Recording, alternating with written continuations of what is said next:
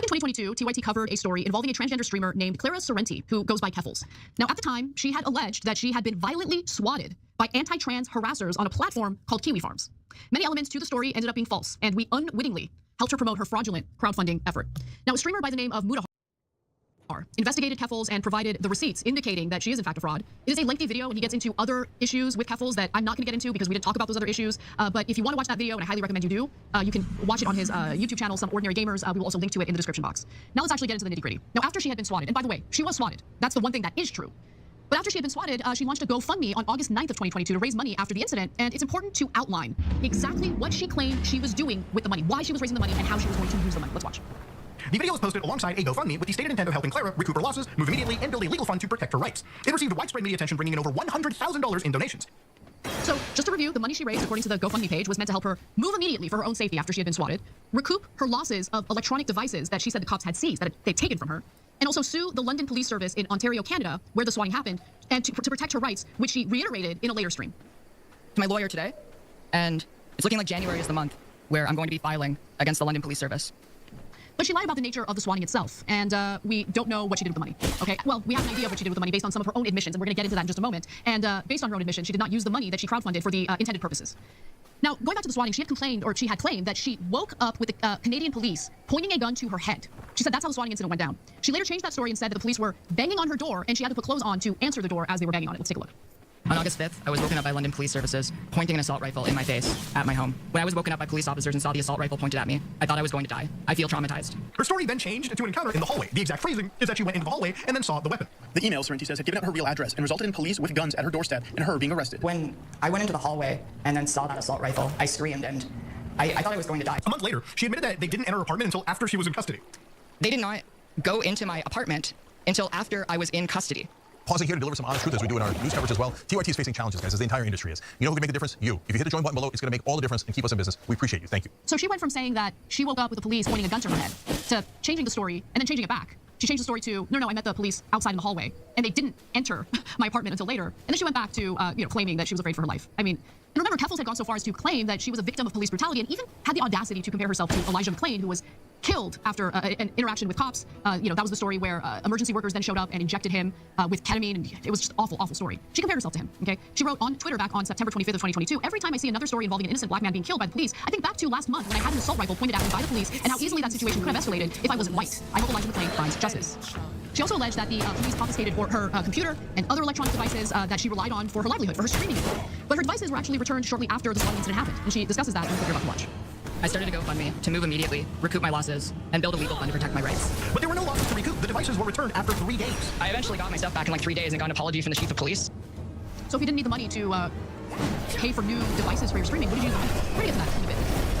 So she said that she fled Canada for the UK for her own safety, so Kiwi Farms wouldn't be able to find her, which was weird because why the hell would you broadcast to the world where you fled to if you fear for your own safety? Well, she actually changed that story as well, claiming that she actually fled the country for a different reason, which, by the way, her donors were not informed about. Her donors had donated money to her so she could pay for her moving expenses because she was afraid for her safety due to Kiwi Farms. But that actually wasn't the case. So what was the case? Let's watch. The truth is, I left the country because of my ex, and because I was scared of my ex, because my ex was abusive and abused me emotionally and yelled at me and consistently coerced me into sex. That's why I left, but I couldn't tell anyone. No one should believe anything she's saying. No one should take what she says at face value. She's a con artist, she's a liar, and I have no idea what her ex was like or how her ex treated her. I'm just saying that because you should be very suspicious of any claim coming out of this woman's mouth. She is a brazen liar, and we've got real proof of that. So now we know that that the money that she raised to move for her own safety following the swatting due to transphobes was actually used for a different purpose. At some point, she alleged that she succeeded in getting Kiwi Farms taken down from the internet, and while that may have been true for a very, very short period of time, that wasn't actually the case. Kiwi Farms is up and running stronger than ever, and she refused to accept that and acknowledge that. That's a smaller thing. For me, the biggest issue here is the fact that she took advantage of kind-hearted people who donated their hard-earned money to help her out, and they ended up donating money to her when she lied about a whole host of things and did not end up using the money, over $100,000, on the intended purposes. So let's talk about where the money was actually spent. So when it comes to her new place, it turns out that she did pay rent for a new place. I mean, she didn't move for the reasons that she originally stated to raise the money, which was that she was afraid of Kiwi Farms. She moved because she was allegedly emotionally abused by her ex, which, again, don't take anything she says at face value. And so she did pay for rent, and she admitted that in the clip you're about to watch. I'm using the GoFundMe money to pay an entire year in advance. Now, which is not something she ever said she was going to do, and a huge departure from just moving. Clara moves into a luxury apartment, and with a low approximation amount to $28,000. She moves into a luxury apartment and paid a full year of rent up front using that GoFundMe money, which she admitted in the clip that we showed you. Okay, great. She also admitted to using money to buy new streaming equipment for her new place with professional studio lights and everything. She also talked about using money for her personal security. I consulted with a security company, and they made all of my devices half-proof, and they gave me tips on not getting doxxed again. They also helped me with a whole bunch of other stuff that I can't talk about because I signed an NDA, like a non-disclosure agreement. I already hired a lawyer, and all of the information between me and my lawyer is privileged and confidential, and I can't talk about it. So the money towards the legal fund is being utilized, but until the point where I can actually talk about what I'm doing, I can't say anything. That's very convenient that, you can't really talk about the details of how you're using that money for a legal fund. Okay. And she possibly used some of that money on drugs and definitely on rehab.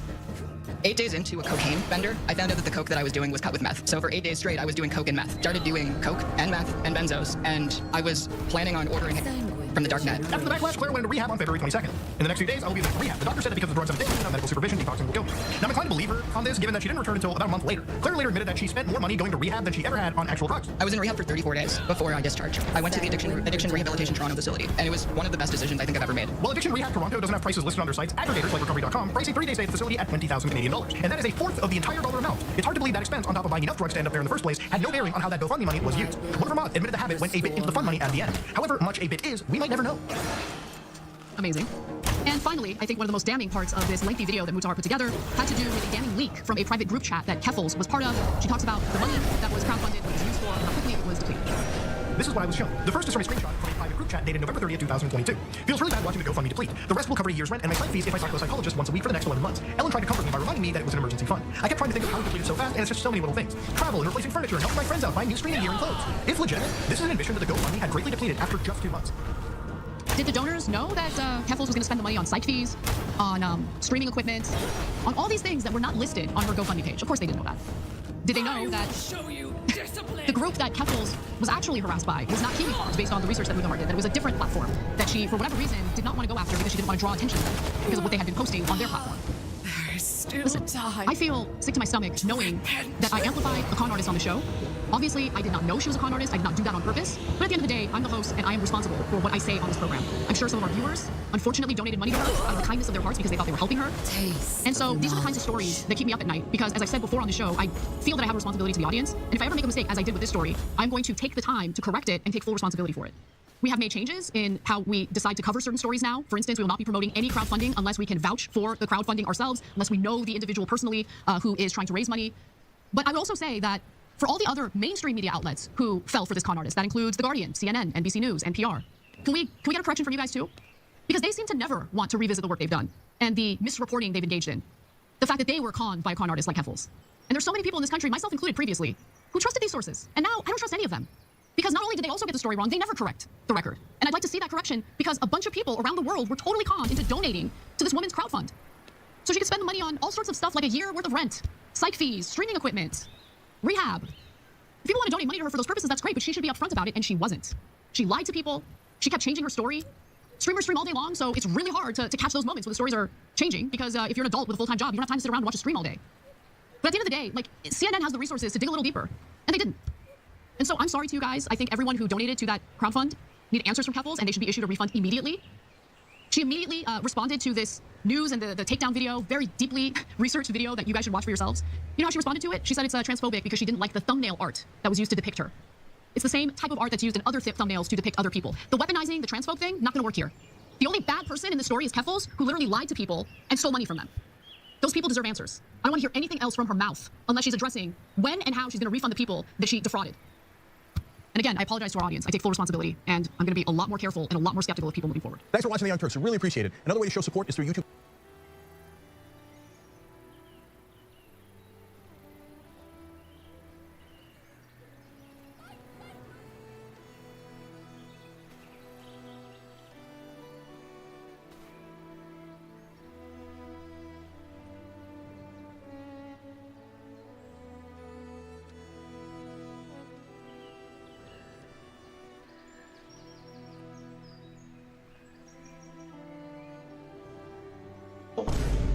Look who done got their main Twitter back.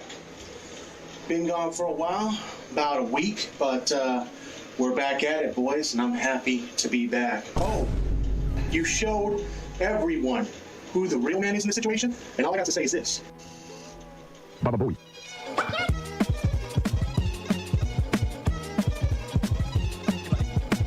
yeah, it's quite fun to be able to talk about this now. People can see a little bit of how the sausage is made. I think we ultimately handled it well. Did you think, like, when you were watching this, holy sh**, we almost ruined this, like, months before it happened? Yes, I did. I was like thinking, oh god, good job with it.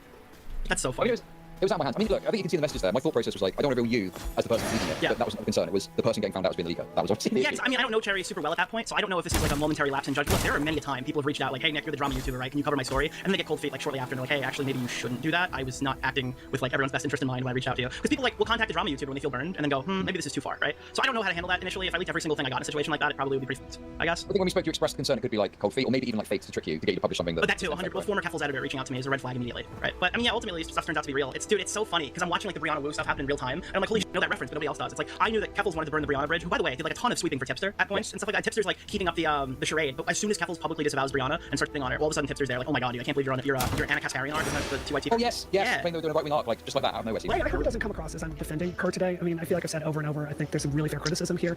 God, maybe it's just, like she's going after me the other day publicly on Twitter, and I just let it go, and I chalk it up in my head as, she's going through some tough stuff. Maybe that's just my own. Did you see the screenshot that I leaked? Yes, I did. I was really pissed off about that. Because it's funny because I saw you defending Tipster and them, and I'm just wondering Did what I they defend think. Tipster? I think so. In the past. In the past, I have. Well, that's what I mean in the past, and it's like I wonder what they were thinking about you. Yeah, it really hurt my feelings, to be honest with you. Well, I feel like I've been ground on that one. I feel like I've genuinely tried to be the best friend to her I can, and I think that really made me feel hurt, to be honest. Like everyone knows this dude's a total fucking snake, but just watching this in real time, I need other people to know about it. He's still doing this.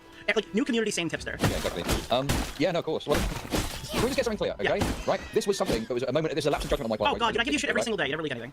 Okay. Because I'm getting called. Dude, they're calling me leaky. No, you're good. You're good. Right. This is like one singular thing. I never for a moment thought, I gotta stop sending Chud stuff. I literally can't be trusted. It was more like a moment of exuberance. Oh my god, guys, something's happening. Not like a. No, if anything, everyone's saying this is your fault. This is your fault. I think it's my fault. I should have sent this out to people. I don't know. I had to apologize personally. I agree. Given these Honestly, I agree with you, man. You should think twice next time, alright? Before you do that. Well, I sent him to Budahar. So I guess that was better the second time. I didn't learn my lesson. I actually got these people all together to talk before this video came out. Like I said, the group chat and got Mood involved, and yeah. Okay, so let's I guess just go over some of the stuff. Everyone's seen it at this point, Yeah. I think. But so what do you make of this then? The idea that Keffals is saying it's quite obvious, like. Golly gee, guys, I just love doxing. Woo, I am a big time doxer, guys. Like, I love the chase. It's the hunt of the doxing that gets me personally. Meanwhile, Yeah, I'm in pretty danger. cool, right? Yes, Yeah, a little bit. Just a little bit, yeah. Especially when like her whole problem is with Doxbin, and just hosting the doxes on Kiwi Farms is enough for her to attack the website. Meanwhile, she.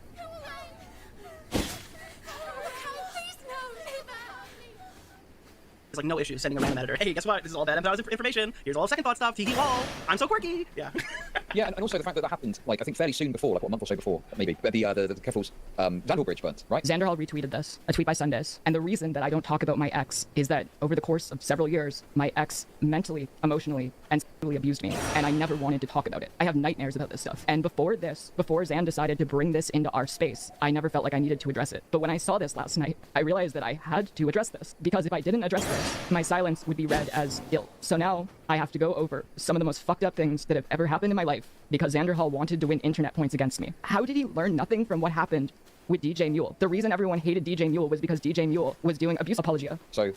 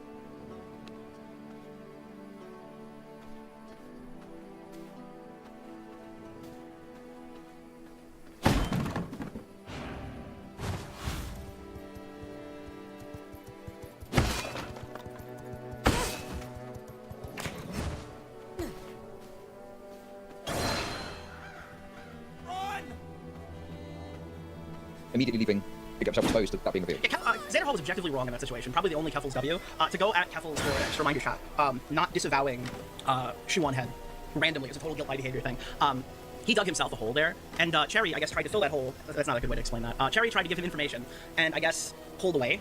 So Zan's like, I need this information. I've launched like this entire expose campaign, and I am fucked if you don't give me anything to work with. When in reality, he probably should have just shut his mouth to begin with, and that would have made his whole situation a lot better. So I'm not saying this is like a total Xanderfall apology fucking line, but the main thing I want to point out is that Light Mimosa knew about this, knew about all this stuff, and swept this shit under the rug. Threatened to take down Xanderfall's website if it ever got released. This is just like the newest example of people will like completely sweep up total degenerate behavior. Like we have like literally Keffals being doxing garbage goober, like I love doxing, and fucking White Rose is like, seems okay to me, very private behavior here. Yeah, well, I guess, you know, the argument that I guess White Rose would probably make is I was just protecting Cherry. Yeah, but then you can't use that when you look at the third message where it's like, I don't think any of these messages were banned, by the way. Like, you probably should just leave that part out and try to pretend it's all about Cherry. Yeah, no, this is not protecting the image of the group, the merch cabal. the big merch machine is going to get shut down if we talk about this publicly, Chubb. Yeah, okay, so the doxing stuff, obviously, doxing bad. What do you make of this John Cena Discord group? I think it's funny. I wanted that out there for a while. I remember I sent it to you. I didn't include that screenshot when I posted it, but I was like, oh my fucking god, isn't this amazing? Because these people are saying we're like fucking harassing them 24 hours a day, and they don't think of us, and we only think of them. Like, apparently Tipster's got a new private account. They're fucking on there right now. It's like, oh, everyone's obsessed with me. Meanwhile, you're fucking archiving N-word Sanks tweets about fucking Turkey Tom. What are you talking about? You're just not making money while you do it. Yeah, well, I mean, you know, this obviously goes back to the Tea Party leaks, which I think you added me to a week before it all got leaked. Thanks for that. Well, that's we're even now. okay? Yeah, we're even. But like, obviously, you know, I think I looked at some of that stuff and it was shitty behaviour, people doing shitty stuff. But it's like they accused the country community of being like this cabal that were clanging fucking DMs. No, that's literally them, bro. But they're still doing that. He's hanging out with the guy who flagged my fucking Twitter, dude. Come on. He's got a fucking stalking server set up with the guy who flagged my shit. Yeah, 100%. I don't know. I think any action against Tipster within reason is objectively in the right. But yeah, I mean, you know, that was obviously quite. Do you agree with me that I think that like any single person who's defending this video based off the thumbnail and like, against this video based entirely off the thumbnail or any arbitrary aspect of it that like engage with the content of Muda's video, do you think those people are like A, supportive of the overall thing that Keffals like doing, or do you think that like, B, they're trying to eventually sweep this thing up and it's malicious? I think the Keffals shot the first shot of this being malicious by saying, oh, look at the thumbnail, it's really transphobic. What about the pronouns? Oh, the pronouns is just so absurd. He said she 3 times in the message. You're not using the right pronouns. It's because of the they them thing at the end. Oh, they said they, you know, one instance a day, and I'm all of a sudden it's misgendering.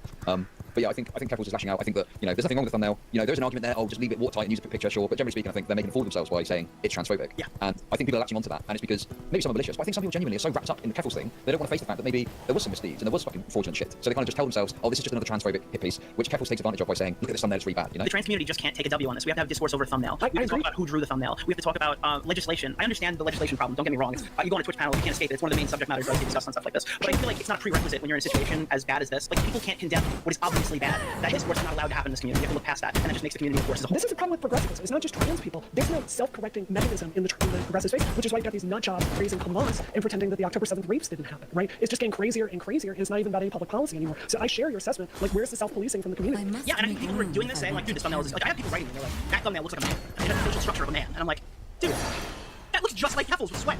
It's a picture of Keffals with fucking sweat. You are self-reporting, sir, ma'am, sir, okay? The fucking picture isn't any different than how Just a Worm draws cis women. It's total fucking slander on the artist. That guy's got his account private right now, bro. Like, if you're looking at that going, well, this image looks like a man, it's like, that says more about you than it does about me, right? Like, I don't understand this whole weird narrative angle. I think these people look at Keffals scamming tons of donators, running the DIY HRT thing. They won't even deny this, by the way. I think this is support of that without having to, like, accurately come out and say you're supporting all of that stuff.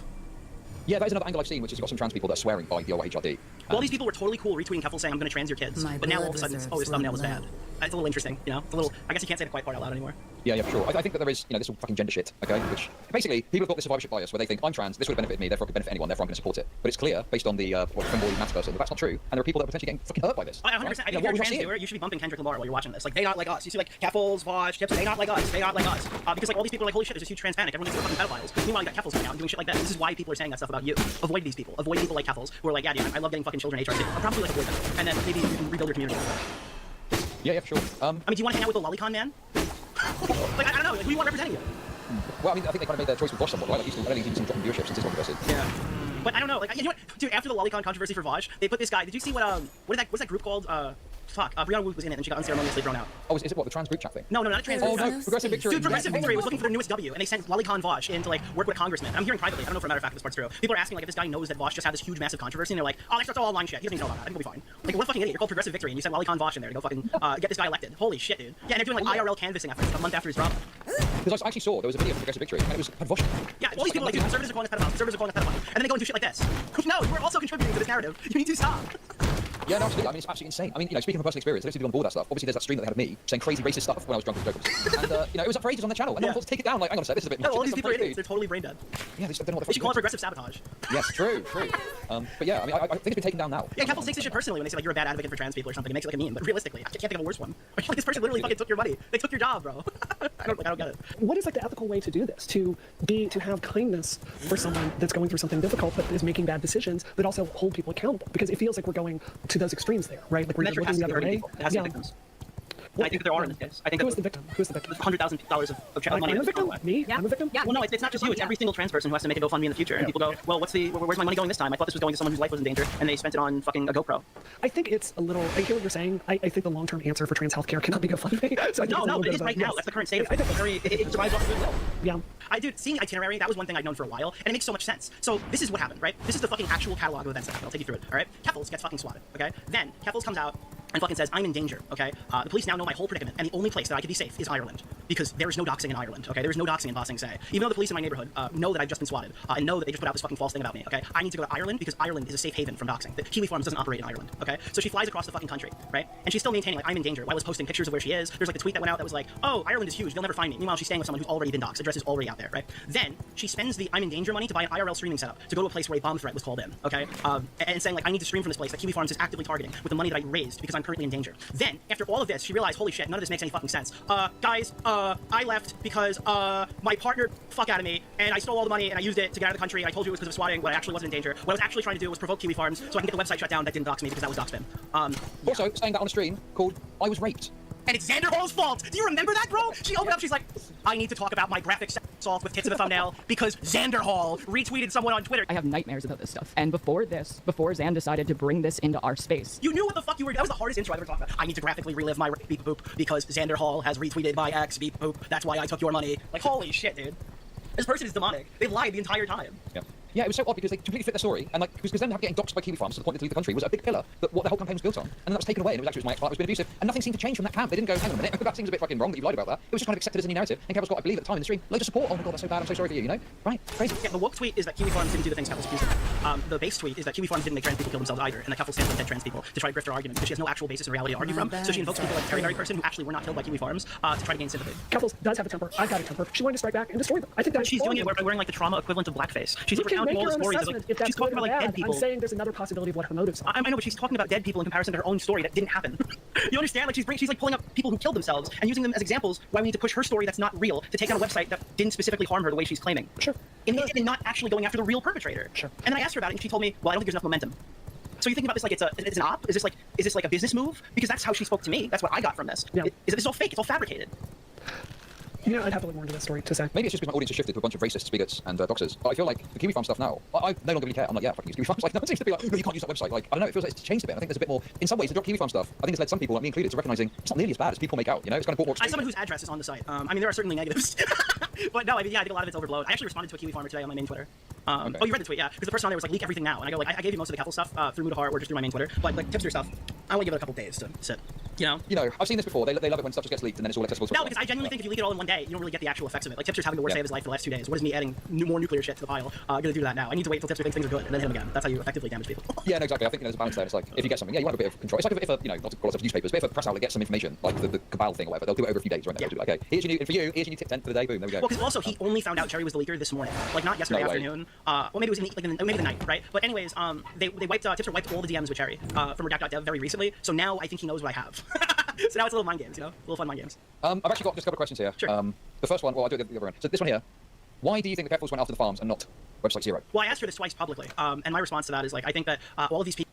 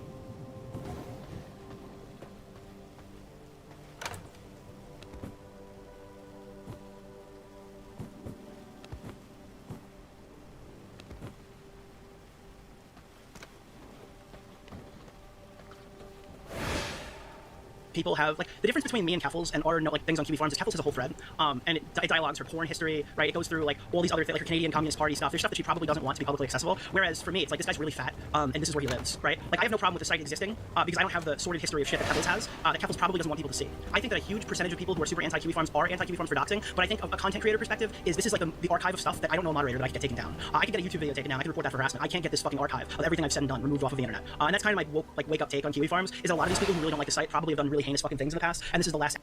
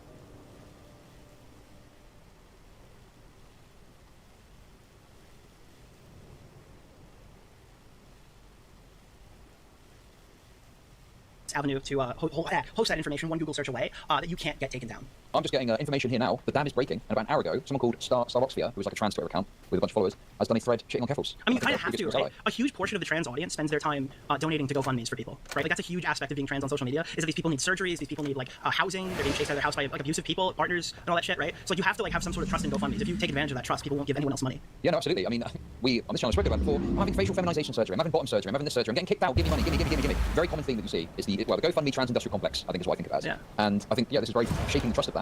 And some of these trans people, wow, I think they should get a fucking job. But some of them in their mind They rely can't get a on job. They're autistic. Well, I mean, but anyway, yeah, I think this is going to have an impact, and I think that Keffals is probably going to try and ignore it, which honestly is the best bet. I mean, I don't really care what. I mean, Keffals is a fucking fraudster as far as I'm concerned. So, but like, I think that they're going to try and hide from it. But I think more people are going to start to see it, and I don't think it's going to be strong enough to just say it's transphobic. And I think already people are questioning, why is everything always fucking transphobic? Oh, Moods is transphobic. Oh, now this Starboxsphere person, are they transphobic? Like, they're trans. I just honestly, I think about like kind of good drama month really, and I feel like this is a major drama now. Is the Keffals. I'm really happy about that because I think the Keffals tipster drama was probably my best month this year so far. So I'm happy to see it round 2. And I was teasing it back then, dude. I said April is coming. I was a little bit late. But I was like, come on, Keffals, April's coming. I knew it was happening. Yeah, what's your plan then? What's your content release schedule for this tipster nonsense? I'm not going to say much because I haven't really been hitting goals, and I also don't want to give other ideas. But I plan to release these 2 screenshots in some way, shape, or form. That'll be pretty funny. And that's kind of the goal there. You know what's really cool, and I found out that I can use this in a project, is Kendrick Lamar made his Not Like Us diss track free for copyright. Right? Wow. Like, you can just use that in videos. I was testing it yesterday and playing a little bit of it on stream each time. But like that means you can make a lot of memes with like A minor and stuff like that. So like I can really implement that into future projects. So. Yeah. Yeah. Listen, mate, listen, it's been a pleasure. I'm glad we managed to get a bit of fun behind the scenes stuff between us revealed. That was fun. Yeah. It's always fun to hear about how disjointed and retarded they are. They think we're so cold and calculated. That like people put like the DMs where it was like the rape council of Lyrix or whatever, where like fake DMs of us chatting, and then the real DMs are like, dude, you guys see these? Don't leak them. And you're like, I'm gonna leak them. Like, no. Yeah, it's not really very accurate, is it? I think some people took that seriously. They thought that was genuine. Dude, you know that they're fake, but it says, dude, Mr. Sen is messaging me. Bitch, that guy can't get in contact with me. Well, I think Mr. Sen was one of the people that it looked like he thought it was real, but who knows? Who knows? Okay, mate. Well, listen, thanks for coming on. Is there anything else you want to say to the audience before we wrap up? No, I don't have any funny names, but thank you for having me. It was fun being here. Pleasure. Pleasure, mate. Right.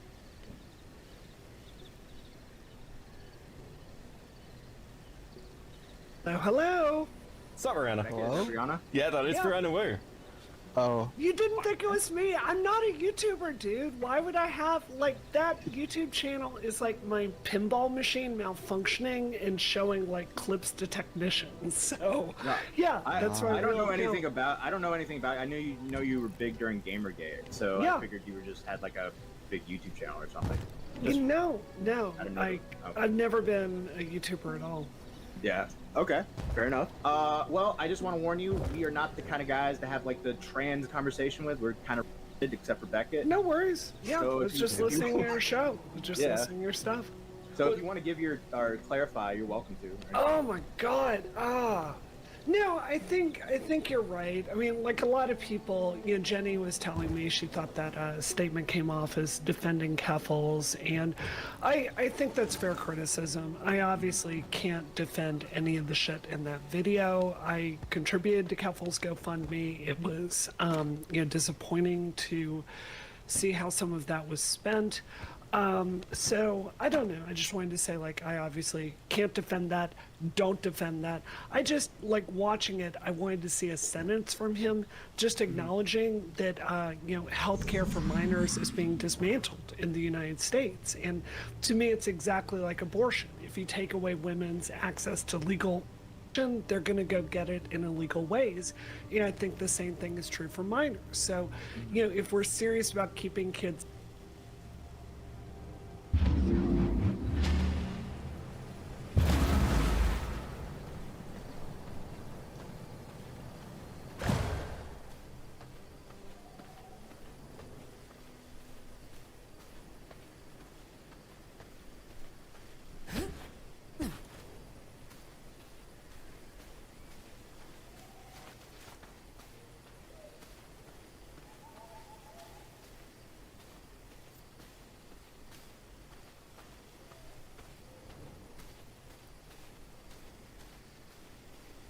safe, because I don't want any of these kids to do DIY hormones, right?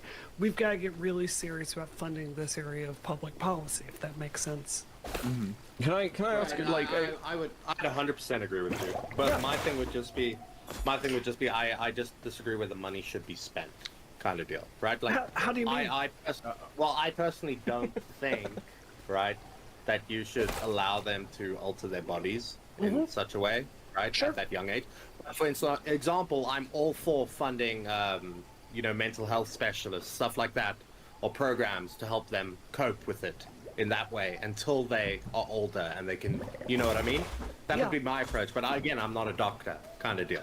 But so a lot of people think that you can, like, to use your words, chop your off before you're 18, and that's just not true. Like, they will do things to stop it from, like, permanently screwing up your body, but, like, the really big stuff, you do have to wait till you're of age, and I think people are just under a misimpression about that.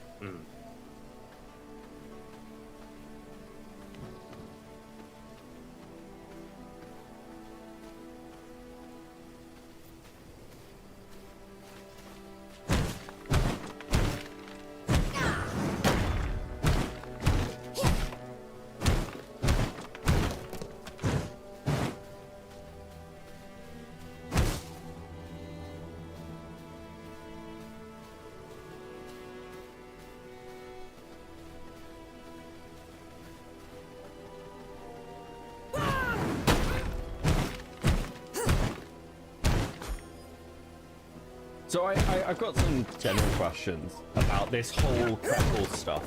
Firstly, so I mean, you said you gave money and you supported, while at the same time a lot of people were calling out Keffals' general actions, her actions towards Destiny. I mean, you seem to be on good terms with Destiny. How do you like equate those two things? Well, one of the things I try to do here is not get involved in drama as much as I can. So, you know, look, I like Destiny a lot. I consider him a friend. I'm friends with a lot of the Orbiters, right? And it really seems to be like everybody's been telling me this whole time, like, Keffals has some issues, right? And I've just tried to stay with it as much as I can. You know, but there's some stuff here that clearly deserves an answer. I get that. Do you like, I mean, have you seen like Tipster and his interactions with Keffals and stuff? I believe there were some DMs at some point. I mean, I've seen them interact. I mean, I used to consider Tipster a friend before he started going after me on Twitter and calling me Anarchisperian. So, you know, I kind of don't know where that relationship is right now. I mean, you kind of watched him run this defense and like the DMs leaked in this that he's like he'd have to think about defending Keffals over an allegation, or if Keffals actually somebody like. I mean, does that make you? But I mean, does that make you question at all, kind of like some of the people you've had previous interactions with on that side of the sphere? Because like this has been called for years, 100%. And like. You know, I think, like, anyone that looks at my Twitter can see October 7th really opened my eyes up about a lot of stuff on the progressive side that I've just looked the other way on for a decade, right? And it's at a point where I can't do that anymore. It's like I'm taking a blowtorch to my career and my friendships. But I'm not going to sit silent on a lot of this just crazy anymore. So, yeah, and that includes things like this dynamic. Do you have any other like general going back? People in chat are asking me, what's your opinion on the Cowboy rant and Discord and everything? So I want to be really honest with you. So when I watched that video, most of what I was thinking about was the fact that Maya was quoted so closely with that. You know, Maya's a friend of mine. So I was just listening to like Mudahar talk about that dynamic. I'm just thinking like, you don't know Maya at all. Like you're taking the stuff she's saying here at face value and so dead seriously. And you don't know that she's just hilarious, like saying stupid shit. Like she's essentially a 4chan kid, even though she's a political professional in the Democratic Party. So that was my main thought about that section, how hilarious it was to be taking what Maya was popping off with in Discord so seriously. Right. Okay. What's your opinion on... Go ahead, Beavers. Oh, okay. I wanted to ask you, so I understand that not everybody's going to feel the same way, blah, blah, blah, blah. But obviously, I'm not involved in the trans community whatsoever, right? Outside Smart. the spectator. Very smart. Yes. The Mudahar video, did you find that video transphobic? Nope. Like, no? Nope. So obviously everybody can feel differently, but I just wanted to find out for somebody that's, you know, more... There's no feeling on that. There's no transphobia there. And there's some stuff I think he could have said a little bit more skillfully, but it's so around the edges that who gives a shit? Like, real talk, like the trans community has got to grow the fuck up and put their big boy pants on or big girl pants on and, you know, accept that, you know, some people are going to have some... not everything is going to be phrased in a way that is like community safe. Like it's absurd, some of this stuff. I thought the thumbnail discourse was silly. If there's a way to draw a trans person to look ugly, which all of Mudahar's videos do, and not have it be transphobic, I'm not aware of one. I think that's just the style and you need to live with it. So yeah, I think that entire discourse is unfounded. Mm-hmm. All right. Nice. So I mean, like, I mean, where's even the legit argument that it was transphobic? I mean, he used her correct pronouns. Yeah. He, I mean, advocated trans healthcare repeatedly. He denounced transphobia. He kept it focused on the issues. I mean, there's just no legit argument that that was transphobic. Yeah. Well, the argument is mainly based on the fucking the thumbnail. Yeah, well, yeah, the thumbnail, that's it. Like, I don't honestly wanna, see it I don't want myself. to blow your mind, but the trans Twitter conversation is sometimes not based on reality. I don't want to upset you, but that sometimes can be the case. Right. So we're not crazy then. Awesome. Well, my last question would be, what's your opinion on Tipster? I think Tipster has some kind of psychology that makes him a super, super loyal friend. And I think it's part of the reason why he's really bonded with Keffals. I think Keffals trusts him, and I think Tipster really enjoys being trusted. And I think they do have a close relationship.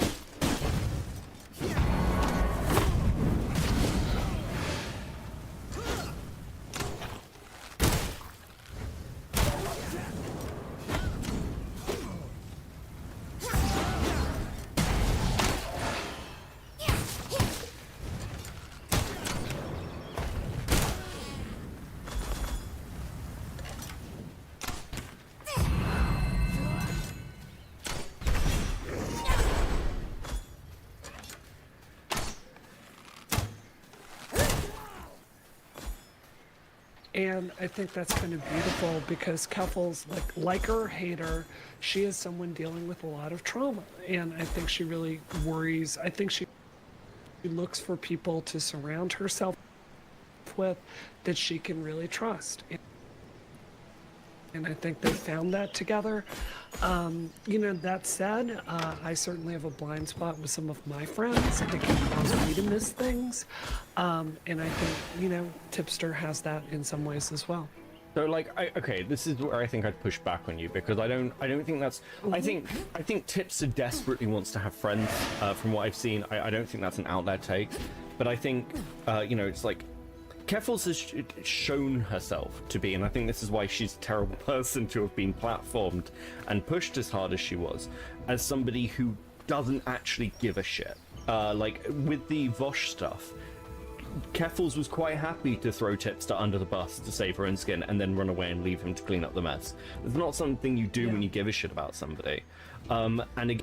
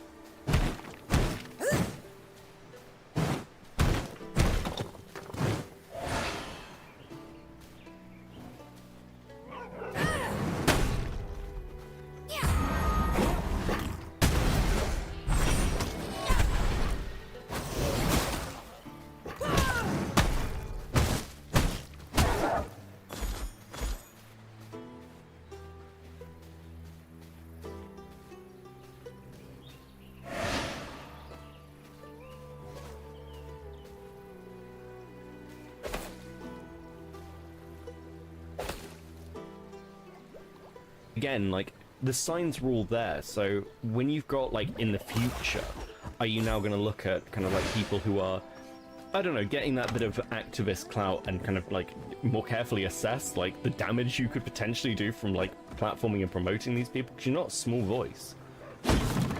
Yeah, I think that's a really fair criticism. And yeah, our mutual friend Jenny has really tried to bitch slap some sense into me lately about being a little bit more critical in how I evaluate people. I think one thing that makes me good at my job in politics is I genuinely see the best in people.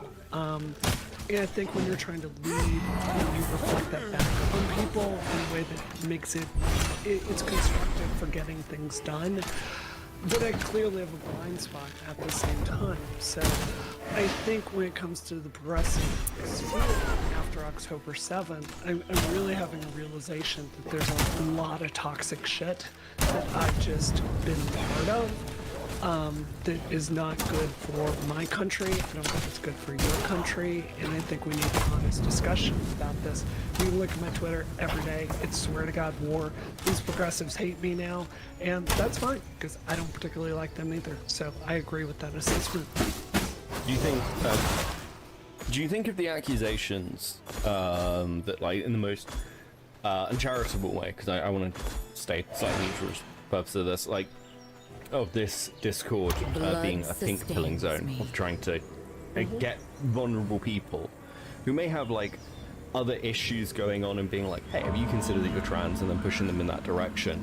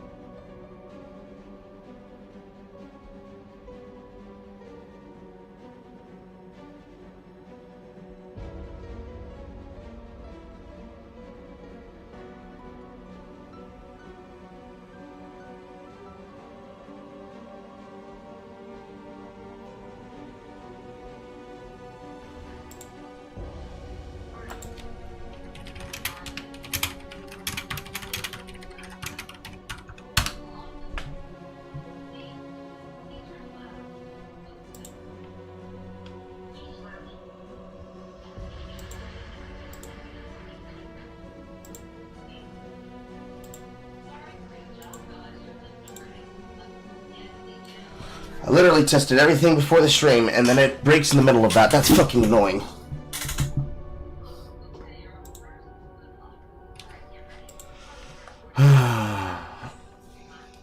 It wasn't that I wasn't looking at chat, it's that I was glance over and everything would refresh in a certain rate, and I'd be reading it at a certain rate. And because I can't pause this game, I wasn't looking at exactly what everyone was saying. There are certain names that I look for in chat room.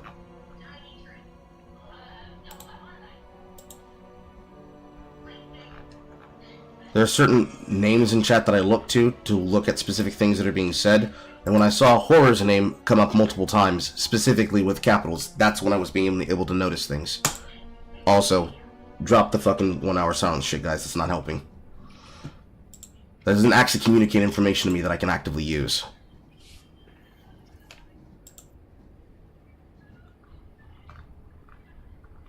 Because when you say 1 hour silent, each of you, it sounds like it's doing a meme instead of someone trying to communicate effective information to me. Anyways, apologies. How do I even summarize everything that was said there in the beginning? I can actually summarize the last thing that I said. It is of my opinion that when it comes to Kiwi Farms, for example, you cannot do anything involving the website or Joshua Moon or people who are around the website unless you are specifically keeping it on topic the way that Mudahar and the way that Wu gave Mudahar his flowers on the subject matter of the situation. It's not helpful to involve them in any way. It was discussed actually last night, but you all don't need to know those details. But it was discussed that there are certain people that we basically cannot have around the podcast. So there's that.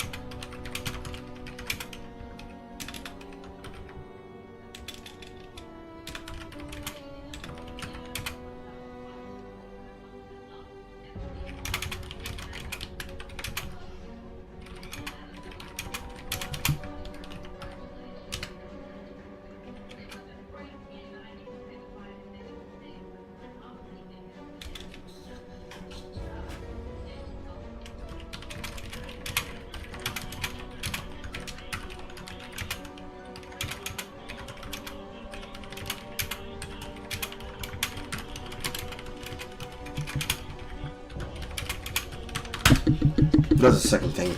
Second thing, on top of the Kiwi Farms connection, and this ties to Mudahar and the rest of the commentary community's criticisms, ultimately, the general problem is that you need certain people to address certain things, and Brianna Wu in this situation is being used as the font of the trans community, so them communicating these issues to her through them is an effective way to get this over the hurdle, because as I've said multiple times before, get the door real quick, as I've said multiple times before, the ultimate problem is there are people who just absolutely turn individuals out.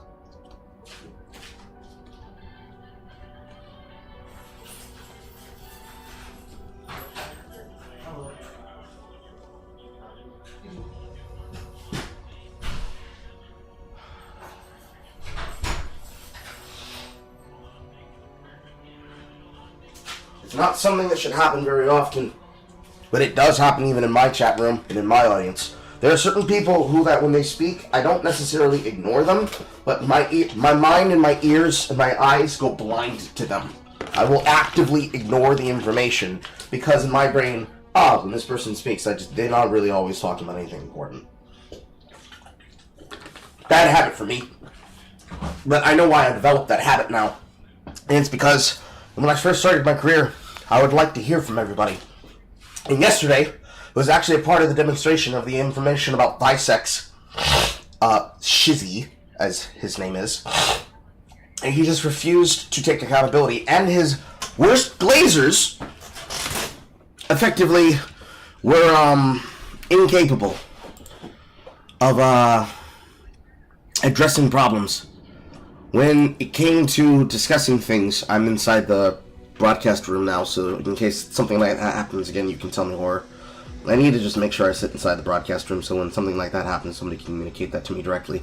That's the other thing, to answer your DM. The best way to do that is for you to be able to tell me directly, because if it's not happening in my DM, somebody would come in and tell me that my microphone cut off somehow like that for an entire hour. There are people that when they come through, and we all saw this because you all were there when I dealt with the friend of Ben's who thought it was an acceptable thing to filibuster my show for a week straight and then not even listen to the comments that were being told to him about how his behavior affected the thing that he claims he cares about, but can't spend 75% of his time not paying attention to. There are people that my brain tunes out verbally and visually. Because yesterday, in the case with Shizzy, every single time I asked somebody, when they would say, you guys ain't looking at what he said. What did he say? I know you didn't watch the video, you listened to what he said. So what did he say? My brother in Christ, please summarize his opinion. Give me the links you believe I need to have in order to tune into this. Please, make it clear to me. Make it make sense. It's not my job to do it. Why did you watch it? My brother in Christ. I sent one comment to this man, and his reaction to that was to try to block everyone who's criticizing him and act like a fucking retard. You need to give me the link, because I can't find it. And I'm not going to go looking for it in wrong places, because I want to make sure that what you give me, when I look at it, and I say the exact same shit that I said based on my first initial look, that you need to understand it's not about him being black, because I'm black. It's not about him being a VTuber, because I could care less about the VTuber shit. Which means that my opinion is going to be raw and honest. It's because he's being cringe. And they would just keep going on and on and on in a horrible portmanteau of the man race like SpongeBob SquarePants argument about the goddamn wallet. It makes my brain tune out. And there are sometimes, even there, where there are just certain people's names in chat that my brain mentally starts tuning out when they say things because, this person's they're just talking about things. It's not anything I need to look into. And it's a really bad habit. It's a very bad habit to break, but there's a reason why it exists. It's because I just have to start tuning things out now to keep conversations focused. I can't react to everything. I can't answer everything because it's not necessary to. And I've been given information that the best way for me to do that is to just be fucking blunt with you. Be short, curt, and blunt. If somebody misunderstands something when I explain it as simple as I fucking can, that's your problem. Otherwise, I'd need to Devin Nash you. I need to bring the notebook back. I need to bring the notepad back. I need to make sure people understand my arguments and my logic as I walk through them. I need you to... It needs to be understood and known that that's how I handle things. People need to trust me to do that. But at the same time, that doesn't mean that I can't take criticism. I'm not ignoring those criticisms, and I'm not trying to downplay those criticisms. But I am addressing the fact that that's what just happened there for an hour. It also doesn't help that in this game I cannot pause, and it's not going to pause the server when I pause the game. And that when I use the mini player, I have to click over, and I can only be able to look at the screen every now and again when looking at my second side screen, which was currently set onto TikTok. Because I figured, hey, if I have tech issues that are extremely problematic, the chat's going to come together and actually address it. It's not helpful when multiple people are like, bro, it's just funny at this point, because I'm assuming you're talking about something else. It needs to be clear that you're talking about something serious that actually needs my attention. Anyways, that's what happens when you have random tech mistakes, even when you check everything 3 times over. And then the last thing they just said.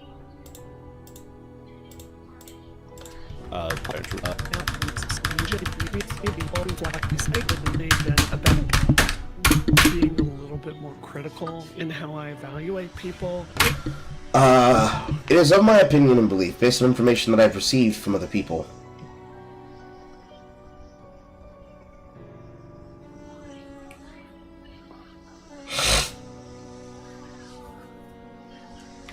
Uh, 7 p.m. EST? I think you left around that time, Callum. That's what had happened.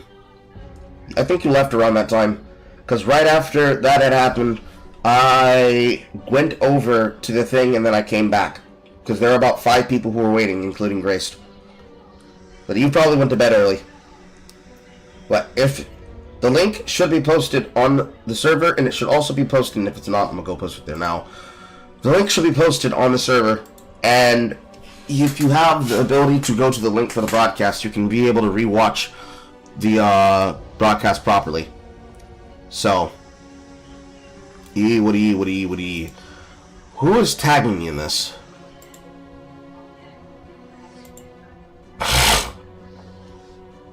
I see Vito Comedy's doing shit again. I'm gonna respectfully ask you guys not to tag me in Vito Quality bullshit.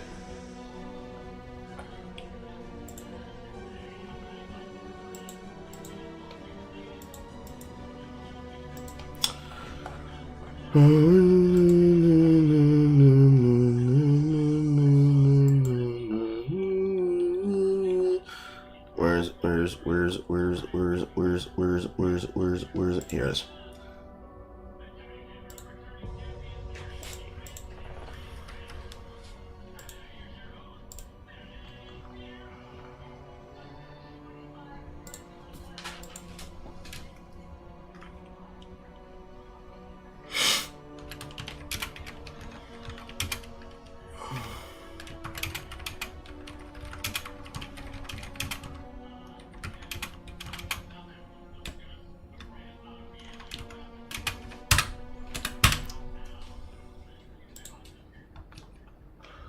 But on the consideration of Tipster, it is of my opinion and belief, after studying Tipster's behavior and the way that he's carried himself from the situations that he's been involved in, that Tipster likes to be upper echelon.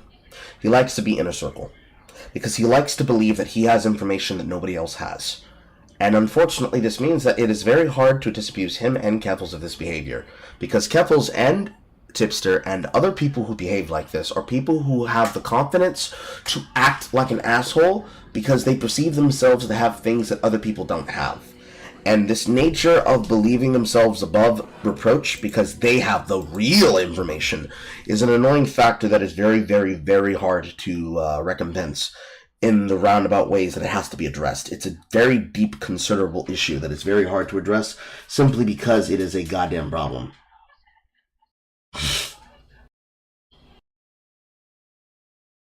At a little after midnight my time, I put the CCM1 text chat to let me know when it was time for movie because you were halfway through a game and I was irritated, so I chose not to voice my question. Must have been the last game that we were playing. I understand. I apologize that nobody gave you a good notification, but I did put inside of movie nights. I put inside of movie nights that when the event was going live that it was being worked on. It's okay. There'll be another movie night. You can always watch the VOD. But Tipster believes that he is somebody who's upper echelon, so he will behave in a certain way depending on that knowledge. And his understanding of how to behave using that knowledge is what informs his behavior and is what makes him what he is. It is hard to describe otherwise. But that is the long and short of Tipster's behavior as a whole. He believes himself to be someone who should have that knowledge and he should be trusted with that information, so he behaves in that way. Him and Keffals and other people are known for doing this. They are individuals that justify their behavior by saying, look, all my friends know what I'm doing. I'm the one who's in the right here. You can't say anything to me. It's a very common behavior. And the only way to truly address it and to deal with it is to accept that the only way to deal with these people and this attitude is to effectively disabuse them of this notion at all times. That is the only way to actually do it.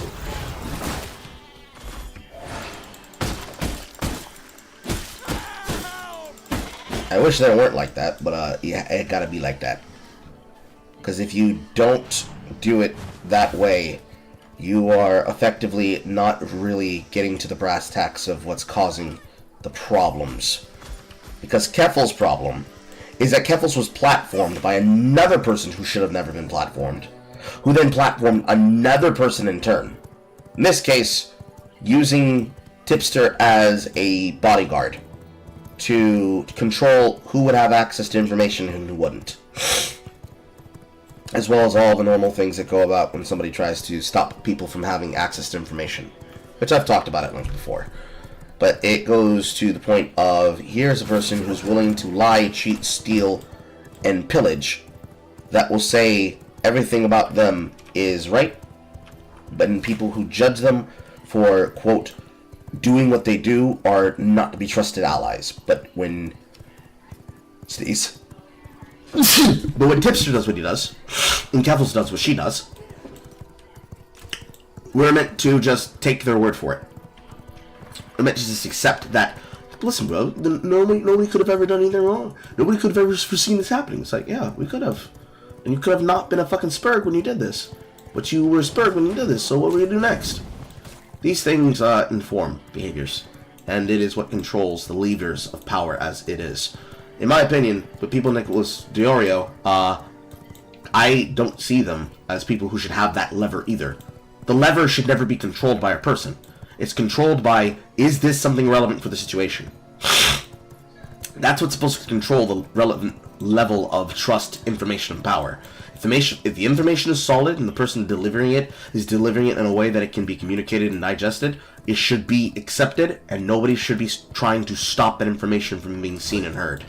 But unfortunately, we live in a time period where a person who wants to be seen and heard may not have the best intentions. So they still have to go through the checksums. And even if they dislike it, they have to accept that that's how it has to be. There are rules to these things. And there are people who don't like respecting those rules.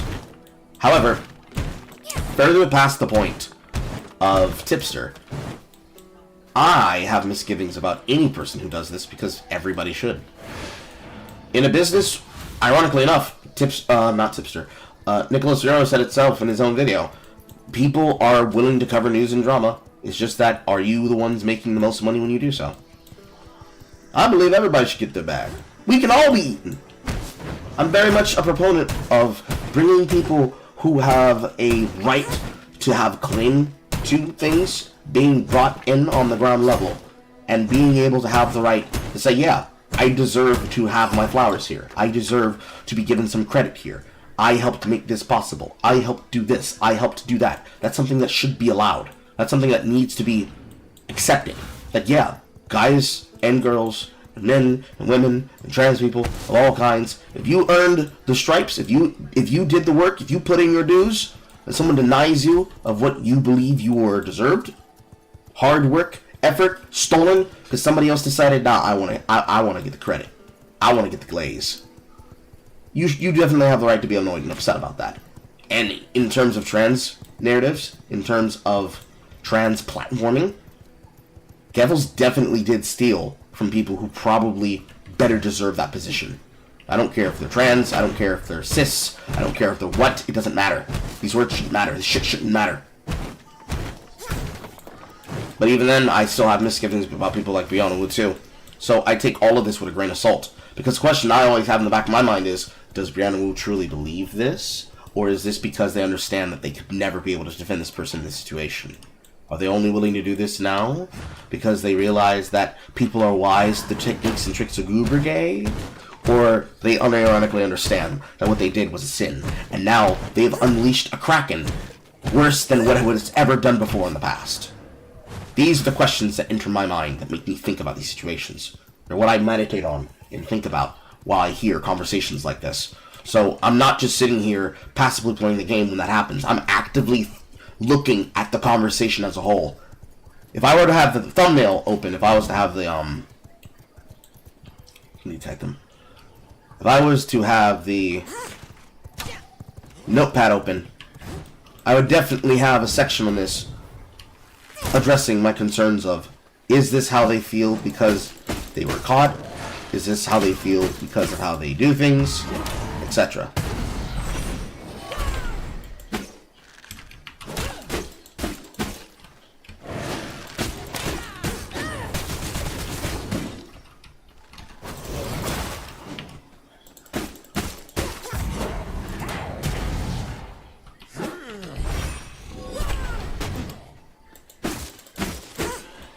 I've got a shield! These are just some things. These are just some things. Hello, Soupy. These are just some things that I think about when I think about situations like this when I'm hearing them. I think one thing that makes me good at my job in politics is I genuinely see the best in people. And I think when you're trying to lead, you reflect that back on people in a way that makes it's constructive for getting things done. But I clearly have a blind spot at the same time. So I think when it comes to the progressive sphere after October 7th, I'm really having a realization that there's a lot of toxic shit that I've just been a part of. It is not good for my country. I don't think it's good for your country, and I think we need an honest discussion about this. You're looking at Twitter every day, it's swear to God war. These progressives hate me now, and that's fine, because I don't particularly like them either. So I agree with that assessment. There is no space in my inventory. That's new. Do you think of the accusations that, like, in the most uncharitable way, because I want to stay slightly neutral for purposes of this, like, of this Discord being a pink pilling zone of trying to get vulnerable people who may have like other issues going on and being like, hey, have you considered that you're trans, and then pushing them in that direction is a form of, like, would you describe that as abusive? Yeah. Okay. I think you are opening yourself up to civil and criminal liability. Don't do that. That's not something, you can't do it ethically.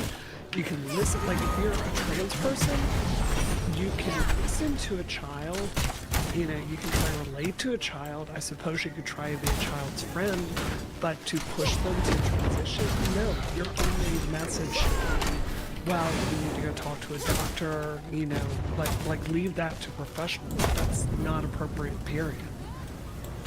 Okay. I mean, do you disagree with that? Is there an argument on the other side of that? That's my question away. One of my questions. Sorry. No, you're fine. You're doing a great job. I'm just until I get to my question. Well, go ahead. Go ahead. And come back. Well, here's my other question. It's got to do with Catboy Rant. When Sure.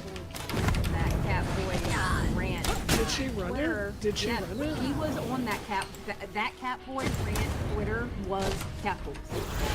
Okay. And you saw how that person with Keffals ran that account. They talked highly inappropriate I must make room if I want to carry them. minors From my that were I rejuvenate. interacting with that account.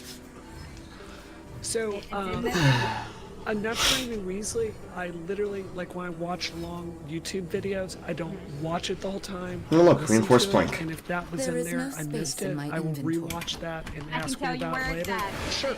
It'll be in So the for the last sake of order this that video. conversation, we'll just take what you're saying as true. Yeah, she talked very inappropriate to Sure. I must minors, make room if I and want to carry honestly, I think that's the whole reason why she was going after Kiwi Farms, because they already had it wrong.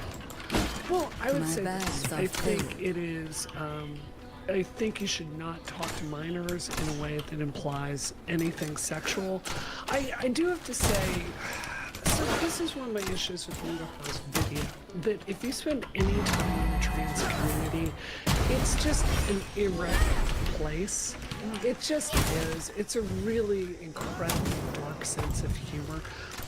We had a friend the other day that was thinking about committing suicide, and we were joking with her because she transitioned that we would like tell people that she was non-binary if she committed suicide, which is a terrible thing to say, but it's just this like dark humor that pervades the trans community. It's like people that have been to war, right? Like there's I'm in the commentary community. Dark humor is all throughout it. I get what you're saying. 100%. So I think like one of the things that was ironic watching Ludahar's videos, he's taking all of these comments so seriously, and I'm just like, he has to take them seriously because he doesn't know which ones are supposed to be jokes and which ones are supposed to be serious. And you don't know if anything is a threat, you assume everything is a threat. That sounds like an overreaction, but that's just how you have to treat shit. We can't give people the expectation of that trust, because when we attempt to identify whether something is real or is not, people will say, "Oh, that's not real. What, you think that was serious, bro?" And then we find out, no, not only were we serious, not only were we dead ass, but these are things that we're actively doing right now. We are going out of our ways to make sure that we can do these things. We pretended that it wasn't a big deal so that we could get away with doing it. Teehee. This is what we do. This is how we keep ourselves safe. And that is why people have multiple levels of misgivings on an inherent level. You might say it's fucked up, but that's the reason why.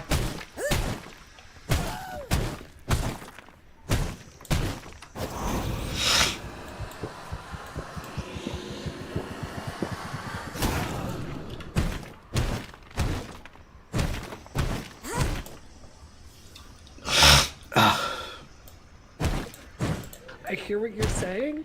Ideally, you should not talk to minors like that, but this just is the community. And like, I mean, yes, Kiwi Farms was right about Keffals, but that doesn't mean that Kiwi Farms, therefore, is right about everything.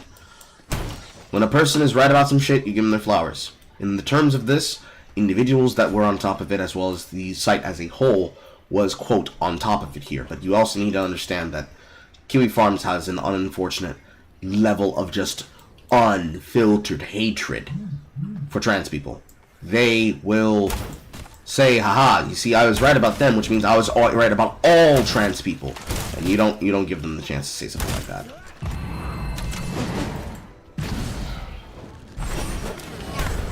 Ouch.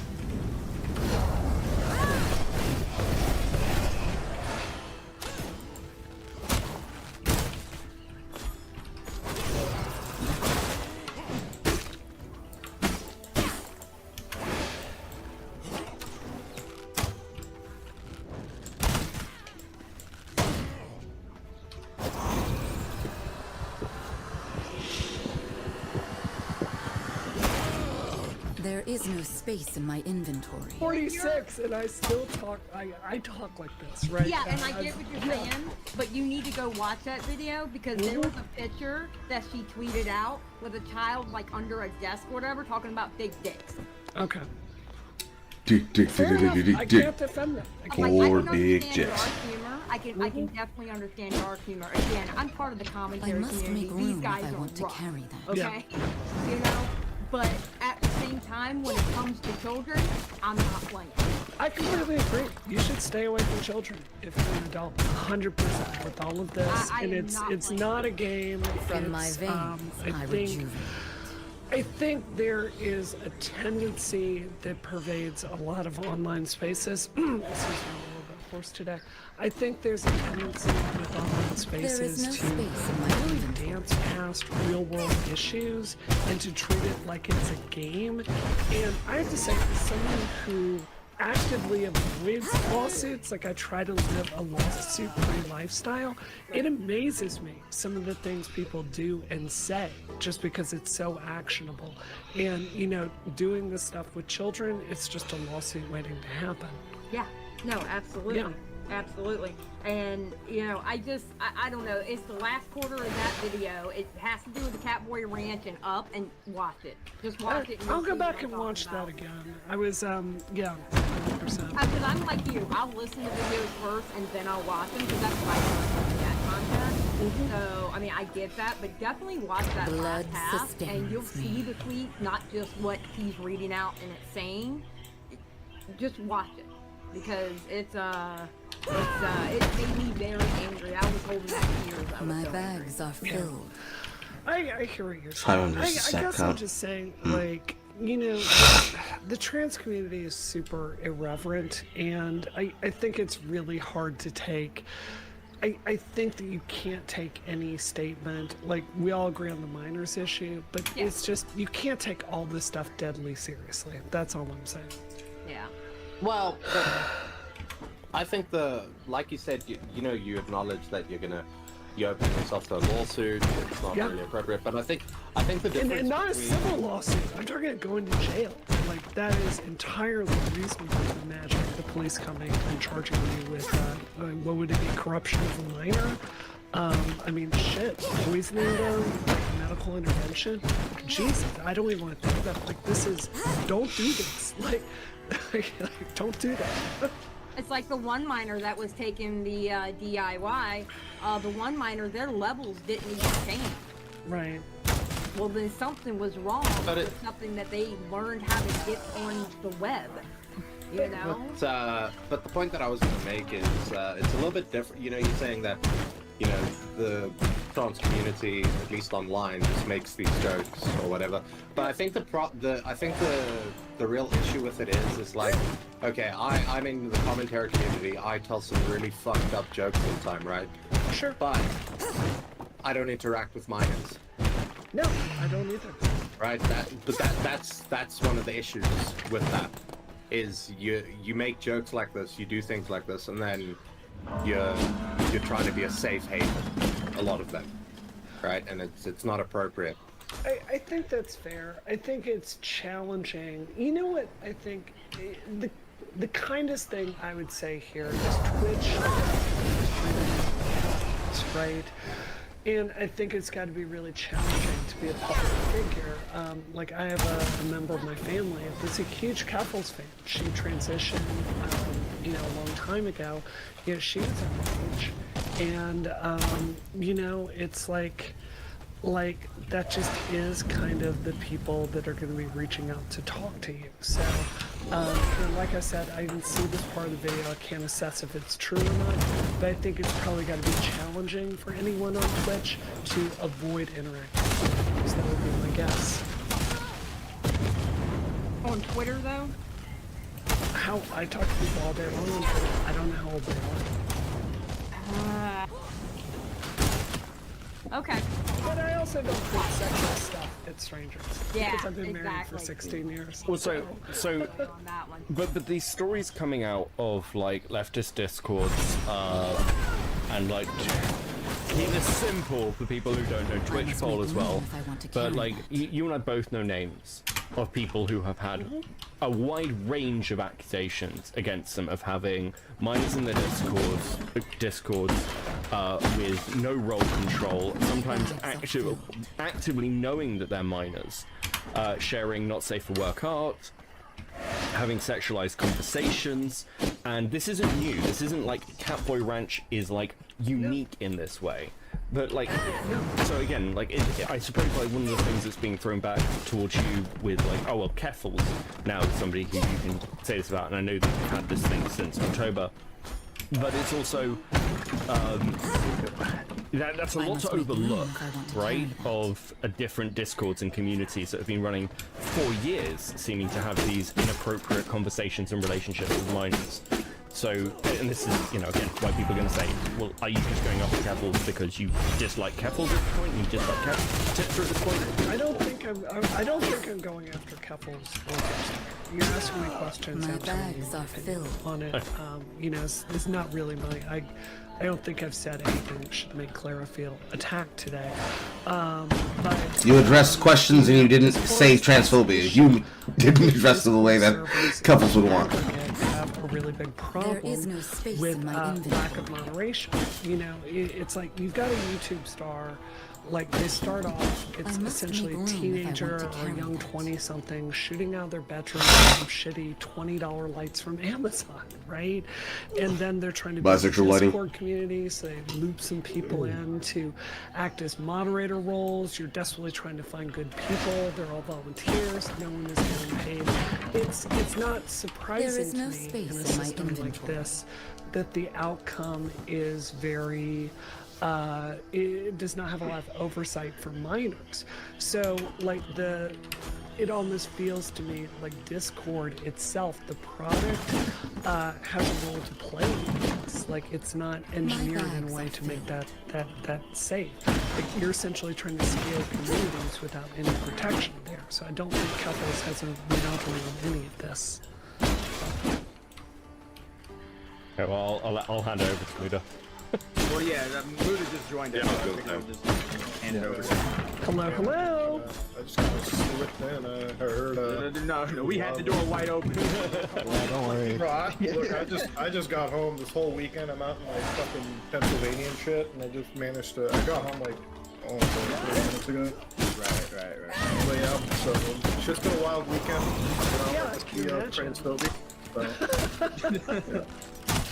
I enjoyed that video. I will say, like, I read through messages that you sent me now, and I kind of want to talk about like the DIY and stuff a little bit. Sure. To kind of like correct, or not just like sort of establish more. I would say flesh out what my thinking is. Go ahead. I am somebody that is very much live and let live kind of guy. My only problem with any of this kind of stuff is. I talked to 3 medical practitioners primarily, and my wife, and there are people that will say anything DIY, any type of medication, they don't recommend it, right?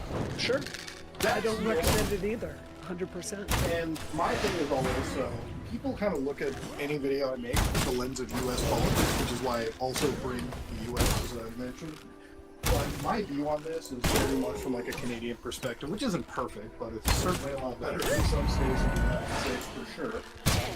So my thing is, look, as long as something is 100% safe, and I guess one of the things that probably should mention is that gender discrimination there is no valid, space like, in my fucking inventory. classifications, and doctors will say that.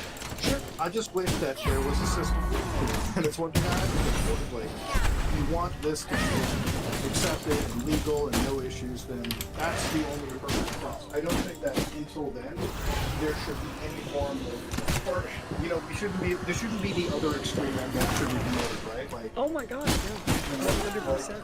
Yeah, like we shouldn't be throwing the toaster oven in the fucking bathwater and like playing Risk. But I do think there should be some middle ground. There should be some discussion. There should definitely be like a state agency or doctors getting together to do more research on this kind of stuff and come to a thorough conclusion. Sure, Midahar. Jim But Dust? this is this is a minor criticism, right? Like directionally, I don't have a problem with anything you said in the video.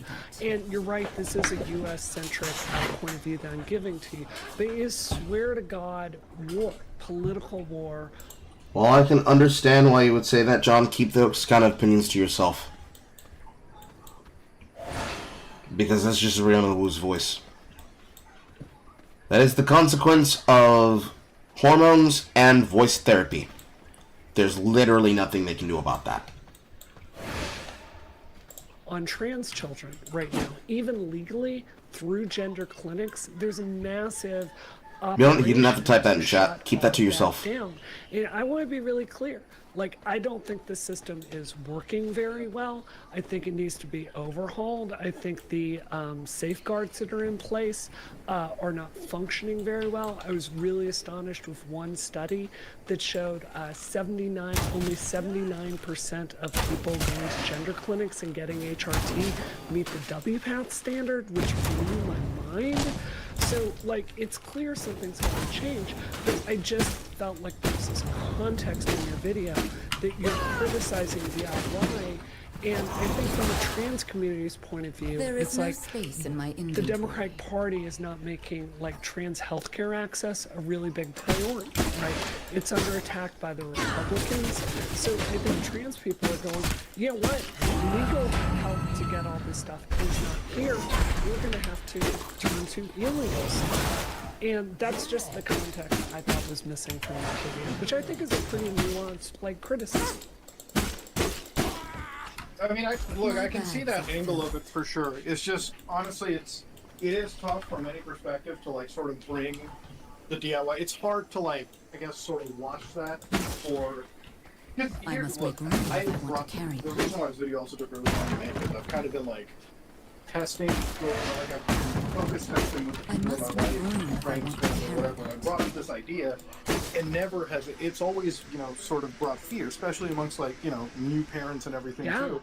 Yeah. So it's one of those things where it's like, how do you bring this kind of topic up, and how do you introduce it? Like, and then you get into other extrapolations, like, hey, think about this, it's like a nice job. Minefield. So it's like, you know, for me, and those are the training that I talked to when I'm making this video, one of the cherries and ice, the whole discussion of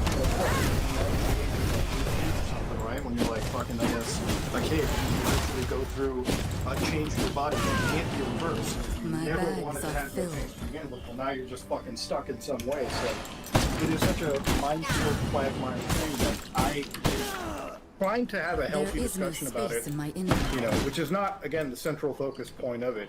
My whole focus point was, hey, listen, if you're going to get on Discord and start introducing this kind of stuff, I really feel like parents, governmental agencies, people should, every party should be involved. And look, I know the world isn't perfect, right? Like, you know, if you brought this stuff up to a family in, like, you know, conservative land who they would never even want to hear the LGBT stuff coming out of their kids. That's a risky subject, but it's still not something. It's such a legal it's such a weird situation, and every single aspect of talking about this involves so many different parties that, I don't know. I never could have... I fully agree with you, and let's be really clear. A lot of trans activists, their message to those parents with good faith questions is shut the fuck up, right? That's not a political argument. That is we've tried to do that for a long time, and parents don't like it. It's really normal for parents to have questions like, is this a phase that my child is going to grow out of? What are the effects of this going to be? And I think the trans community's tendency to frame this like you either give your child HRT and let them transition commit suicide. Well, that's not. It's a lot more complicated than that. So I want a far more sophisticated public policy conversation with every single part of this. And the extremes on both sides are making it absolutely impossible. Go look at my Twitter. Like yesterday I had TERFs screaming at me all day and trans activists screaming at me all day for saying I think we should talk about gender-neutral bathrooms less and universal health care more. I must make room if I want to carry I hear what you're saying there. It's just, this is a political reality, that there are a lot of really desperate trans kids out there. They're going, I don't believe that you can have a trans kid the same way that I don't believe you can have a vegan pet. If there is a trans kid, I know who's making the decisions in that situation, and it is not the child.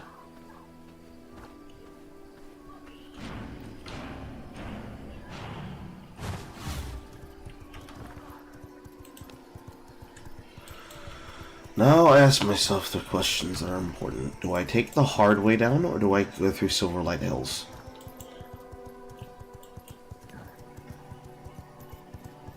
I'm carrying back some important materials, including glass.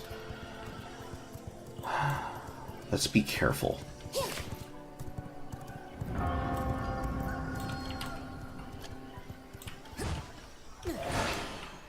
Because I need this iron. I need this iron bad.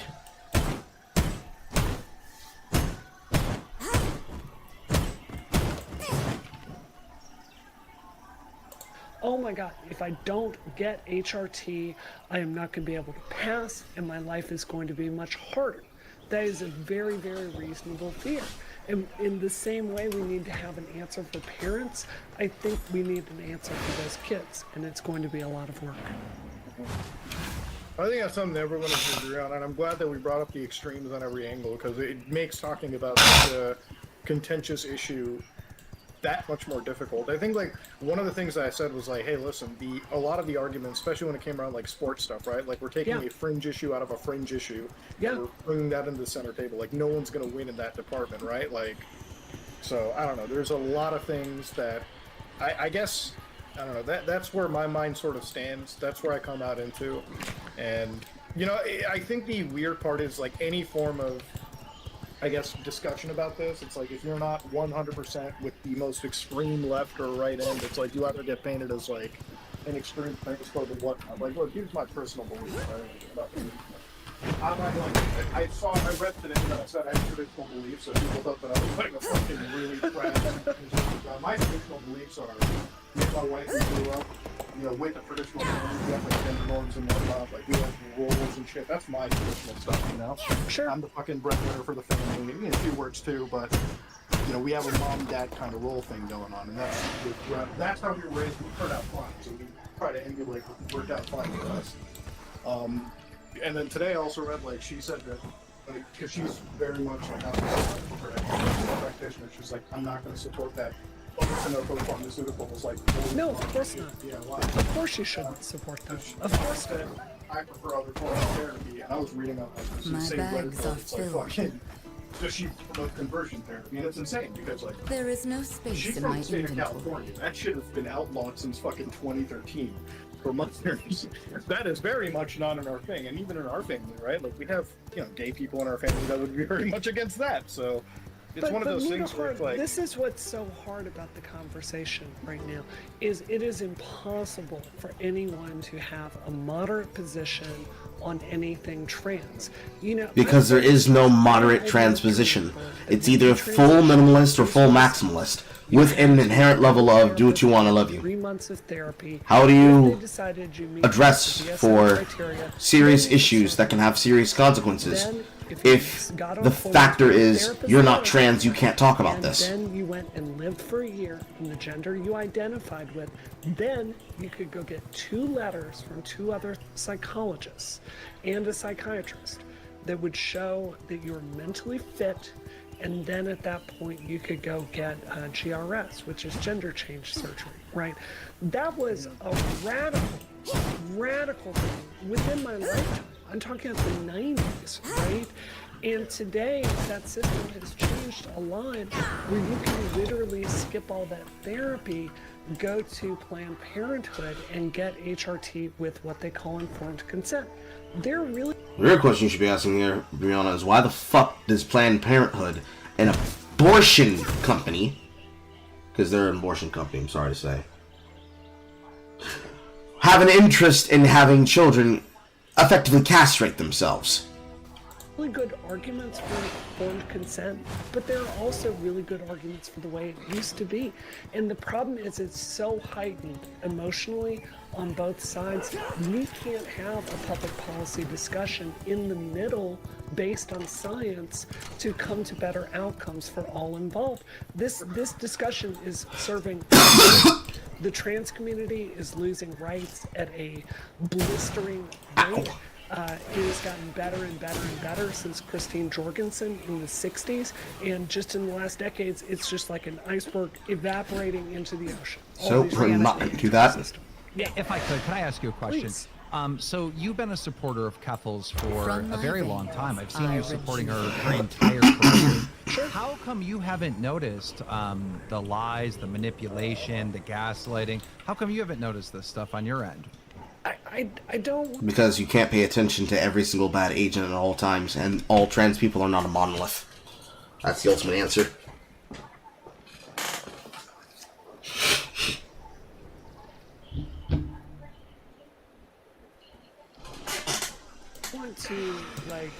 I didn't want to come on stream today and start a public beef with Keffals. She's dealing with enough with this video that's coming out. I think she should... Nah, I think she can deal with it. Nah, I think she's a big girl. Nah, I think she has to be given the respect of an adult who can be able to manage these things. And if she can't, well, should have thought about this shit. My thing with her, my thing with any criticism to my video, before I even get into it, I don't really foresee any logical response you could make to counter any of the points I made in the video, because a lot of it, it just required so much research. It is, I didn't make this video to make somebody look bad. It's just what they've done is actually behavior. Sure. I do believe the only salient response that you can provide and give is to probably refund that money, or put it towards actual transgender causes, because one of the points in the video was like, hey, listen, this is already a community that lives in poverty. I mean, I have seen people who are in the LGBT community who gets kicked out of their homes. They're effectively homeless, right? And, if you live in, a city like that, right, which is fucking LA, New York levels of prices, these are people that effectively go homeless because of, whatever that they've been born with, right? And people can have a discussion or whatever all the time about what is valid and what isn't, but, this is a community that is already fucking living. A lot of people live in abject poverty. Most people, in this community, look, you either find some of the richest, most educated gay people that are making good money, right? Like my brother-in-law works for a fucking good firm, educated from a great place. One extreme end or the other. There's never an in-between. Families are either they can set you for success or they can fucking ruin you, right? You get kicked out of your house at 16, not a lot of options. So in that community, that needs to be reimbursed for them, right? That's, or at least some form of transparency. And the other thing is, it's what the behavior that she has showcased is exactly the kind of behavior you hear about on fucking Twitter. I guess a lot of these right-wing circles about hey, groomer behavior, so that needs to be fucking rectified. That needs to be proper. What you guys have to start doing is that you need to stop letting people define normal things as right-wing, because if the argument is, bro, people having reactions to me, these right-wingers, okay, being normal is right-wing. Since these positions have now been defined as right-wing, every single person who's normal is now against you. Congratulations. How do you feel about that? How do you feel about being called right-wing, guys? It's not a very good argument. It's not a very good argument, and it can only lead to one outcome, and that's making you and everybody else who says that look dumb. And that's really not even a progressive problem. That is a brain-dead Twitter problem. That's a brain-dead, we don't know how to describe our problems, deal with our problems problem.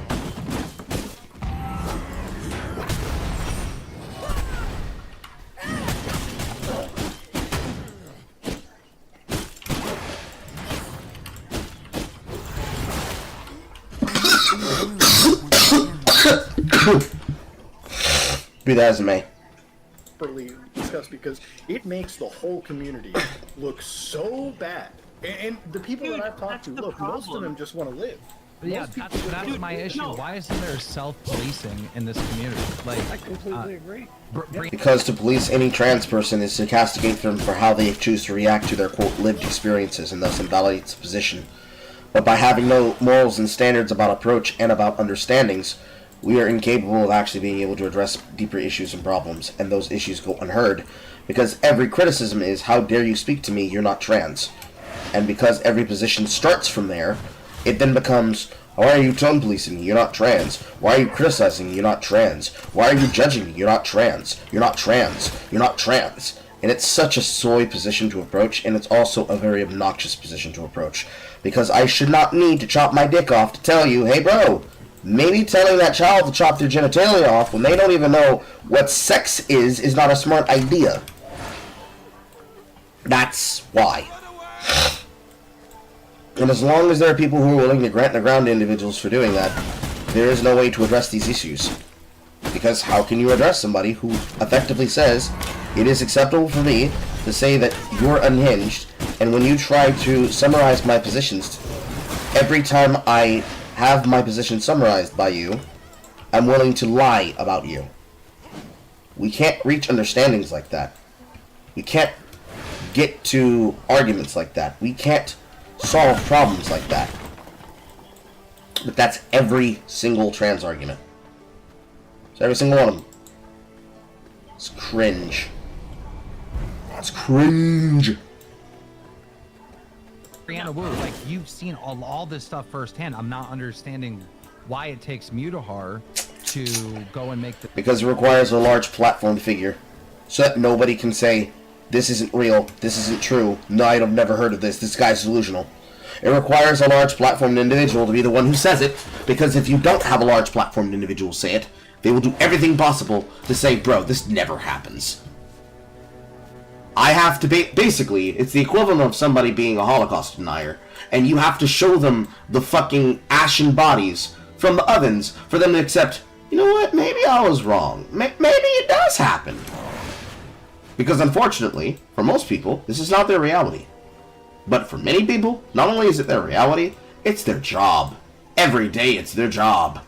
And for me, because every day it's my job, to have situations where I need to have a conversation with somebody who basically does not understand, yeah, it literally is that lethal. It's like directing somebody in League. Trying to coach somebody in the middle of a match. Like, I have to make that play? Yes! You have to do it. Well, that seems, but like, that seems so excessive. Okay, don't do that play. Oh, I can't believe that happened to us. Yeah, it's that serious. It's a critical issue. It's a critical issue that only content creators experience. Because our job requires us to deal with the problem and to address the problem. The problem, of course, being, how do you get somebody to understand how serious a problem is? And unfortunately, in these ways, or these people at least, for certain individuals at least, it amounts to that. It amounts to, we cannot describe the problem, we need you to help understand the problem for us. I wish it weren't like that. I must make room. But it has to be like that. It has to be. The video, Mutahar's not watching every Keffals stream, not paying attention. Real quick, the stream died. Real quick, the stream died, just so you know. Sorry. We're working on it. We're working on it. Be back in a minute. We're good. Okay, I have to push back on that because I do know Keffals. I don't think she sits there and actively thinks she's better than everyone. And in fact, I think a lot of people really misunderstand Keffals. I genuinely do. Keffals is trauma from the things that have happened to her in the last few years. She's not faking it, okay? But it's hard to believe that. I want Oh, God. It causes her to make decisions that a lot of people around her, like, are encouraging her to make different There is no decisions, space okay? in my inventory. And I'm gonna be honest, I see a lot of He myself potentially in couples. stole a lot of money. Come on. He potentially stole a lot of money. When I was, I think I was 22, I found myself in rehab in the exact same way Keffals did. Poly addiction. I was a mess. And I think all the time, like, what if in that period of my life, like, social media had been around or I had been a YouTube star? Holy crap. I mean, I'm not justifying everything that she's done. You kind of are, though. I'm saying it is context. She's not lying. There needs to be context to, hey, this person is traumatized. Therefore, it should be okay that they stole $10,000 to $100,000. You know, they've been having a really hard life, guys. Just let them have this one as a treat. No, I'm sorry, Brownie, you lost me. About being like traumatized by what happened to the police showing up to her house. That really hurt her. No, but she is lying about the money, and that's a really big deal. And she did lie about the cops. No, she lied about certain aspect of the Here's cops. the thing. I definitely can agree. This is where I'm gonna like push back here. I've said this. She's probably on drugs, right? Whatever, fucking coke, meth, benzos, whatever the hell it is. I can understand somebody being addicted to drugs and being in a really dark place, right? Sure. There have been places where I've been that have not been the best, okay? The last 10 years, there have been periods in my life where I've had severe downs. But that, I never can think is an actual excuse for financial mismanagement of this degree. And again, even if somebody is going through a lot of drug stuff too, this doesn't excuse terrible behavior or interaction and outright lying about interacting with certain communities, you know, running some of these Discord servers. Like, people have said that mischaracterizations, anybody that hasn't watched my video said, like, I might have to come here to get snowflowers. I never said she was groomed. I said her interactions with a minor using the Catboy Ranch Discord server, Twitter account, or whatever, those were signs, those were not good things to do. Any other person in that situation would be fucking thrown under the bus. Yes. And these are things that are ultimately net negatives. These are things that shouldn't have happened. Yes, people can go through terrible, rough times, but we've gotta look past a lot of the rough times that she's had, because there is no salient excuse for some of the serious financial mismanagement, and of course some of the outright, like, lies and mischaracterizations and the way she's acted in general over the last 2-3 years. So I want to respond to that. Just one line. I basically said, Brianna, she was in a dark place. That's what you said. But go ahead. Okay, so I hear what you're saying, Mudahar. I think what you're saying is dead on and it's fair. I think there are two ways. You are critiquing Keffals, the public figure, and her public actions about what she did. But I don't give a fuck about Keffals, the private figure. If I stole $100,000, I don't think people would care about the difference between Carlisle, and SinglePlayerCarl. I think they're gonna say, hey, yo, I don't care about which one of these three niggas you wanna call yourself in this situation. Nigga, you stole money! I don't know why that's hard for you to accept. Like, I don't wear masks. I wear hats. I have to wear multiple hats. I have to wear the hat of the researcher. I have to wear the hat of the YouTube creator. I have to wear the hat of the color commentator. And then, of course, when I take the hat off, I can be myself. I don't know, bro, how it is necessarily possible for someone to effectively keep saying, listen, you don't understand. They had it really hard, bro. Bro, you gotta understand. They had it really hard. They're not themselves.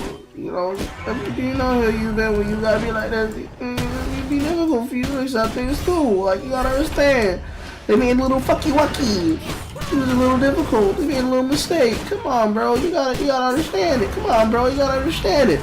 How the fuck am I supposed to understand this shit? You're effectively saying it's okay to steal. That's not okay. None of this is okay.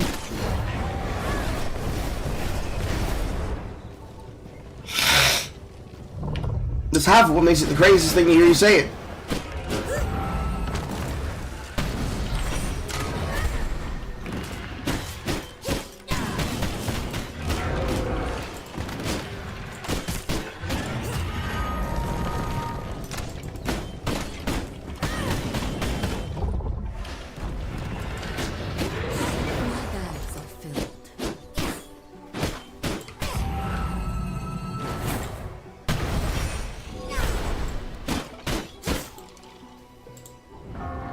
with public money. God bless. Like, your video had some very salient criticisms. I think I really welcome that kind of scrutiny being brought to this stuff, and I think it was entirely appropriate. What I would ask y'all to understand is I've been on Keffals' stream, once? Like 90% of my interactions with her are as a friend of someone who has gone through something kind of similar. And that's my dynamic with her. So does that make sense to you? It's just, I feel like I have a different role. Was she traumatized when she talked to the kids like she did on Twitter? We've already talked about that. Was she traumatized? Yeah, but was she traumatized then? Because that happened before the cops.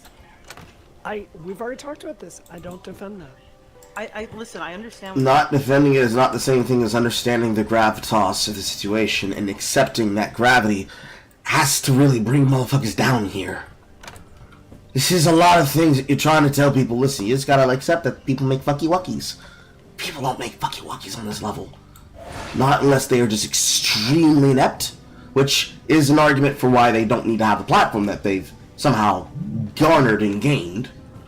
And it's definitely something that leads to people saying on this level, listen, if it's so hard for them to do this, maybe don't be a content creator. Log off. That's something that has to be said and done. That's something that has to be said and done.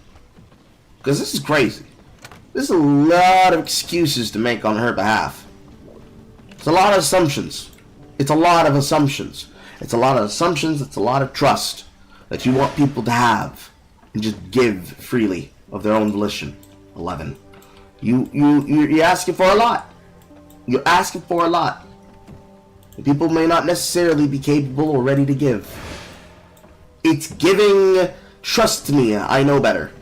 And I'm telling you, I'm giving you the middle finger, because what the fuck do you mean by that? Where do you do that? That's the basic answer reaction. Where the fuck do they do that at? How do you get to that point and that level? How is that a thing? That's crazy. It's crazy. Wrong chest. It's crazy. But that's the argument we're going to. That's the level we're at. We're at the level of, come on, trust me, I understand, they've been through some shit. I don't think I've been through shit to the point that allows me to justify stealing money, let alone destroying trust. I would say that I agree with you. It's just that when she says things like that, it feels like she's like, come on, guys. I understand, but give her a benefit of the doubt. It's like, no, put her in the dirt. And I'm not even saying you have to do it with lethality. You don't have to spike the bitch. But I am telling you, I don't want to play with you anymore. Just let it go. Like, you have to accept this. It has to be said. It's going to be said, and you can't defend it. It's a hard experience, because anyone who's ever had to deal with this kind of shit has been there. In that moment of, I can't defend this person. I just have to let this be. It's a really hard thing. It's really hard. Because you want to fight for it, you want to defend it, you want to argue it. You can't. You can't. It can't be argued.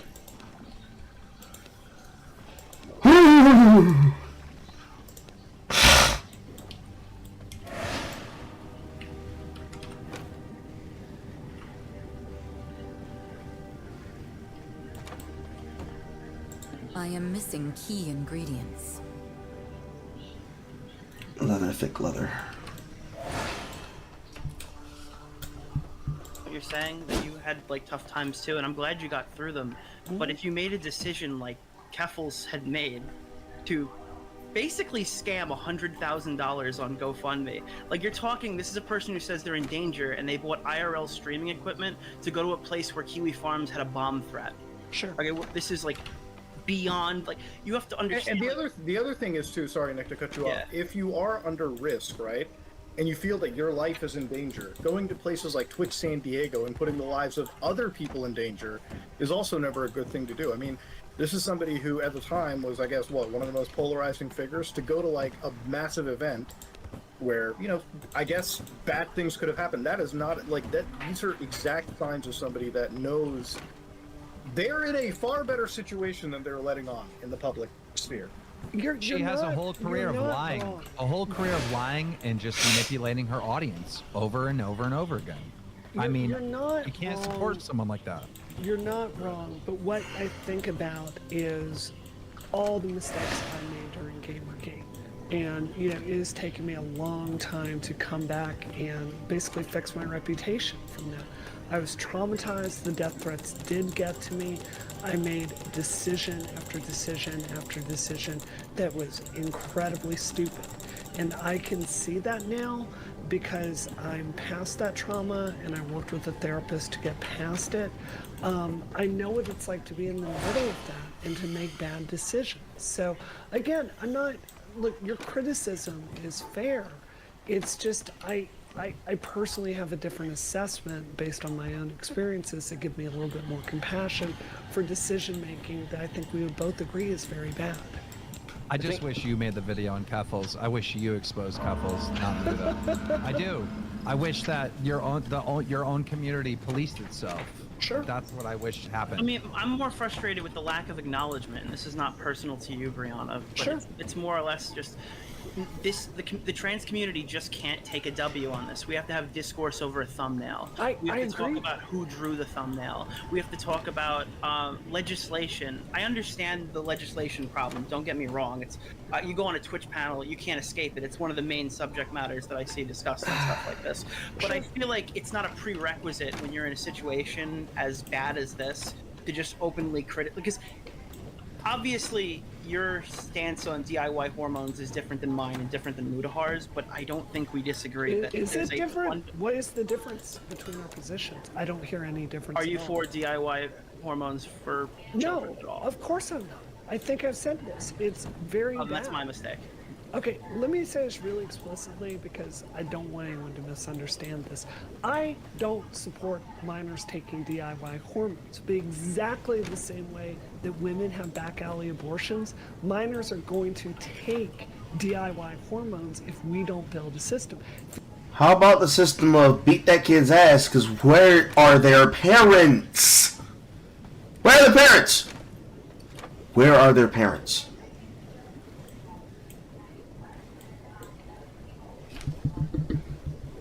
Where are their parents? Where are they? If you're serious about stopping minors from taking DIY hormones, you've got to give them a healthcare system that will deliver for them and have outcomes. Does that make sense to you? Yes. And I understand what you're saying, but I'm telling you that it makes people can't condemn what is obviously bad.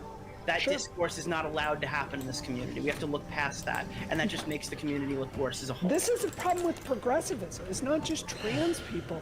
There's no self-correcting mechanism in the progressive space, which is why you've got these nut jobs praising Hamas and pretending that the October 7th rapes didn't happen, right? It's just getting crazier and crazier, and it's not even about any public policy anymore. So I share your assessment. Where's the self-policing from the community? It's a huge problem. It's got to change. It's causing us to become the left-wing version of Gamergate, and you just... I mean, the left and right-wing version of Gamergate is just Gamergate. All sides were wrong in that situation, and we're responsible for what's led to people having the opinions and assuasions they do now. I can't look the other way on this anymore. I gotta go, but here's my final statement on this. This isn't a trans issue. This whole thing, Keffals, has nothing to do with trans, right? It's literally a content creator like all of us who are content creators who lied, who manipulated, and who potentially stole thousands of dollars from their fans, right? That's the story here. And every pushback tries to turn it into, oh, this is transphobic and this and that. And every response to this is pure manipulation. People from your community, Brianna Wu, need to stand up for facts and truth and get rid of the bad actors because it makes the whole group look bad, especially when they're defending, the thumbnail's transphobic and stuff like that, stuff that no one will agree with. No one can look at that thumbnail and be like, oh yeah, Muta is being trans. No one's coming to that conclusion. It makes everyone looking bad. He is toxic and everyone needs to run for the hills. Supporting her means going down the toilet with her. Just a quick thing. Sorry, Say something real quick. Please. Go ahead. Okay. Go ahead, Tyler. Go ahead, Tyler. All right, I want to say this, and I'm gonna. Okay. Listen, I understand you saying that she has trauma, but I can't get past that because I feel like you're giving her the pass and the excuse for what she's done. Yes. By saying that. That's literally what it feels like. What am I specifically excusing today? I've acknowledged a ton of things. Acknowledging it and constantly giving her an out is the problem. That's why I have my concerns, because I understand that Brianna Wu gets how obnoxious this is. But of course, I also have my other misgivings about that. But for me, the biggest issue is why are you still giving her excuses to justify it? They've had trauma. Okay, they can be allowed to have trauma. They're not allowed to have trauma and allow them to steal money. Ain't enough trauma. There ain't enough trauma in the world to give you justification to do that. Why do we keep giving her that? That, for me, is my biggest concern. That would be my Roman Empire.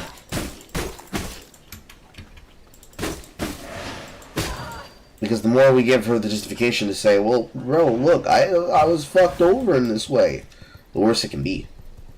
Why do you keep giving her flowers on this? That's what I would like to hear. Let's hear it. Things, there have been mistakes. I'm saying for me personally, Brianna Wu, the individual, I have an assessment and it gives me some compassion for it. I said Muda's video is entirely fair. I said she needs to answer it. I said any number of criticisms here are fair. So what am I defending other than saying I personally have experience that gives me some compassion for this? I'm gonna be honest. She doesn't deserve any compassion. She doesn't. She doesn't deserve any compassion because that's given her a pass. She needs to answer for what she did, every little bit of it. Okay. I think Keffals needs to take a long step away from public life.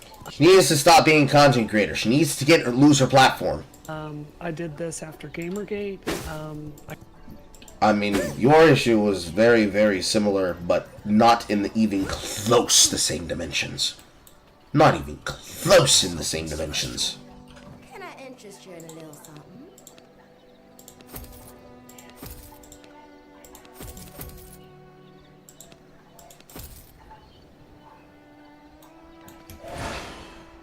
To say that it's just as simple as, oh, they need to take a break.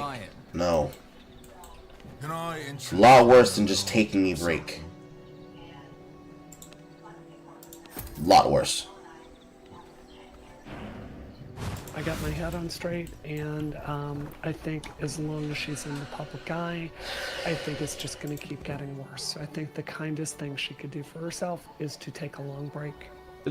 Okay, so this is one of the things that, like, there are so many fucking warning signs with people like Keffals, and it's not, again, it's not just Keffals. I remember at the time there was this, like, big conversation of, well, and it's in the video, I use myself as a lightning rod, and I think that is fucking bollocks. Like, Keffals used her community not as, like, she wasn't a shield for it, she used it as a sword.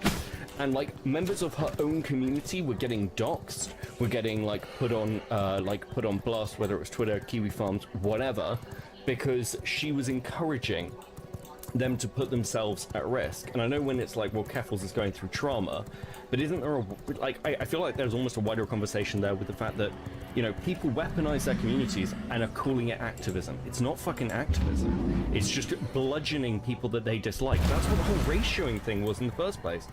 And, like, not to mention, like, the way Keffals acted towards that community. Like, I remember the fucking, ban trials, because she used a bot to mass ban everyone, and then people had to plead in the messages to get back in, and then, like, that got turned into content. And when you see creators do that, and they get a pass, like Hassan and everything else, it just seems like there's this double standard when you label yourself an activist, which is incredibly frustrating to watch happen.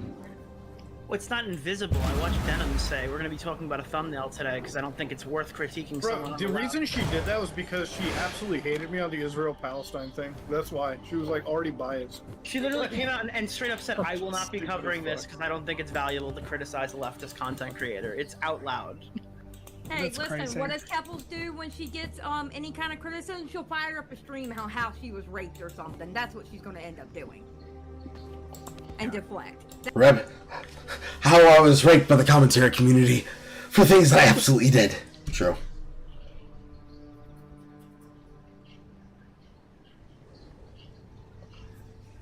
That's what she's going to end up doing.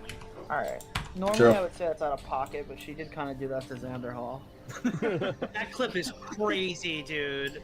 That clip was fucking crazy. What was the quote? Like, I have to relive this because Xander Hall retweeted someone. Like, I don't know. That was a little wild.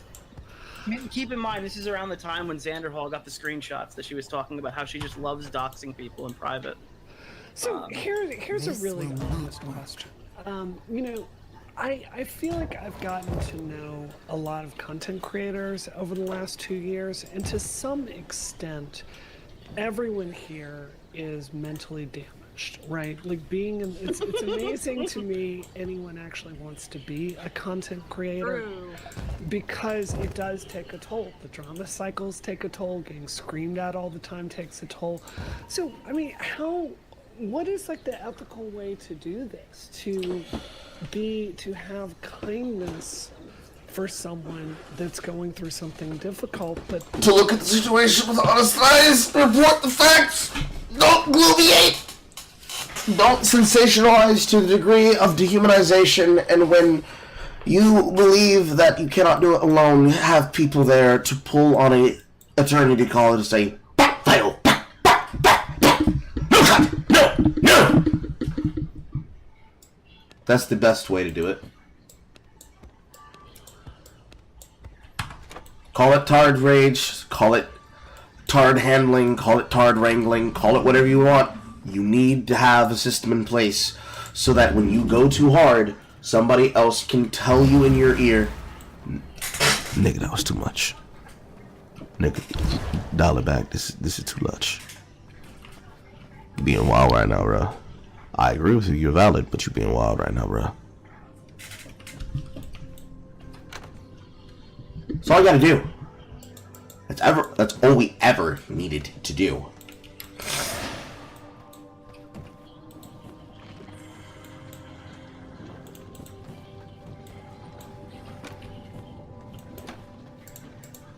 is making bad decisions, but also hold people accountable, because it feels like we're going to those extremes there, right? Like we're either Metric has looking to the other way. It has to Yeah. be. And I think that there are in this case. I think that Who is the victim? Who is the victim? $100,000 of money. I'm that a was victim. thrown away. Me? Yeah. I'm a victim. Yeah. Well, no, it's not just you. It's every single trans person who has to make a GoFundMe in the future, and Yeah. people go, "Well, where's my money going this time? I thought this was going to someone whose life was in danger, and they spent it on fucking a GoPro." I think it's a little. I hear what you're saying. I think the long-term answer for trans healthcare cannot be GoFundMe. So I think it's a little but bit it is of a, right now. yes. That's the current state of I things. think that's very. It survives off of goodwill. Yeah. I think it's more than just money. It's the perception of a community that you claim to advocate for. Look, I'll say this from right now, okay? Like fucking people like Osama bin Laden, right? Like they're fucking bad Muslims. We all can agree, right? But they were just fucking terrible people to begin with. I think activists like Muslims that ultimately harm I think anybody that advocates, right, versus just being shitty is bad enough, because an advocate or somebody that tries to make your community look better but inadvertently keeps falling into the same traps that makes you look worse than ever before is ultimately even more of a harm than an actual piece of shit to begin with, right? That's my problem with like Keffals. Yes, I have empathy for Grumpy. Don't get me wrong, I do. And I feel like a lot of your empathy comes from the fact that you were more friendly with her at some point. That is what I'm hearing. But I think that just because we're friends with people, I think that honestly, that as hard as it sounds and as painful as it is, though the people that were once friends should be the hardest, right? Like Mama Max, for instance, you know, I made a big fuck up trusting that guy. That's why when I need those points. policing that and trying to get that situation resolved or trying to resolve it in the best possible way. Yeah. Because you're in a situation where you're more connected to this than I'm ever going to be connected, or anybody else in this phone. And yeah, you can't have empathy. Look, she's going, and I don't wish ill will on anybody. Okay, I do, however, wish that she ends up paying back that money, or she ends up in some capacity paying back the people that she has set back, in the grand scheme of things, right?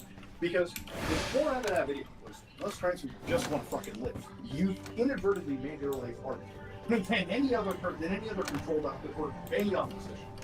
That's the real fucking problem here, right? And it shouldn't take somebody from outside that community who has an autistic, fucking kid. Once you have a topic on your dartboard, you're finishing it 100%.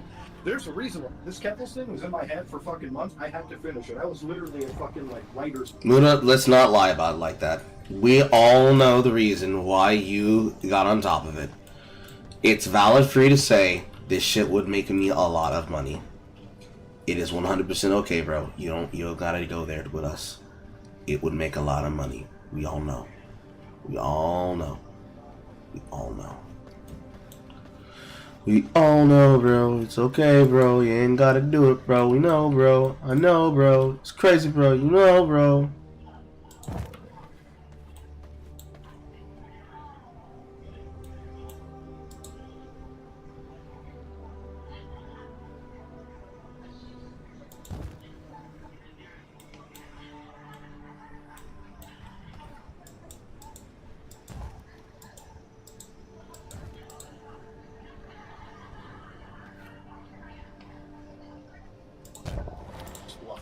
Until I finished it. Part of me, people say, man, dude, you must have gotten a bag off of transphobia. Fuck no, I have a job outside of it. Trust me, the money that I made. You probably made more money off the PlayStation video the next day than you did exactly, on 100%. You're fucking joking there, to be honest. So, for me, this isn't the idea of that. For me, it's the idea of actual salient justice, right? And I think it pains me from a personal level to see a group of people that have such high hopes, that want to be recognized, and just want to live their life, who have to constantly fucking feel like shit because there's an activist in their camp that just keeps setting the fucking clock back. Okay, I've got a hard question for you, Midahar. This is a really tough question. Okay, you think Keffals is a bad activist. Who are the good activists in the trans community that you can point to, people above? Names on top of words. Rose of Dawn, but Rose of Dawn quit because they didn't want to do it no more. It's not the only one. Because if we were to name things like Blair White, that'd be really hard. But then, if you were to just make it trans activists, and they don't need to be trans, Ariella Scarcella, Gothics. I mean, shit, you could probably argue for Mudahar. You could probably argue for Mahler. You could probably argue for the entirety of EFAP, honestly. If you were to keep them completely strictly on the medical shit, you could probably do it for the majority of Friday Night Tights. Ironically enough, Dean Cain, the Asian American actor.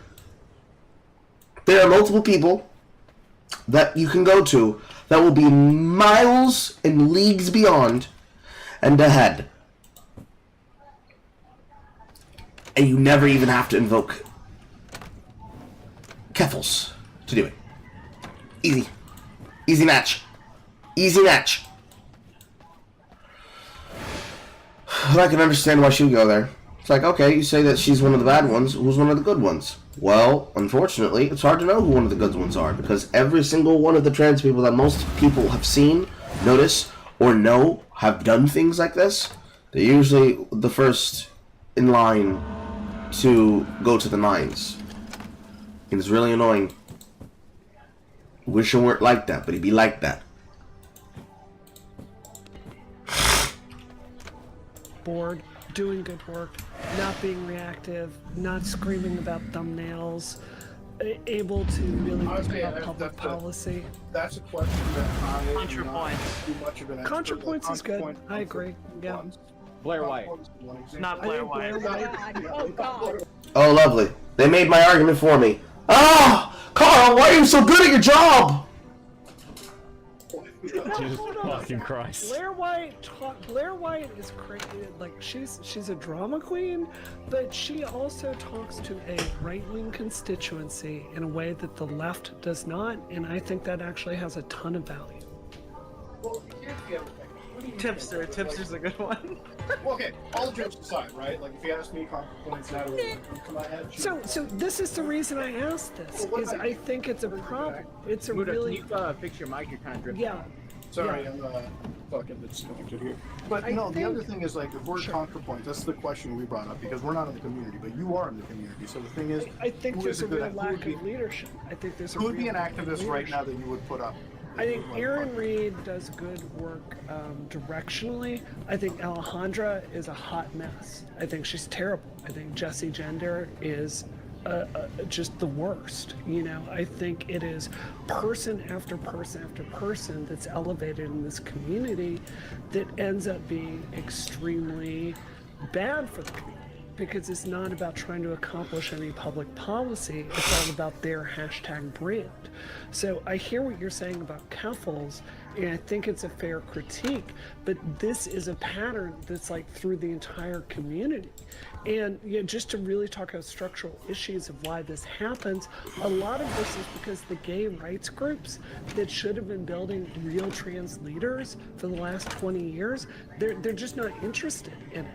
HRC is not producing trans leaders. You know, Land Illegal is barely funded. Like, there's just not a pipeline to develop people to become like credible spokespeople on this. So You shouldn't have a pipeline. That's the biggest problem. You don't need to mint content creators. You need authentic people who give a fuck. You need people with direction, with leadership skills, with passion, with understanding, with the social graces to understand how to think, how to speak, how to move, how perceptions work, and will say, I will never use this incorrectly. That when they say the words as a content creator, it is a shorthand for as a person who understands that I have power that I will not abuse. Because they abuse it!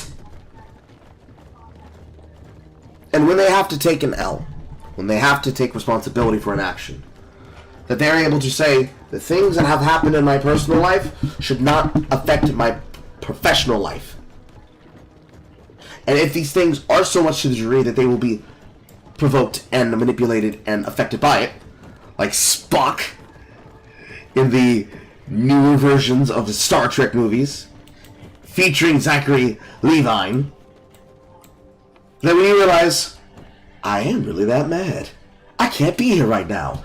They leave! And come back when it's time. That's what you need. That's what's required. That's what's necessary.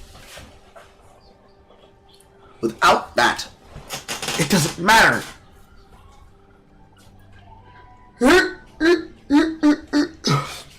Without that, nothing else matters.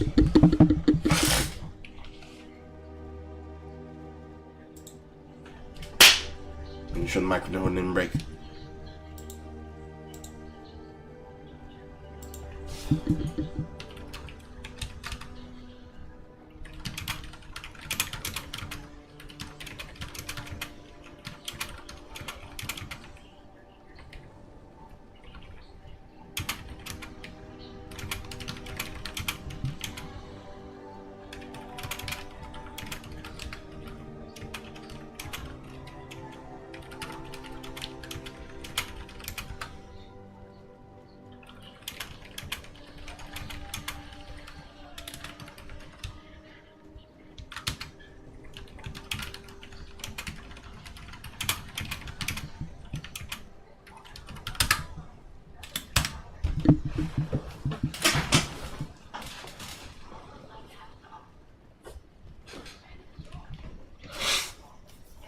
It really sucks that people wanted an activist to rally behind and what they got was a fraudulent clout goblin. Well, that's what happens. Content creators win the ability, when the benefits to being a person in front of a camera, VTuber identity or on-camera persona or not, is also doubly rewarded with the increase of profile, and the increase of profile leads to the increase of money, and with the increase of money leads to the potential for abuse, where for every single, let's put it in numeric terms, despite the fact it doesn't work like this. Use this, I'm going to use a picture. 1 second.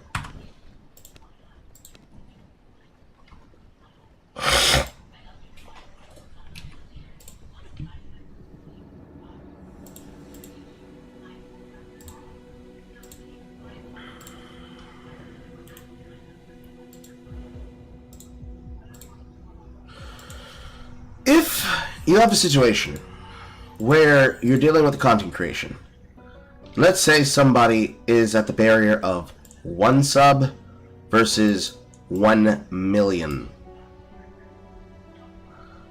If the barometer for having 1 sub is that for every 1 sub, you get $1.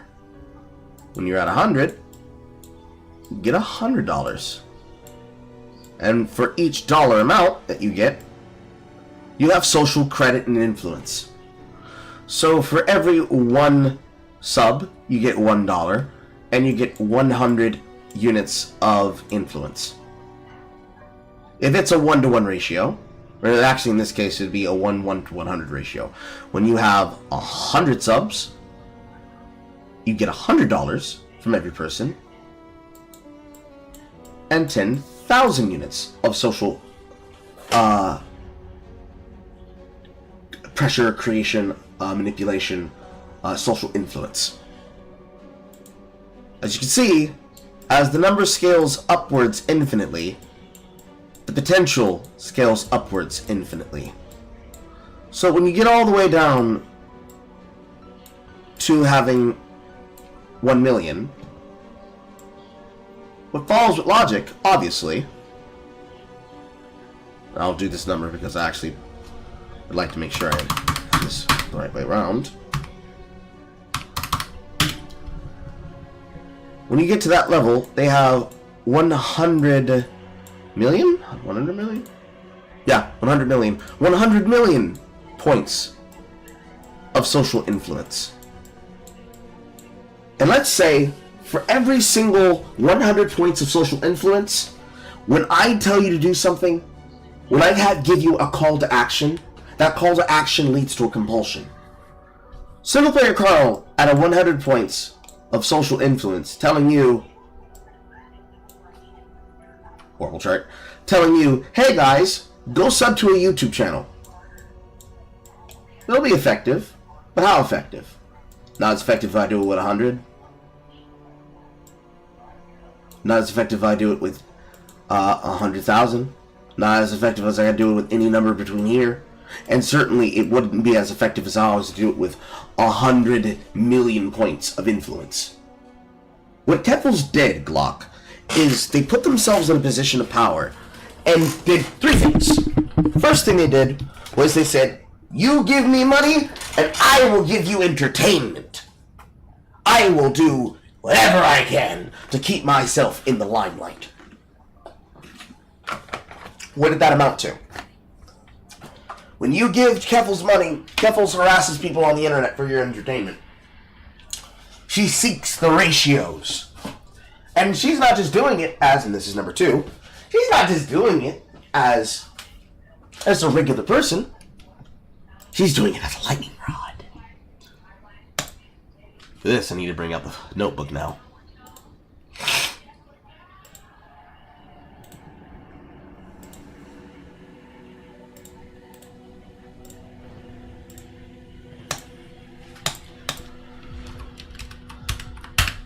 First thing they said was, give me money. I give you content. The second thing they did was they said, I'm not just doing it for me.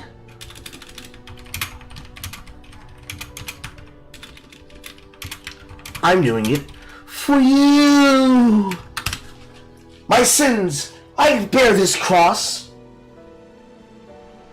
I bear this cross not just because I like carrying crosses. I'm carrying your sins, and your sins, and your sins, and your sins, and yours too, and even you, even the bigot trans that called me a fucking monkey octoroon. I do it for them too.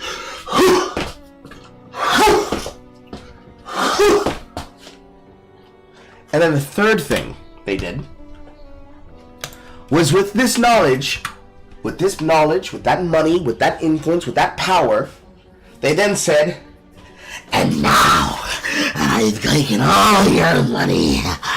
I'm going to abuse it. She abused the power, abused the money, abused the people, and used her position to dissuade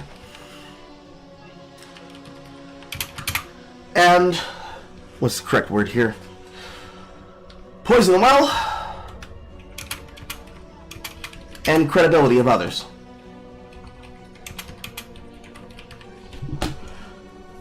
Because not only did they give people inherent trust value, which would be giving free content, because free isn't free in this situation. Not only did she build a false sense of security and trust,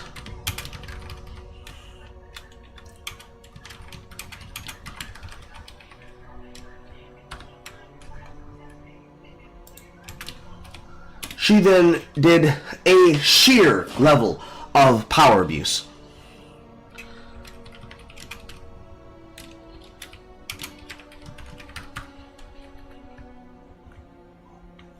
And she weaponized it.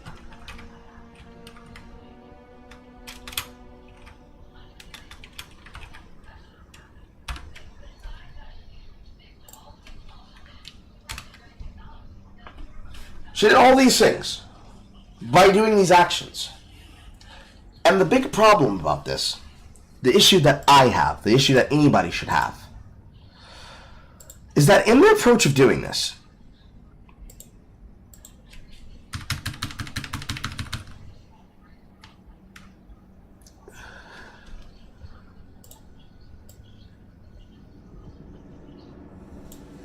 Keffals demonstrated that it's not about being right. It's not about being right.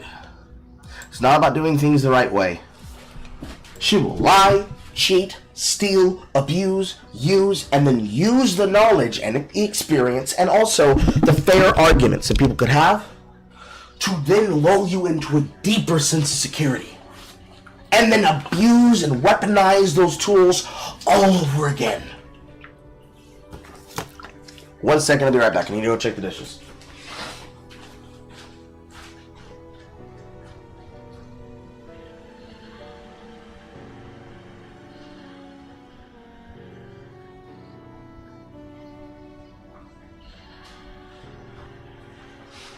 When it comes to the left,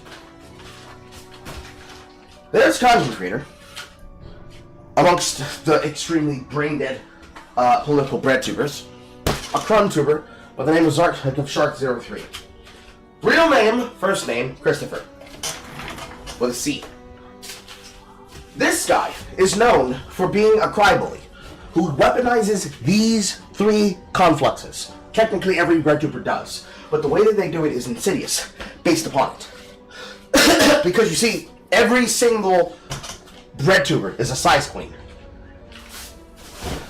Rosh, for example, is a size queen. Size queen, of course, meaning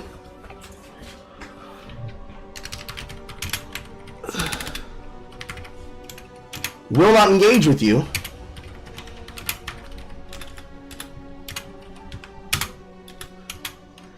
fairly explain your positions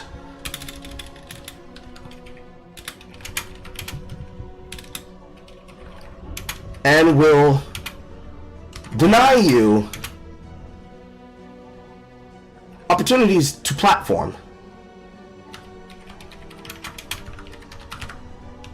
by claiming you have no right to them. Otherwise known as no free clout. Keffals, as well as Shark03, Xander Hall, DJ Mule, most of the people involved here, and maybe even some of the people who are in this call. The only one of which I'd really be willing to put that on being Nicholas DeOrio, but that's for reasons that should be obvious for people who actually know how Nicholas DeOrio gets down politically, because he's friends with those breadtubers. When you act like a size queen, which Keffals very much is, every position that you give, every single explanation that you can have, every single breakdown that you can ever assert, every single claim that you can ever assuage, everything has to always be viewed in the view of, well, are you only addressing this because I said it? Or are you addressing this because Destiny's beating your ass right now in the quote tweets and he has over 100 million people watching him live and he is taking your arguments, he is taking them out back and he's shooting them in the head one after another.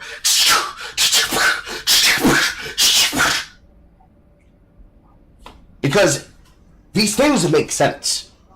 Every single bit of what I just said. This perfectly explainable argument, it all makes sense.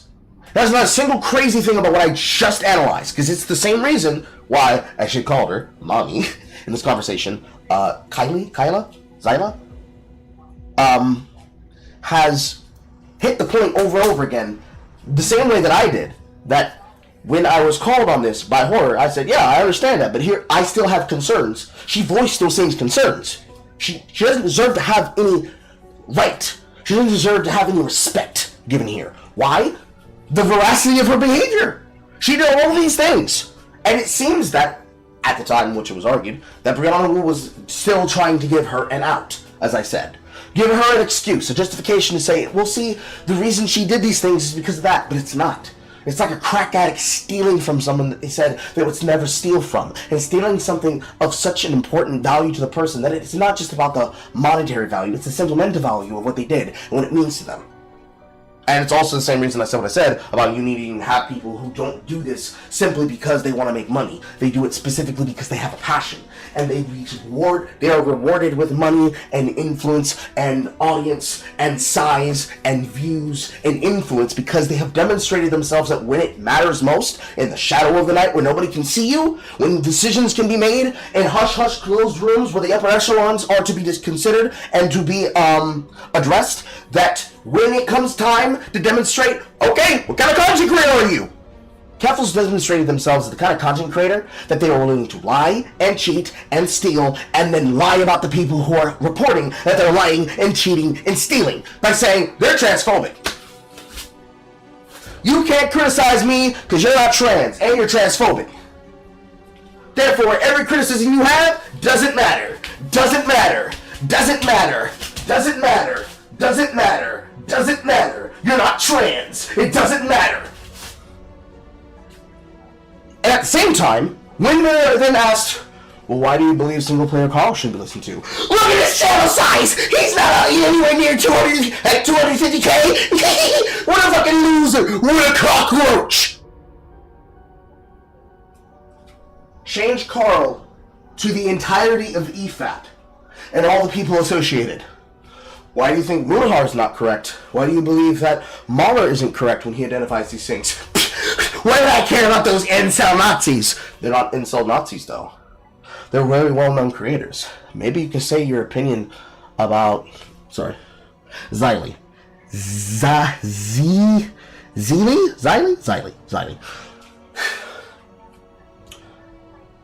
They give these opinions, and they have been solid in other takes. You can't just simply throw their opinion out. You can't throw the baby out with the bathwater on this. There's a lot of information that can be addressed here. But he's transphobic! Really? Where's the transphobia? It's in the thumbnail! The thumbnail? The thumbnail that was made by just one that's made by everybody else that does the exact same thing everyone else? But look! Yeah, they did this to everybody. They did it to leftist content creators. They did it to commentary content creators. Like, this is not... You're being treated fairly, actually. The fact that they were willing to do that and they didn't specifically just refuse to do one means they didn't take a stance. They treated you equally. So, since they treated your actions and your identity and your genders and your pronouns and everything else that you would make as an assumption and as a question that you said people should normalize doing, and he did those things, why is it not valid? This is why Keffals should not be a content creator. They have demonstrated time and time again, when it was a small thing, to a big thing, to a catastrophic career-ending thing, they can't be trusted.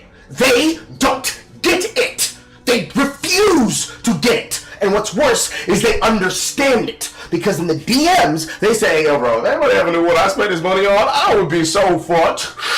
I would be cooked. So she needs to be cooked like a fucking goose. Rotisserie chicken this bitch. Spit roast her.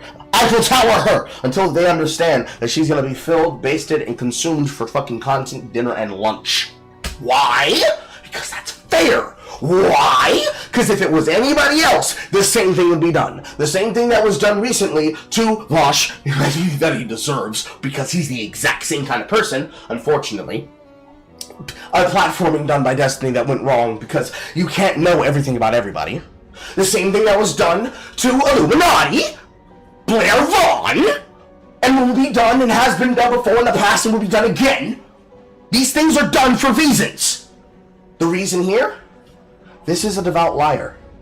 They have demonstrated themselves that when it comes down to brass tacks, which is the reason why when we did the coverage the other day and I said that Chud Logic was on basically a cringe watch to see who was going to cope and seethe about the video itself existing.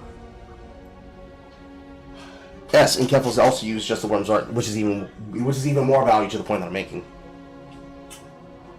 When this happened any other time before, it would be treated exactly as it should be treated. She's getting exactly the treatment that you're supposed to give to content creators that demonstrate that they're untrustworthy. And of course, the best example that can be referenced, of course, being just the Yak-Man. Or just some guy. These behaviors have to be treated in this way, and these understandings have to be known and concerned. Because, in that situation that I described before, that I said happened to me, I had to keep telling these people, you don't seem to understand that you're asking me questions and you're not being fair to me. So as a content creator, I need you to understand what that means to me. I kept saying that in that situation because you can't look at this and say, man, that's crazy, but that'll never affect me, because it does. These are basic understandings that are the underpinnings of situations and trustworthiness in relationships and life. And listen, I ain't perfect. I've made mistakes. There are people I have wronged. And I have done everything I can to not only address my failings, but also learn from those failings and move forward. Because to have closure on something like this, who the fuck's gonna give closure? The money's been spent. Your trust was not only broken and violated, but raped multiple times.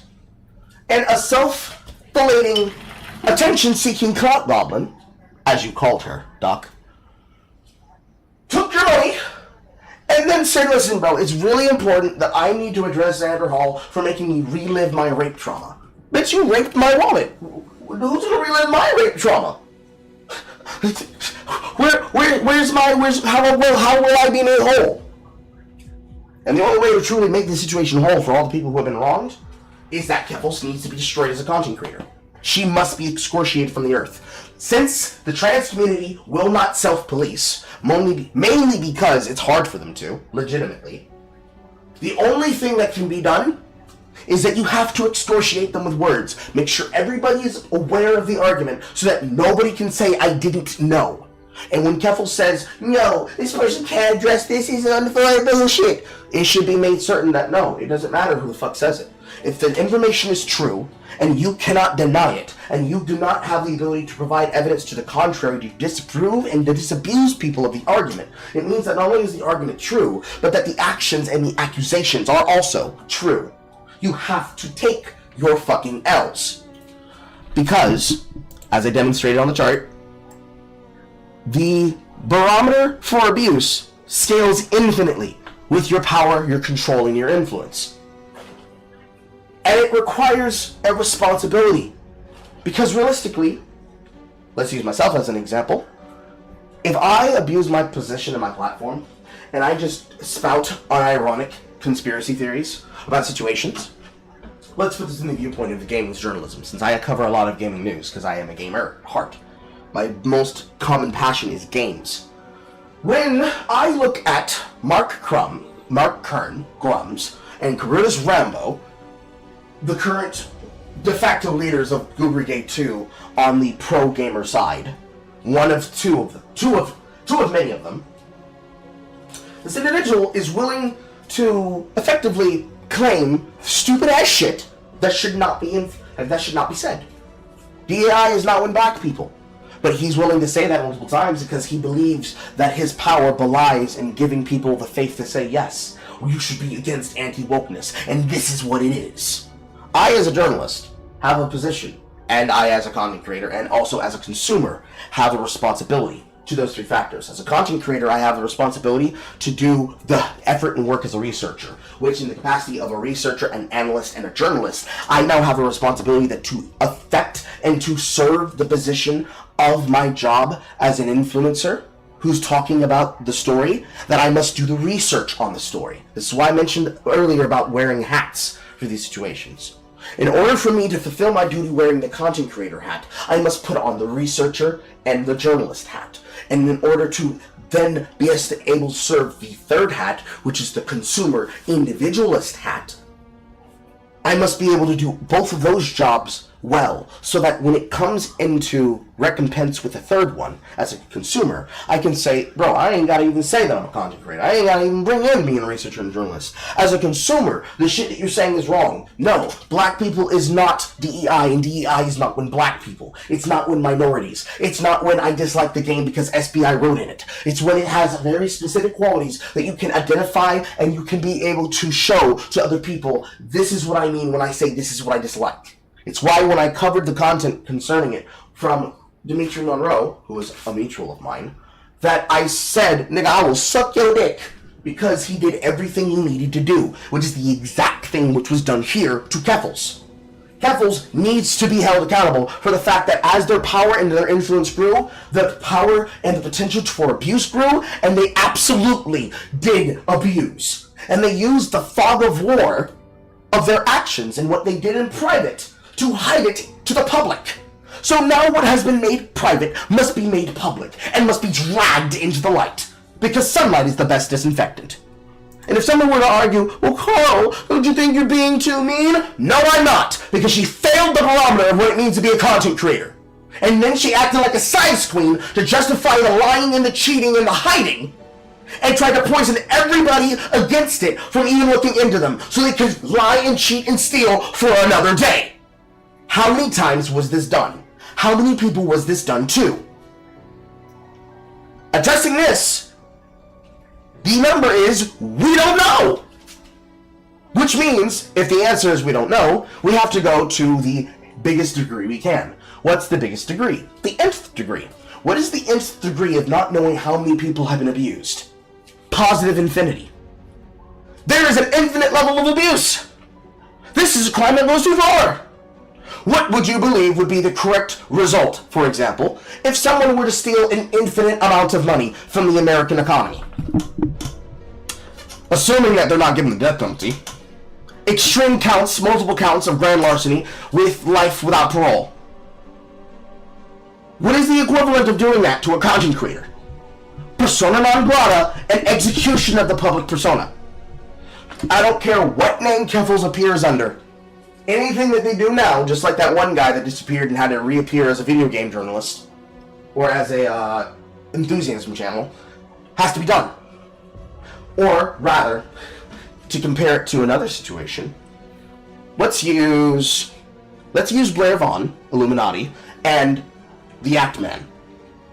The Act Man, when he's shown the situation, explaining exactly why Heel vs. Babyface has his opinion about Starfield and about DEI tactics in video game development and creativity that then leads to gray slop, gay slop games.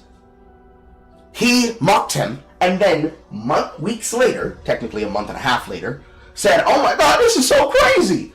And when everybody said to him, so when he said it, it was mockable, but when you say it, I should be on your side, you being a bitch right now, what was his reaction to do that?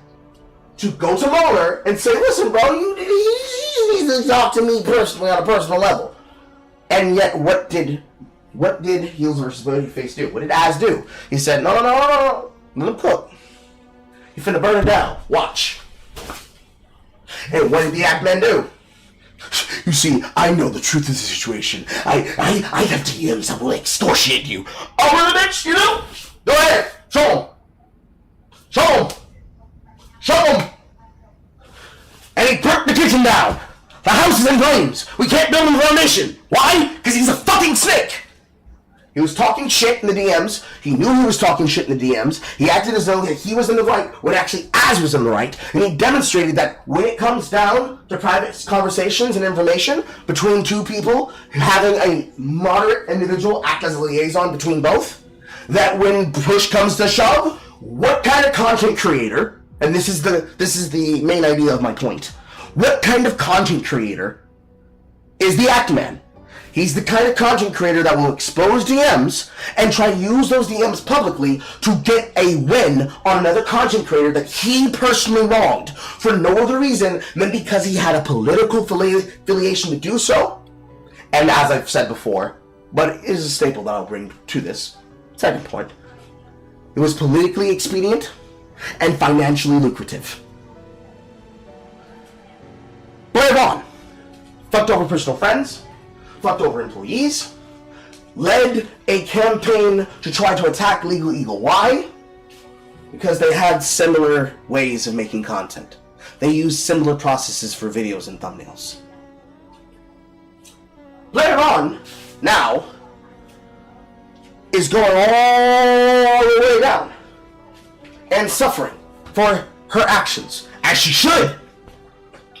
Financial suffering, financial torture, emotional distress and abuse and manipulation, all expunged because of the way that she went about her actions publicly. What kind of content creator is Illuminati? The kind that will fuck over her friends, fuck over her business, fuck over other random people just because she wants it her way. She's the kind of person who will change and switch on you in a way that makes, and ironically enough that they are happy to be tied over, will do so not just to people like me and you, but to people like Tommy C. People she used to do shit with. Because realistically, when you make content with a person, there's a level of trust that is inherent there. You're sharing in a project, and on that project, whether it brings attention or not, you're having fun together with that person. She was willing to fuck over a person she called a friend. And then she fucked over actual personal friends. She fucked over her own personal lover! So then we come to the question, what kind of content creator is Keffals? What kind of woman is Keffals? What kind of woman is Clara Sorrenti? Clara Sorrenti is the kind of content creator that will lie and cheat and steal real world money that was promised to them for their survival, and will use it to play hide and seek with internet trolls. And when caught, says, you can't talk about me, you're not trans enough until you slice your penis off or you get kicked in the cooter and you replace it with an inner pocket or a horrible meat obelisk. You can't criticize me, only the trans can criticize me. And if you trans motherfuckers try to kill me, I'ma burn it all down. That is who Clara Sorrenti is. And upon witnessing this, for each person, they did it because it was financially lucrative and politically expedient. Because it goes into all 3 points and leads to the abuse case of the personality type of being a size queen. You can smell it. That's foul. That's foul, whore. That's foul. So by witnessing this, and me being here in the position to hear this, as I ask these questions, the question, chat, that I pose to you, what kind of content creator is SinglePlayerCarl? What kind of man is Alistair Jean? When he's wearing no hats, When he's not in the act of a content creator, he's not in the act of a comedian, he's not in the act of a researcher. Who am I as a man? Like, who am I as a man?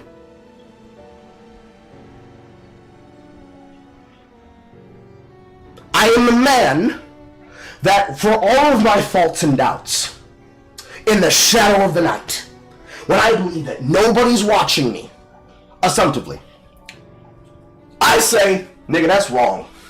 That's wrong. What do you mean, Carl?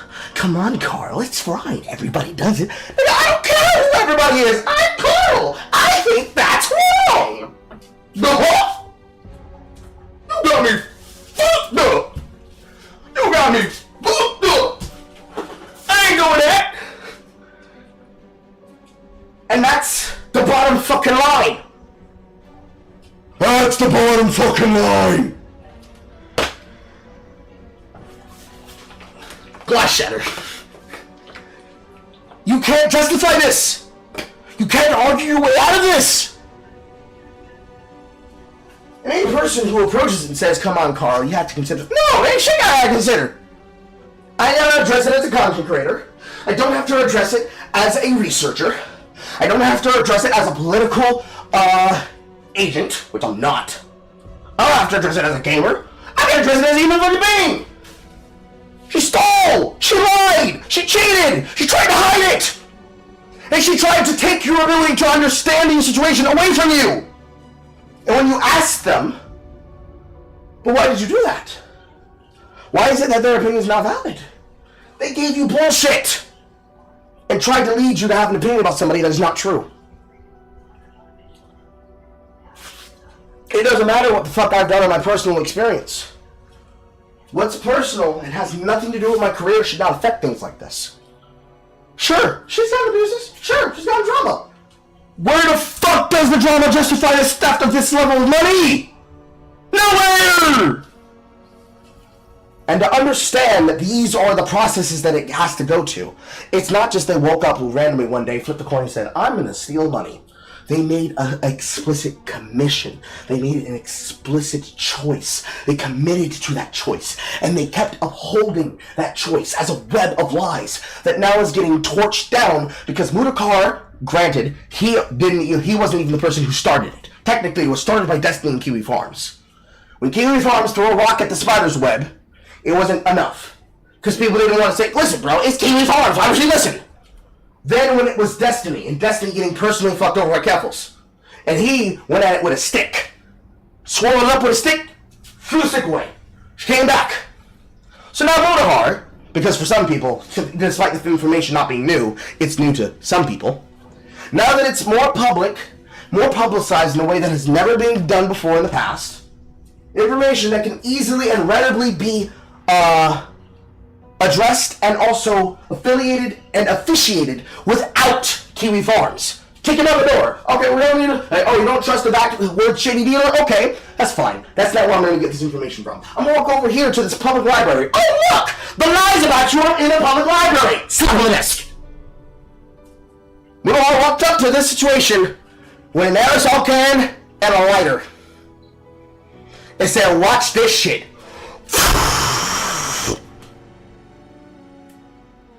Some people would say that's explicit, that that's too much. Some people would say that my demonstration here is excessive, it's too much. No, it's not. It's necessary. You need to understand it. You need to understand every single piece of this that went down into it. So that when this shit happens again, when somebody tries to play devil's advocate, or worse, is inherently being a disingenuous meat writer, you need to tell them, get the fuck off her meat. Get the fuck off her schmeat, bro. Stop riding that dick. I understand you love to gallop. Oh, you love galloping for Keffals. But we don't do shit around here. We know what they did. We know for certain. Are you sure you did? Yes, bitch, we watched it live on air. Get the fuck out of here. That's what you gotta do. Why? Because for her, it was politically expedient and financially lucrative to do so. But this then brings in all hypothesis, of course. And that, of course, is the same thing that was addressed by Nicholas DiOrio that I'll address here. But Carl, aren't you benefiting too?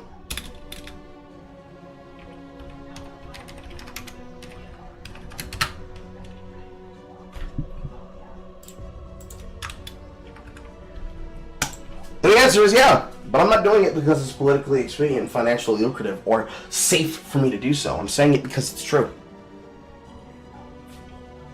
Like I said when I covered this kind of level of stupidity from somebody like Vito Griswolti, I will repeat the words I said from that video. If you can be destroyed by the truth, you deserve to be. Because many of us, when it comes to drama, we can be more petty than a person who's being targeted or is the current bad guy of the story can remain relevant. We can be petty forever. We can be petty forever. And sometimes it's deserved because of the level of veracity we're going to. So when somebody asks the eternal question of all of that and then asks me as like a permanent counter, but you're benefiting from this too, aren't you? You're making a career off this. You're just as guilty as them. No, the fuck I'm not. There's plenty of things I'm guilty of. I ain't guilty of that. I ain't guilty of that. Fuck out of here. Am I benefiting? Yeah, I am. What of it? I know who I am, and I'm not that. Simple as that. It's really simple as that. But it's not so simple. Which is why I have to lay it out to you, see. You have to understand, though, you gotta understand those concepts, that these things are happening all at the same time. You gotta understand that. You gotta understand that. And it is, too. It is hilarious watching Tipster fucking suck the trans dick on that. It really is. Kappa. Kappa, no Kappa. And you have to know every single part of that. It's not as simple as just saying, well, you understand what I'm talking about, right? I need you to know. I need you all to know. You need to know. You need to go in with the knowledge. Because I don't necessarily lead myself in every situation to go out of my way to, like, quote, teach people. While I love pedagogy, sometimes I know just as much as the rest of you all. And I like to learn together. And on that level, you have to be able to understand that when I evaluate situations like this, when I evaluate things like this, that's the mindset I go in with. That's what I'm thinking about every time I look at some of these reactions concerning shit like this. You got to do it that way. Because if somebody's like, bro, what's the big harm? It's like saying, bro, what's the big harm? What, you all she did was steal a little bit of candy? And yes, he has always been making himself a lolcow. In my case, I knew about some of it, but I didn't care to look into it. Because it's like, bro, I don't want to do all that extra research, but now that it's readily available to me, go ahead and have a little read.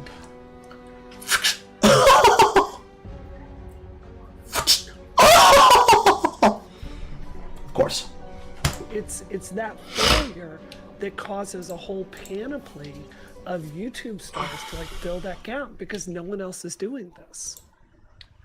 Well, Philosophy Tube's going to be in Star Wars, so I'm excited about that. I'm excited about that.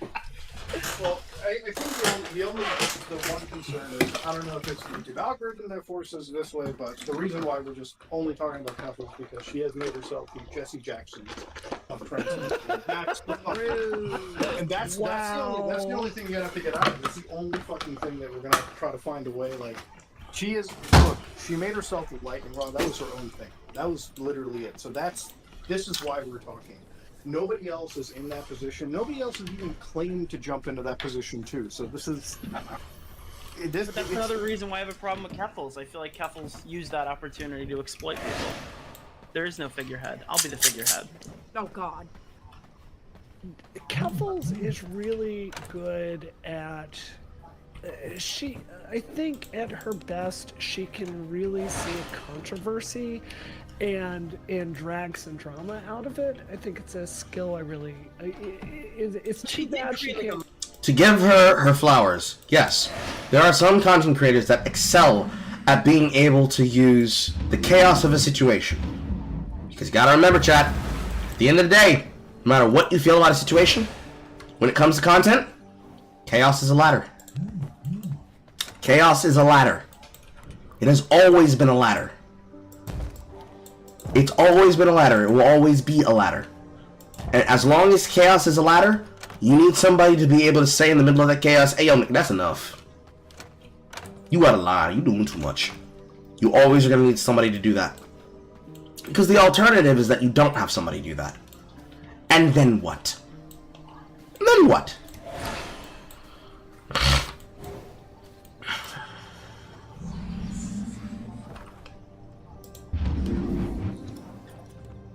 Music good. Yeah. She like the kiwi farms, the drop kiwi farms thing. That's not the work of an amateur. That's true. I've been working on that for a really long time. She got it done where me and a whole bunch of political professionals completely failed. What, did she get it done? Yeah, did she do that? Well, that's fair point. Fair I mean, point. it's still there. If anything, it's more resilient than ever. Fair point. She dealt, let's phrase it this way, she dealt a blow that a lot of serious people have been trying to deal for a very long time. And She didn't, though. But she didn't, though. She's great at doxing people in the DMs. All right. The thing about the Kiwi farm stuff, this is one of the address to some people that cover for Kiwi farms or something.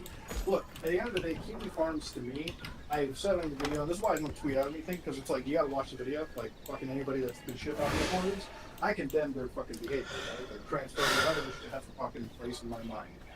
That being said, I did stand by my definition of what they do is functionally legal. Right? Like, even the definition of doxing, right? For instance, if we're going by just the US version of it, if they're just cataloging shit they see in the white pages, that's not doxing. I compared it to the other website Zero, where the group was actually maliciously using US servicemen credentials or US federal agent credentials to source information out of like federal databases. That's a fucking problem. That's illegal behavior. These are distinctions I make out.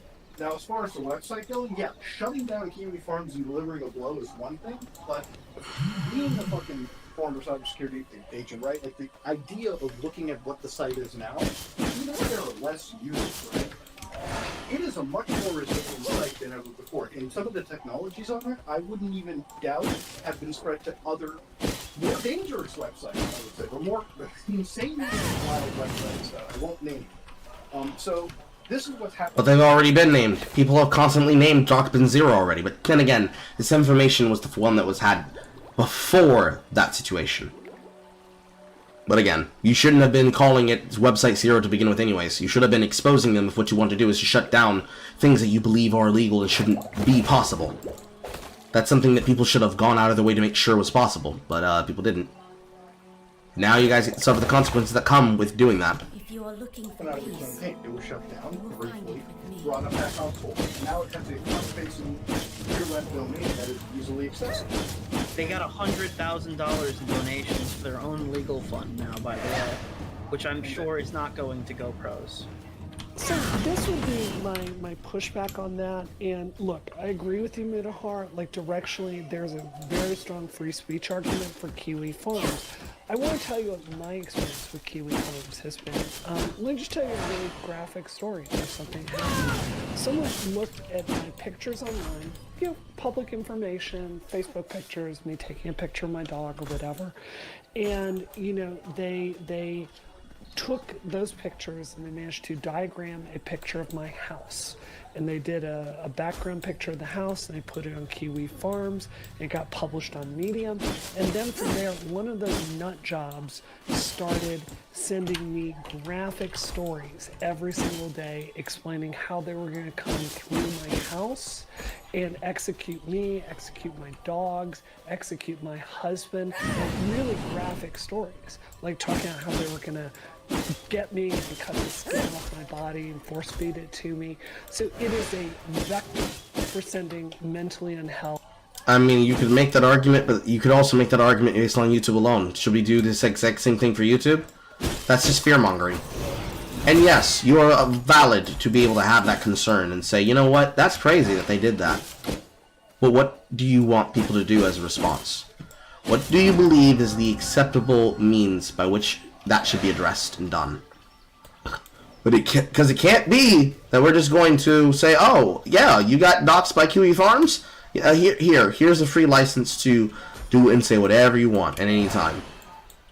That's not valid and that's not fair, and you know it. Because if people went to the exact same extremes in what's being done right now with Goobergay 1 and Goobergay 2, oh yes, all the people who did that certifiably as a member of the good boys for Gamergate and Gamergate 2, oh yeah, we're just gonna give them a pass. You know, they were under pressure, they were stressed. It's okay that they sent a bomb threat and that they shut down a person's event and that they did everything possible to try and stop a person from having a career. That's acceptable, that's fine. It's not. And you know that it's not. So let's not even go to that extreme. Don't even gotta go there. Nor to tell you, and that's wrong.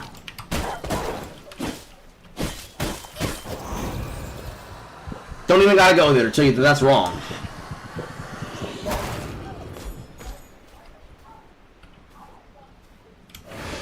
Yeah, I know. It's okay, whore. You did your best. Healthy people to your real world life. And like, there's no easy policy answer here because free speech is really important. I thought when you said, like, we banned a lot of this stuff on mainstream platforms, and of course it's going to go somewhere, I actually think that's a very fair statement. But it's not, I think there's a tendency by people to not really look at what the real world outcome is of some of these sites. And it really, really hurts people. I actually know women that have very deliberately stayed out of the limelight for their entire career because they have children and they don't want them targeted with this stuff. So I think there's a Buy a gun. Buy a shotgun. wider calculation of what happens from this.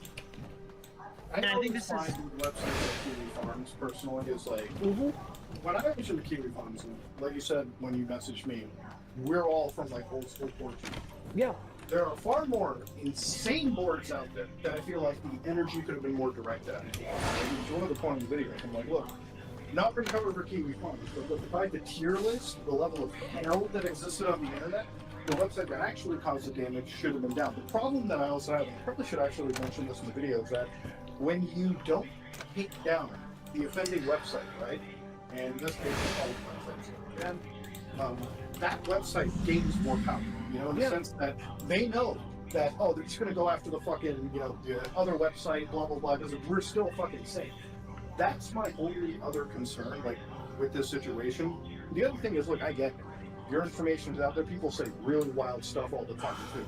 And I'm not going to run the oppression Olympics over here because we're all content creators. There's a good chance all of our personal information is already out. All of it. When I did deep web browsing, there was an entire 3-4 dark web pages, literal pages, not the farms, the pages, where they just put all of my information up there, right? You know, it's to the point where I'm doing the Tony Soprano sitting outside my backyard with a fucking AK-47 waiting for the fucking worst to happen because paranoia kind of hits you. No jokes right there. People looking fucked up shit. I worry about family. There have been previous tenants for older homes that I've lived in that I've had awkward calls with because shit has happened. People have sent stuff to the house. I've shown up. I get it. There's a lot of bad stuff on the internet. There's a lot of bad fucking people out there, for sure. Sure. With that also completely said, though, it's like what these websites do and what is. I get shutting them down. I just feel like championing them being shut down and using it as like. It aggravates them.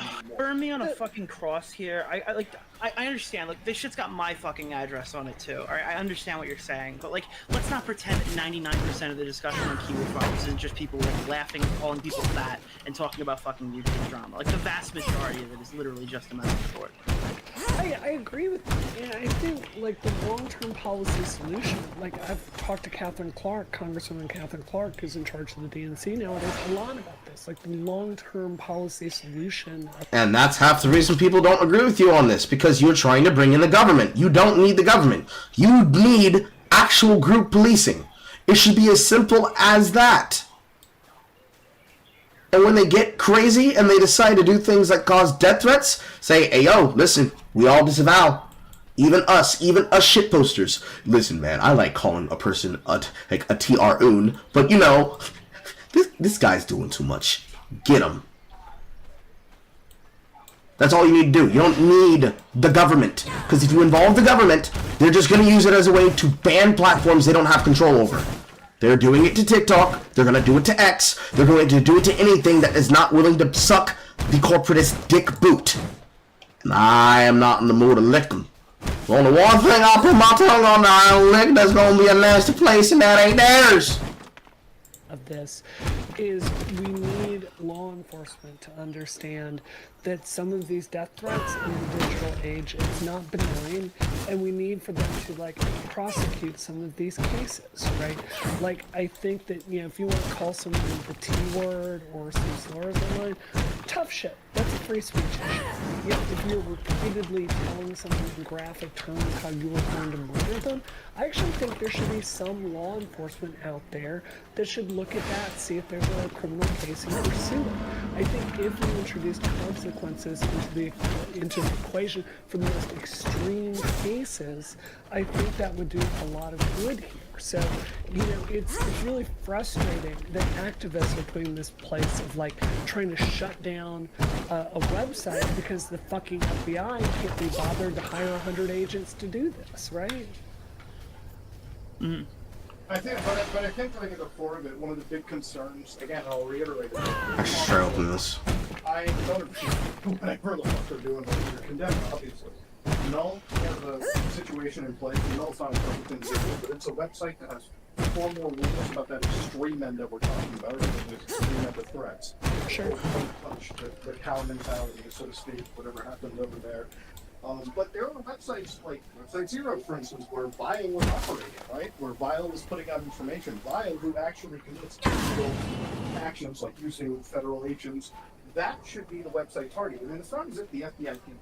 They literally arrested a couple of their operators because the weapons for the legal department. It's not like it's your situation. I'm telling you, like, well, you've had a big problem with Kiwi Farms, but you should be talking about this more important website. That's why I think Keffals is malicious. She had a problem with this more important website, and she took the fight to Kiwi Farms anyways. Yeah. I mean, I can't defend that. I can't. So I think. And to not disclose it even after, you know, like the criticism is very fair. I mean, you know, the reason why she wanted the Kiwi Farms gone was not necessarily because of the harassment. She wasn't receiving the harassment from Kiwi Farms in the sense that what we were told in the public, she was receiving it primarily from Website Zero and the Vile group that was actually the one doxing her. Yeah. This whole thing is a case of disinformation. There's 4 different versions of the story of what happened on the day she was swatted. There's what website was going after her. There's now a dispute on whether she used the money to get away from an abusive partner or use it to get away from people from Kiwi Farms, both of which are stories that she herself have told, right? So at what point you want to see this as like, oh, this is a person who's obviously gone through a lot and they're making a lot of like extremely bad decisions, or what point is this person just bad? They're just malicious. They're taking advantage of the good faith they know they can get from a community that doesn't often critique their own. She has continuously lied to her audience this entire time. I mean, I just saw a DM of 5 minutes ago. I don't think this is super relevant to like the discussion that we're specifically having, but it's talking about Destiny's wife. Remember when Keffals like walked up and confronted Destiny's wife at TwitchCon? Here's a message from Clara. If I ever get pressed on this again, I'll say, look, I don't think I did that, but even if I did, it was a long time ago, and I've grown a lot as a person. That's such a funny response to give to people. Like, I mean, this is a person who knows what they're doing. They have this. I guess this is like where we all need to kind of agree. This is like where I don't think there's any form of like this, because the problem with her portrayal of this whole drop farm stuff is, in my research of this entire situation, there are 2 websites that I looked at. Okay, Kiwi Farms for a lot of the archive material, the archive links, not sourcing them as an actual source, but because of the archive links that I pulled up to see screenshots on Twitter, right? Twitter is still the primary source of a lot of those tweets, because that's where they were made. The other website, Website Zero, was where I found all of the information regarding, you know, accounts, information, use orders, you know, fucking personal information, not just Clara, but the people surrounding her. The focus was put on Kiwi Farms, and this is the reason it was put on there is because she found it convenient to launch the nuke against there, because if she had gotten Kiwi Farms completely taken down, the video I made cataloging her terrible behavior could not have existed, because there would be no archive. We can't pull up those archives on mainstream platforms because a lot of those platforms take down the worst of content, or they can easily operate mass flagging operations on these sites. You can't do that on Kiwi Farms. So if she was really genuine, and I would have supported her had she gone against Website Zero with all of the bravado, instead she chose Kiwi Farms because it satiated her personal benefit to get rid of all the bad will against her. And this goes for anybody that was critical. I've had some of the biggest, I shouldn't even be saying this, I had a big creator reach out to me on a private DM, and I could have easily slapped them back with some real saucy shit that was sourced right from the farm, because all they did was archive. The reason why a lot of people wanted this site gone is because it held their worst skeletons in the closet. Stuff that would consistently deconstruct their narratives they put out. That's it. Do you think that's it? I think that's so cynical. Because here's the thing, the Kiwi Farms is going to be shitting on me. I can't, look, people will call me a street shitter all day on Kiwi Farms. It's not something that fucking burns me. I've been called that a million. I've been called that since I was a fucking kid. But going on, it might even contain a lot of these sites contain my personal information, but that's not a reason that I go up against them. I try not to give that as much attention as I can. But this is my issue with your analysis, and I think this is a problem with analysis. I have this problem. It's like there's how can I put this?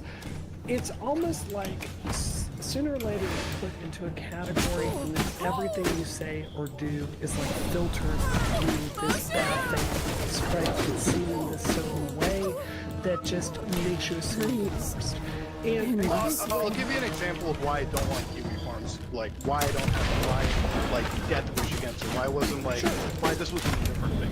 Because I never took money from my community, and that evidence exists somewhere on a server somewhere. Sure. You know? I feel so to me it doesn't matter. Like I could die today and not have to worry about anything bad. I don't have any like fucking pin me a million times all day every day. You'll never find any evidence of me fucking talking salaciously to anyone. I feel stronger. I literally have never read the Farms thread because I behave in a way like I tell the truth. I behave with integrity, and I'm sure they've got stuff on there that's embarrassing because I'm a human and I do embarrassing stuff. I don't care. But what I'm saying to you is like the bad faith, the really dark interpretation, she's cynically trying to destroy evidence. And I think like the good faith But she did though. Would be, here are some assholes, they're harassing her.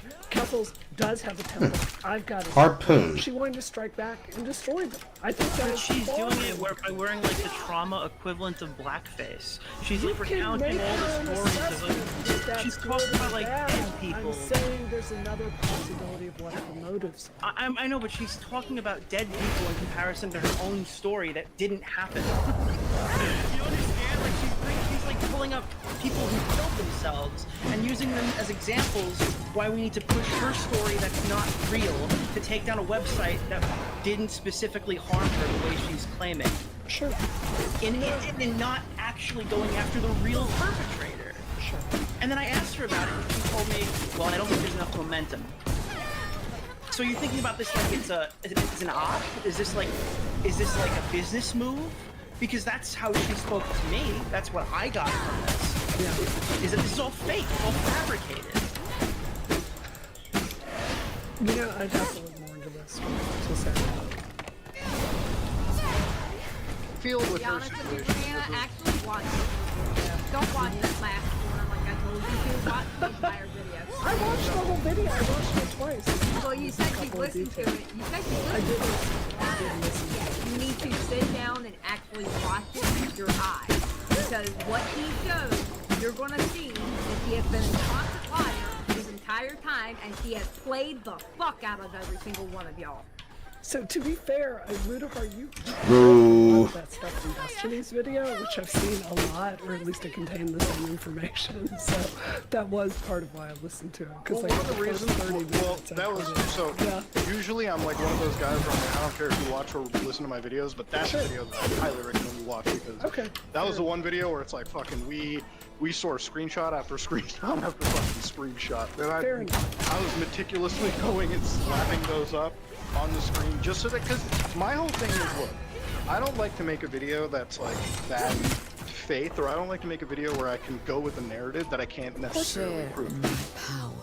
Look, videos of mine, I could probably have an inconsistency or two because, again, not perfect, and obviously this situation involved other writers, other researchers. This is the first time I actually had to like work with a few people to make sure we all check each other. So, you know, there may be an error too, but so far in the last 2 days, there hasn't been anything that's been found out. But, you know, hey, look, we dug up everything that we can to put on the screen, and we showed that it was pristine, untouched archive links, just so people can read through and see a proper timeline. Because I really feel like she has been so bad faith in talking about the situation. There were clips from the H3 podcast that I showed where she wasn't press party talking about these situations at all. And she needed to have been pressed at the time. And this is the situation where now the story is amassed together in 1 hour 33 minutes, and I feel that it's in a perfect way where nobody has to sift through 400 pages of like a key. You don't have to touch the fucking key farm. You think your computer is gonna get like fucking transphobic.exe through it. True. Okay? You True. can watch a video and get it all right there.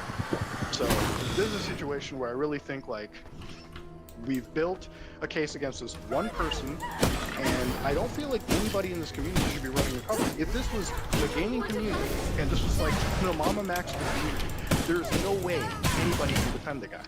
You know?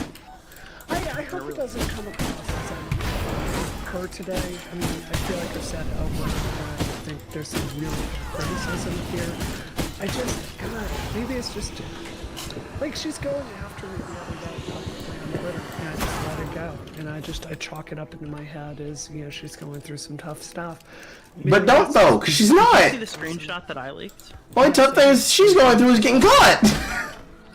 Because it's funny, because I saw you defending Tipster, and I'm just wondering what Did they I were defend saying. Tipster? I think so. In the past. In the past, I have. Well, that's what I mean, in the past, and it's like, I wonder what they were thinking about you. Yeah, it really hurt my feelings, to be honest with you. Well, I feel we like have I've been common a good ground friend on to that her. one. I feel like I've genuinely tried to be the best friend to her I can, and you know, I think that really made me feel hurt, to be honest. Brianna, guess what?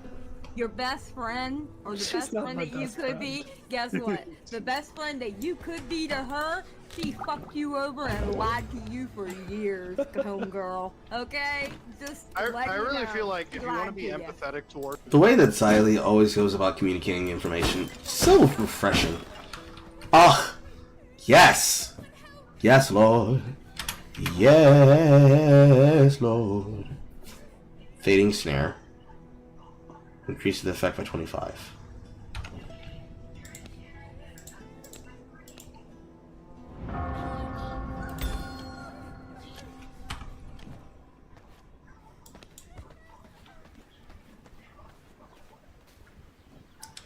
Physical output, duration of the effect.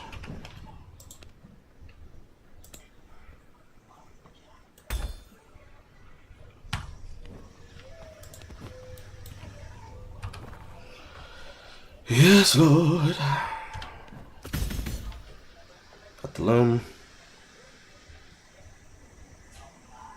I can now make the cotton yarn.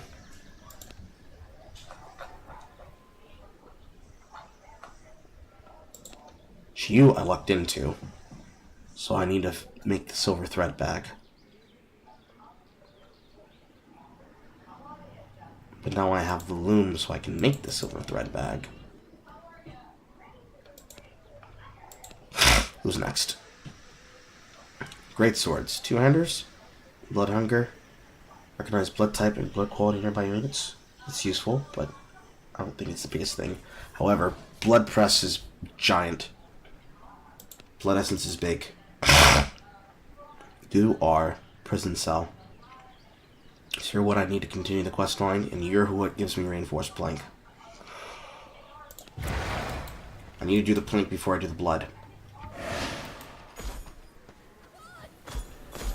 hurt somebody. It's not about like she doesn't have to respond to anything in the video. I really don't. I don't care. But I saw her tweet about that shit. Nobody is begging for any response. Trust me. I said my piece. I move on to the next fucking thing that sticks in my head or it's on my fucking content dartboard. That's how my brain works. That's how my fucking ideas work. That's it. I don't care so much for a response. I do think the community as a whole, the trans community, should be holding her to accountability over how she's acted, how she's ran some of these ranch catboy servers, and more importantly, how she's actually been operating, like, you know, her money, her GoFundMe. Look, me and you have both given her money. I gave her like $5, okay? So fucking, I want to see an accountability spreadsheet on that fucking money. Because if it wasn't going towards a legal case with fucking the London police in a way that it should have, then we've got an issue going on. We've got a big problem. I agree, and I think there's potentially legal liability there.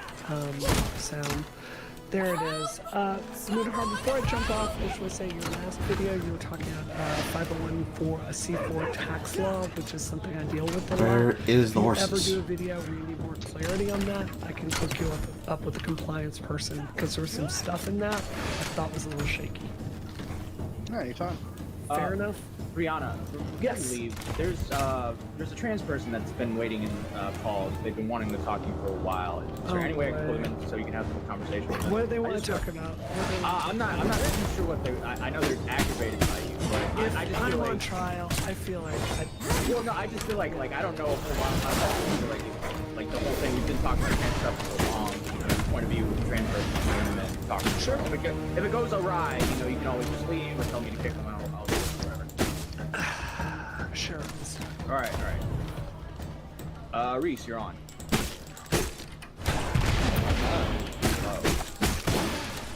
Reese, you had some issues with Brianna? Yes, I do.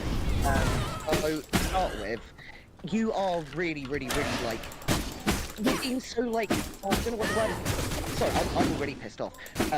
You're going around the main fucking point of everything. Like, we try and say something about how Keffals is being shitty and, like, talking to minors about HRT, but then you say, oh no, it's about the politics behind it. Right now, this whole Moota's video was about Keffals. It's not about the politics to do with this. You keep on deflecting and going on to some things. And, like, I'm trying to say as well that, like, because she's gone through trauma and addiction, that gives her some fucking, like, a little bit of grace. I'm not being funny, but we are trans. We should know to call out these fucking people when they're doing shit.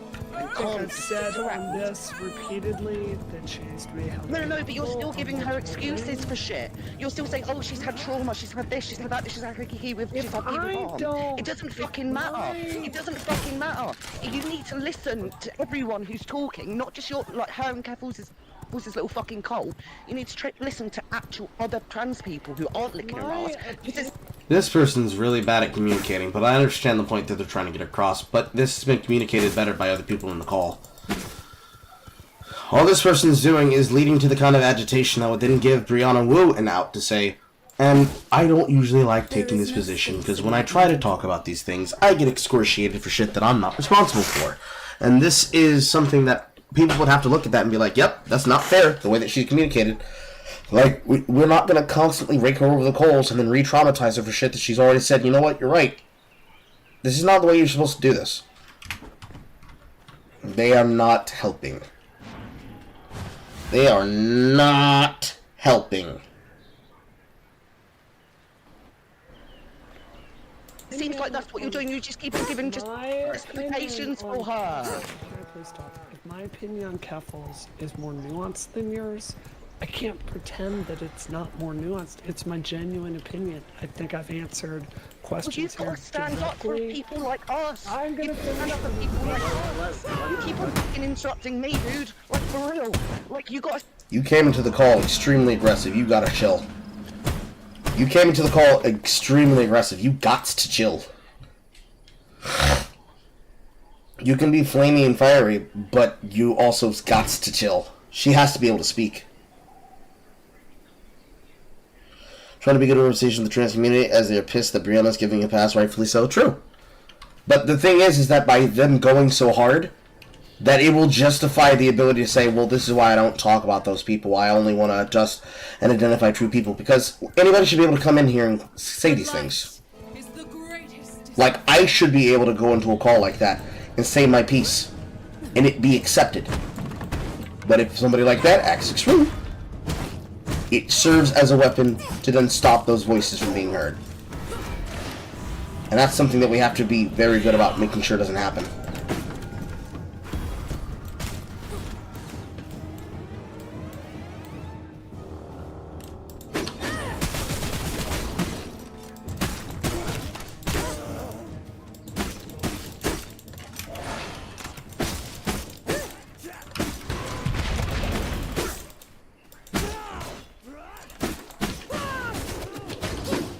There is no space in my inventory. Stand up for people like us and stop.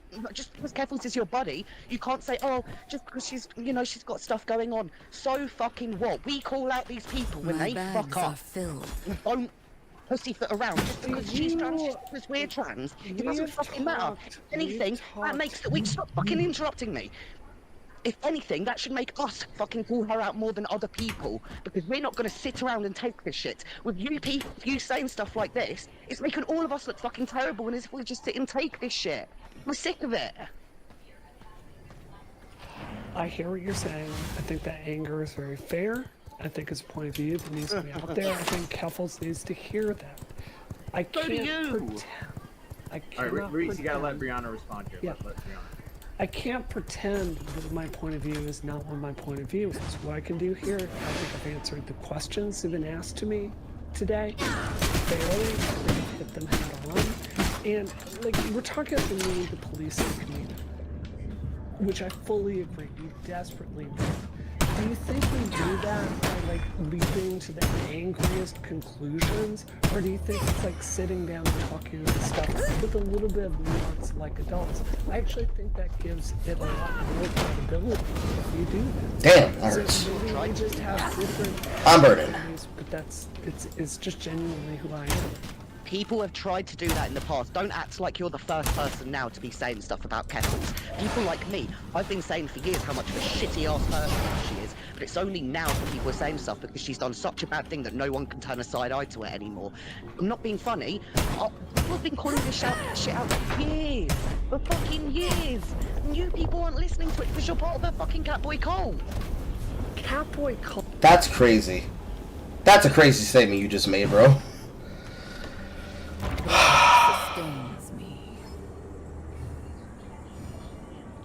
I understand how they would approach that conclusion, but that's a crazy thing to say out loud. Old? I don't think I'm part of a Catboy cult. It is, man. Come on. Like, I'm not being funny. Like, you just... No, it's not. Like, streaming is just like a bonus mission thing that I do with my job. Like, this is not my job. Like, Keffals is not the center of my life. She's So just... why are you trying to act like you're like an authority, like you're trying to give justifications and reasons for everything that she's done? If you're not part of it, then why are you even like trying to say shit about it? I think... Fair. I'm fucking no one. I'm trying to talk to you about it and you're trying to make this whole fucking bullshit justification. Well, I'm not being funny, but you're trying to say that, like, she had addiction problems because of Kiwi Farms. That's giving a justification of shit. Is that not? I think context is not justification. I'm saying this plays into You literally said, so you've got to give her some grace because you're have shit in the flaming car. at me in a really immature way. So I'm gonna You answer the literally question. said... I'm going to answer your... And there it happened. And that's why it's important to come correct and deal with things in a proper manner to prevent that from happening. Unfortunate.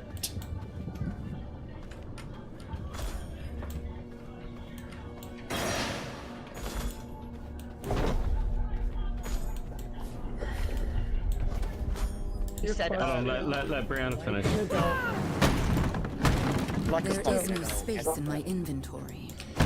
To be fair, you didn't really give her a chance to respond to the things you're saying. You just keep berating her. But fair is fair, I suppose.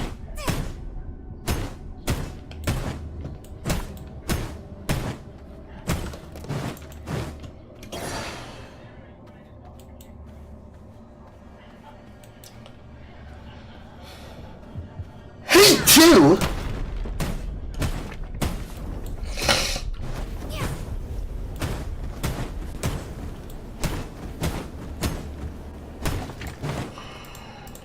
So, this is the thing.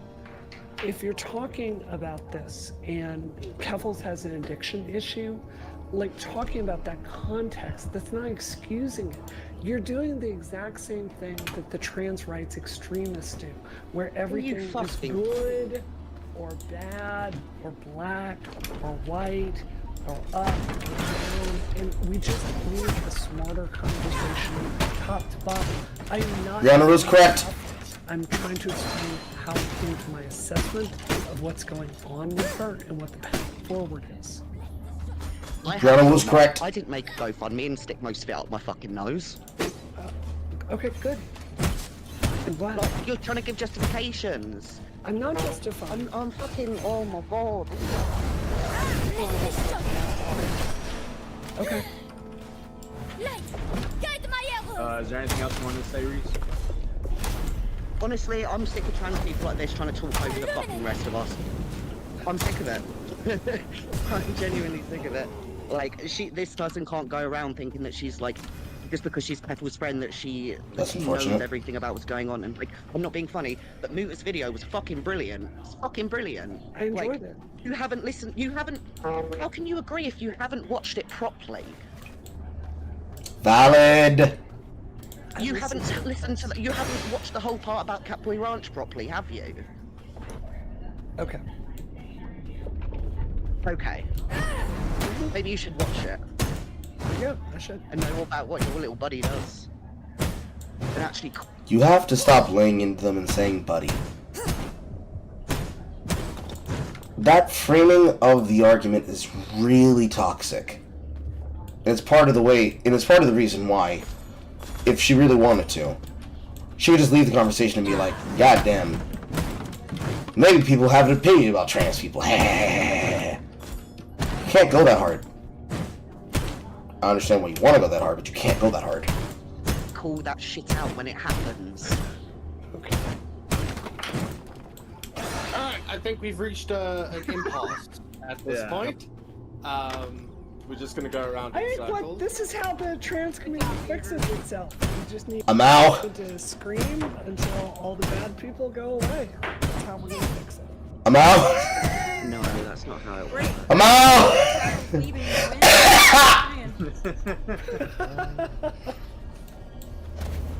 Alright, well, Brianna, did you have anything else you wanted to say?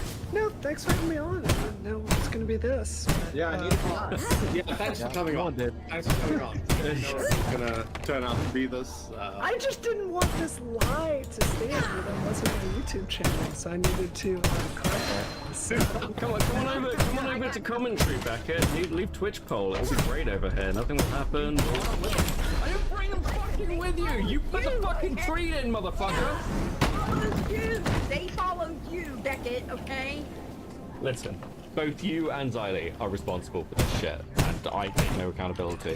Fuck this. If Keffals can take no account, I was traumatized. None of this is my fucking fault. Fuck all of you. I'm sad there talking to the guys. People gonna come for you. I'm just like, I've got PTSD. I have fucking flashbacks. Shit. Don't worry, I got it written down right now. Well, thanks for coming on. Thanks for calling in, right? Of course. I'm gonna jump on. Bye, y'all. Alright, thank you very much. Thank you, Reese. Great call. Thank you for having me on. Appreciate you guys. Cheers, Reese. Yes, hello. You did good. Yes. True. Thank you, Xylee. I appreciate you. And also, Muta is not transphobic. Oh yeah, we know. Yeah, we know that. As a speaker for the trans community, I thought I'd say that. Right, peace out. Good stream. Bye. Bye. Muta, thanks for calling in, man. Really appreciate it. Yeah. I think. All right. Like phone's just been left on the desk. Look. Yeah, Muta, I'm just gonna disconnect you, buddy. I just didn't know. Alright, I'm getting out of here, guys. Peace, bestie. Smiley, you pop in for that, you just leave. Okay. Alright, I just want to say this. To Woo, right? We had somewhat of an idea how that call would go with Rise because we knew that they didn't like you, but again, it just felt a little bit. Yeah, well, I mean, like, it's disingenuous to not have the trans person on when we're Yeah. talking about transition. And not only that, she My as soon as bags are Brianna filled. called in, Reese was in the chat. Reese went right into the room. They've been sitting there patiently for how long has this debate been? Like an hour or two? Like an hour and a half? Very long So, time. like, it would not be right to just ignore that. No, and Reese had every right to come up here and say what he had to say, and very real concerns. Yeah, absolutely. Hey guys, what did I miss? Okay. This is the part where oh hey Muta, I Muta. disconnected you because you stopped talking, so I figured. Did he? No, I was waiting Muta, just are you there? He's just digging it. Just wanted to say bye before I headed out. I was. Oh, appreciate it. Thanks for coming in, man. Thanks for coming in. See you guys. Did he fall asleep? I'm all.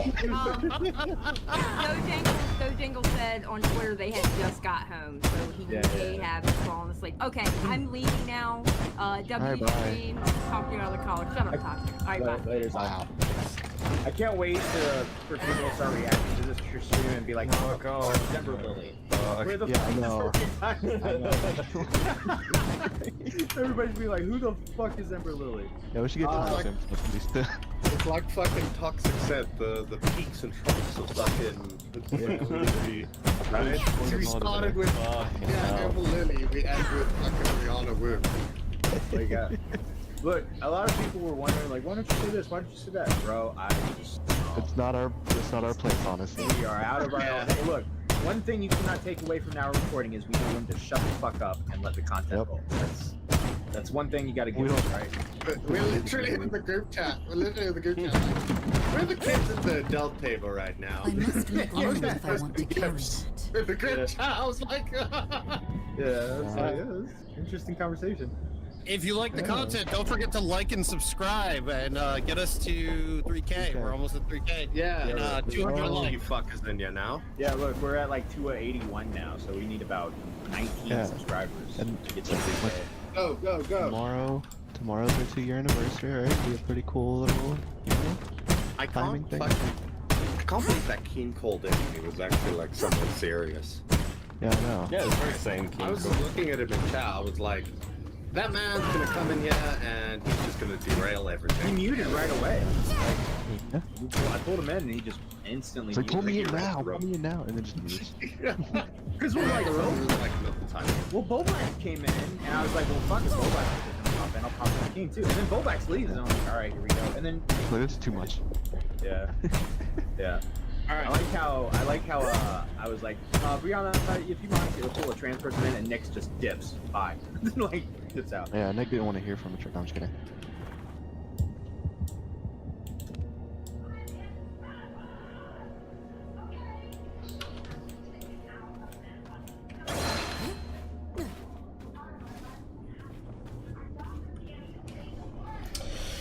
Well, that's everything I heard.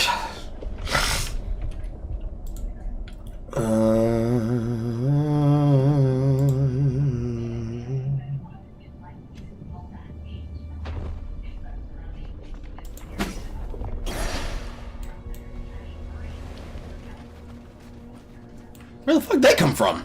Hello? I read what you were saying. I got extremely distracted by the fact that enemies just apparated in front of me.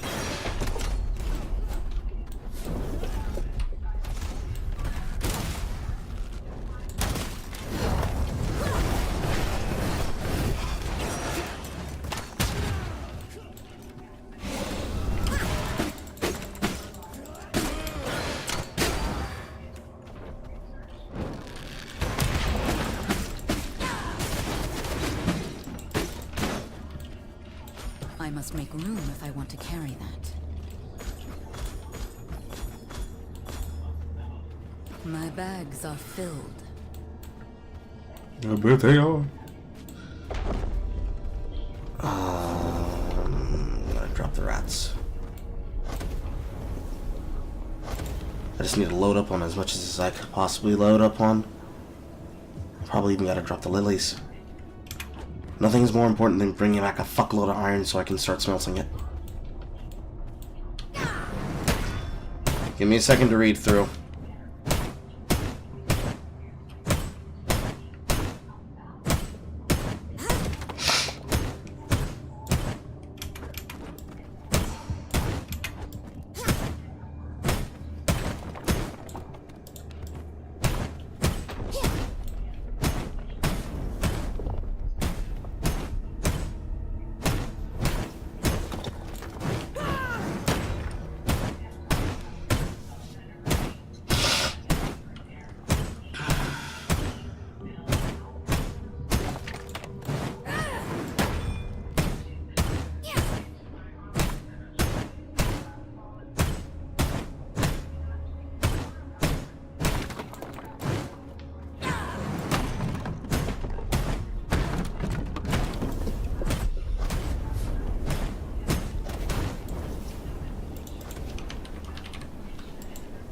Okay.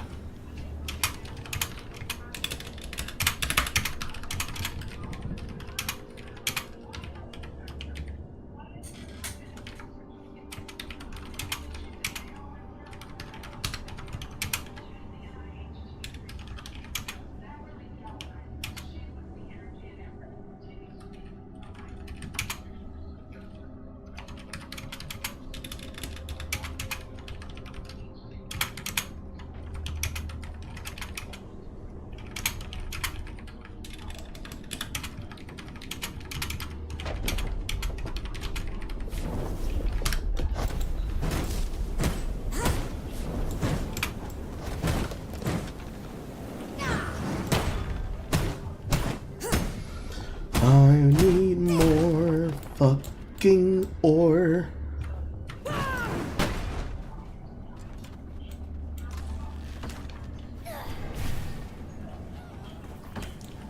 Unfortunately, I can't siege over her like this. Because she heals them.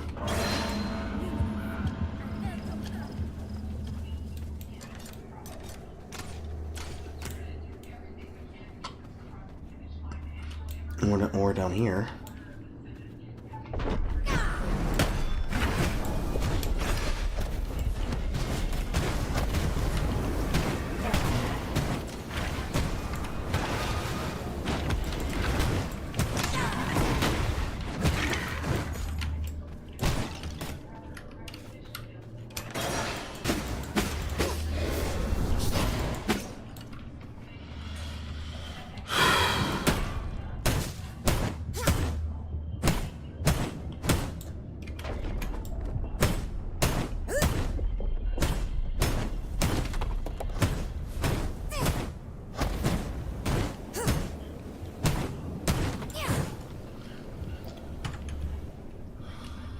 My blood, restore my body.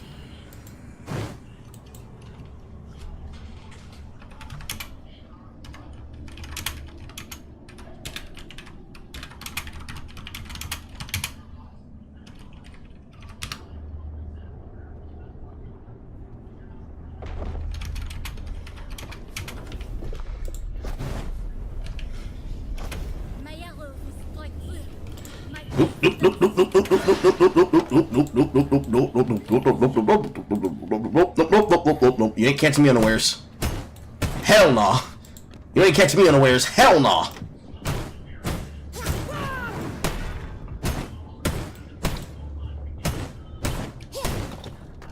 Almost got the rest of the ore I need.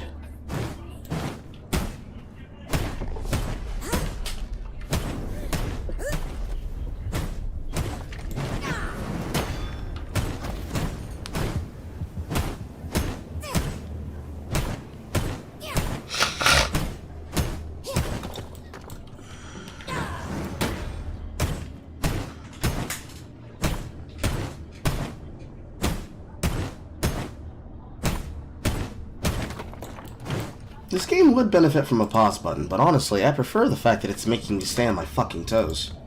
Ooh. Yes, sir, I'll take that.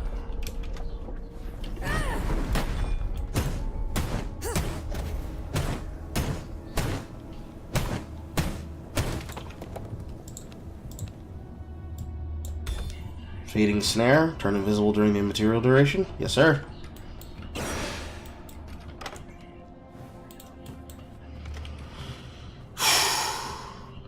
A few more snacks.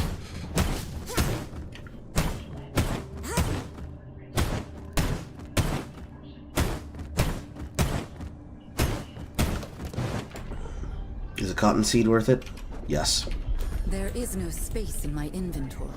Let's do that bad, ain't it? 'Cause we ain't done!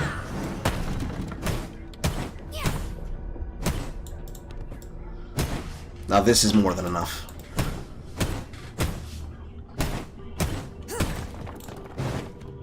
I should maximize out the slot. And then I just ride back. And I be so carefully.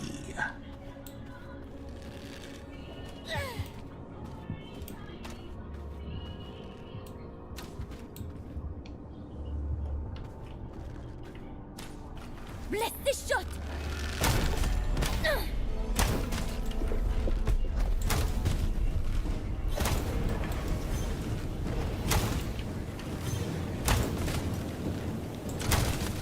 Bless this shot.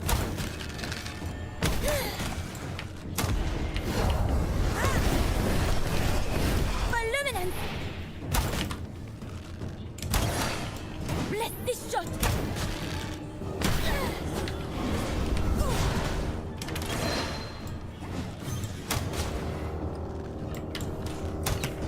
Bless this shot. Ooh, you're leading me.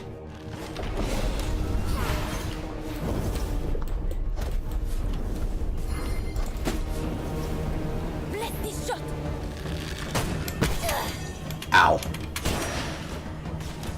Well, my ability to try and sneak you while you were fighting the Skeleton Mage did not work. I'm running away. 100 damage in a single hit is the time for me to say I'm leaving. Sometimes we can't be greedy, Carl. Sometimes we can't be greedy. From my veins, I rejuvenate. Always collect cotton seeds. They are hard to come by. Okay?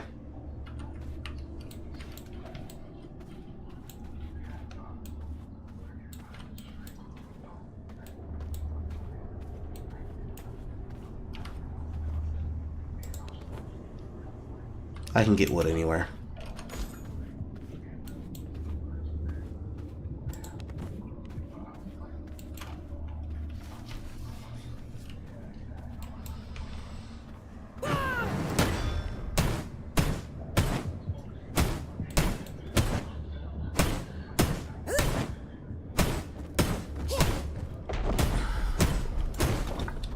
I can get stone from anywhere.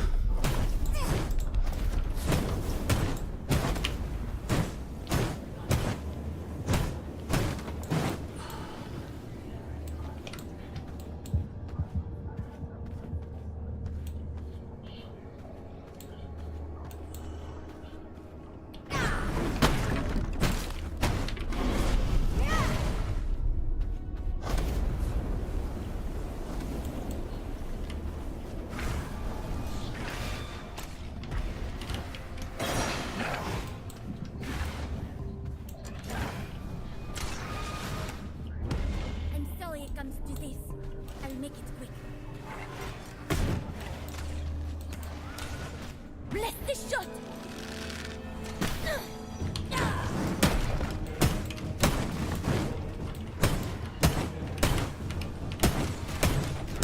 Bless this shot.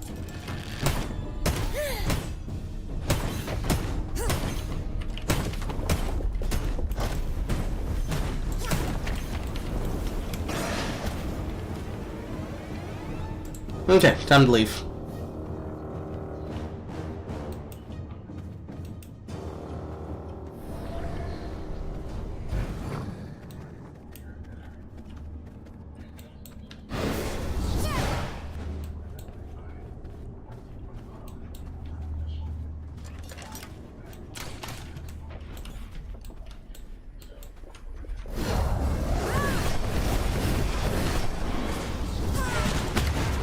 My blood reserves run low.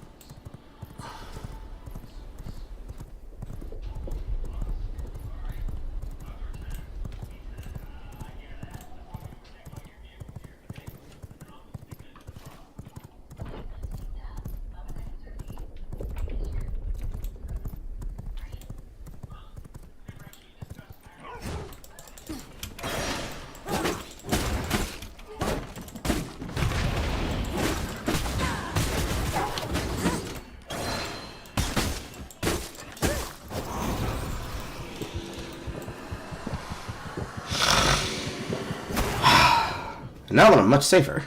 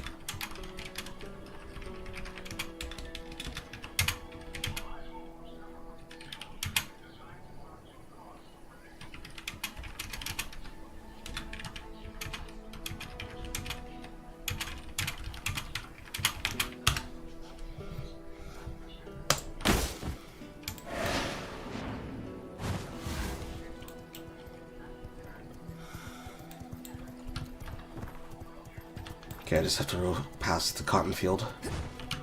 That was the wrong key.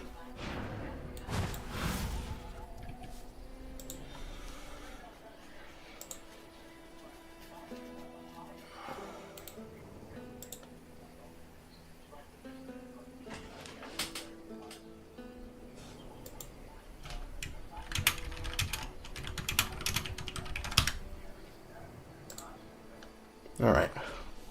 What else do I have down the pipeline?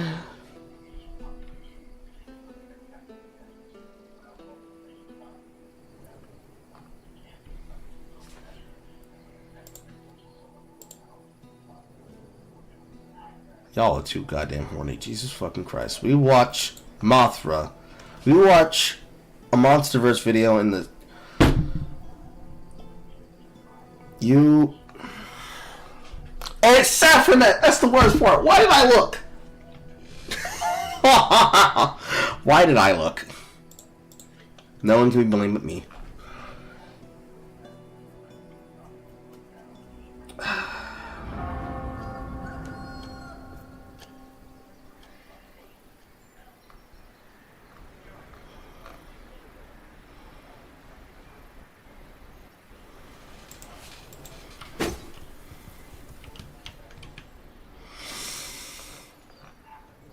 Okay, she did do this.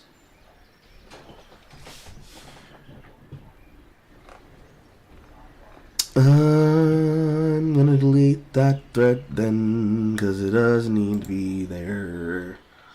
Doop doop doop.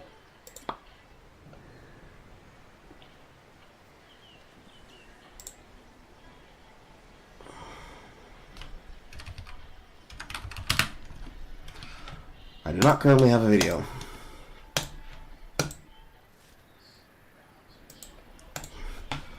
Scroll the timer real fast.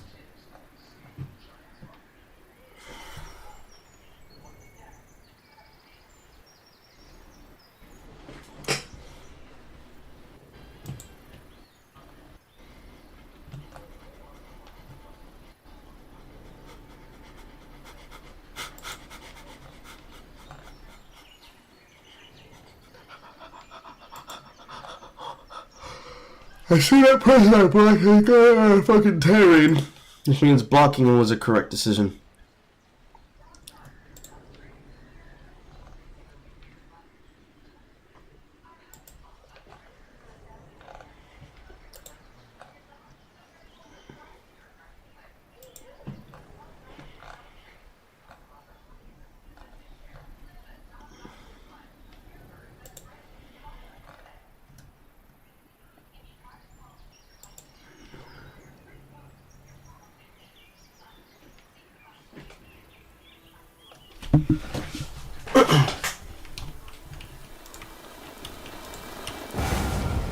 The screen wouldn't tap in correctly.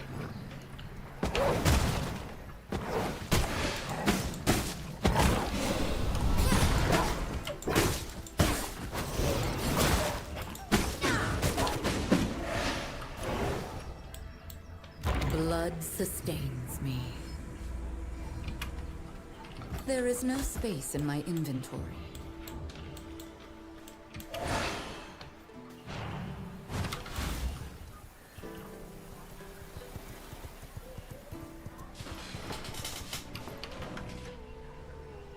Vince at the Frostfinger is nearby. Well, I mean, if he's nearby, I might as well go see if I can go beat his eye real bad. I mean, I'm a hero, gotta have an achievement to put on the belt while all that money was done with the thing. Y'all know, man.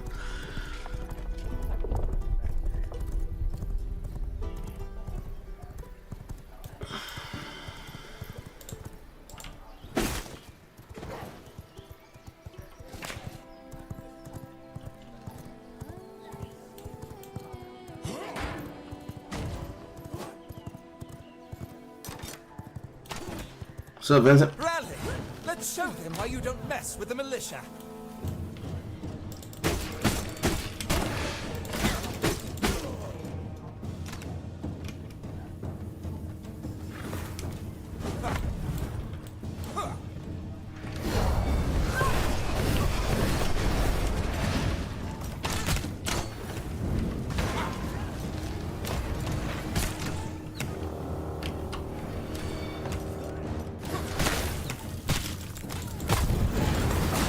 I can use the feed animation as a way to get out of that.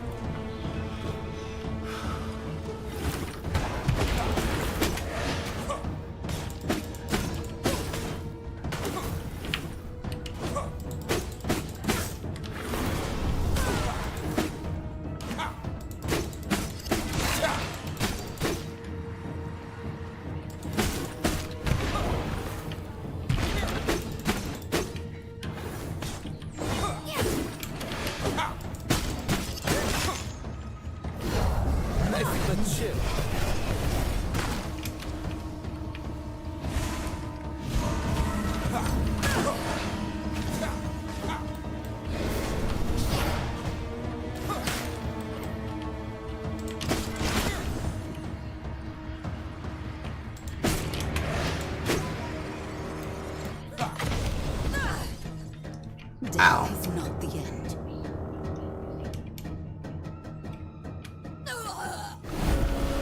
Damn, I didn't think that would be a giant AoE. That's okay. I'm actually not that far. I died here. I can jump to the gateway here.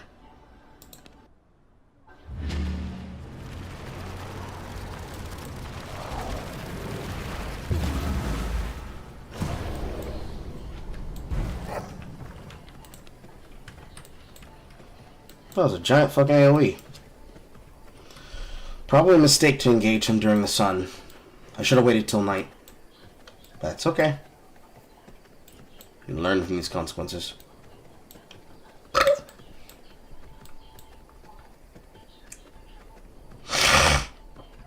So I know that I need to fight him with an open field. Simple.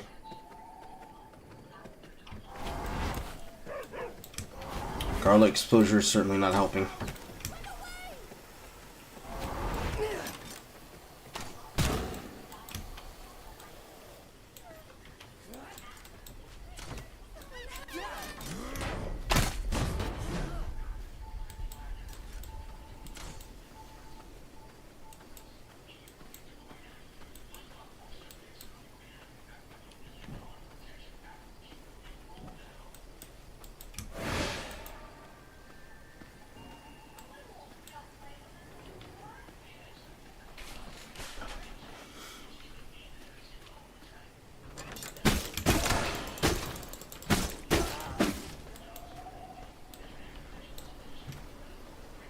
Okay, you're by yourself now.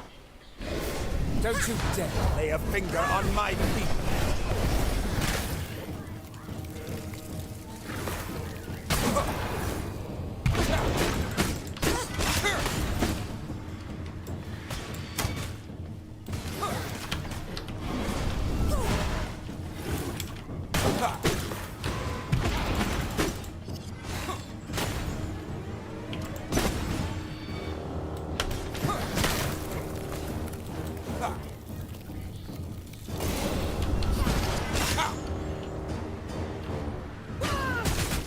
I feel a chill coming.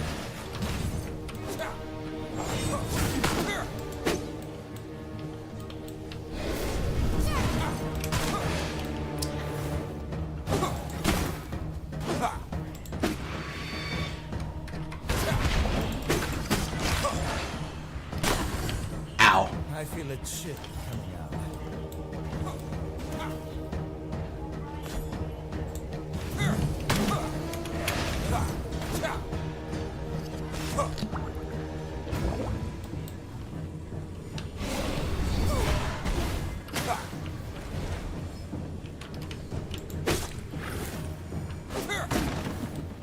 Cover on the shot. Sure, no, I won't. Chill coming out.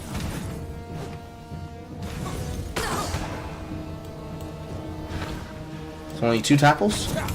Nope, 3. My bags are full.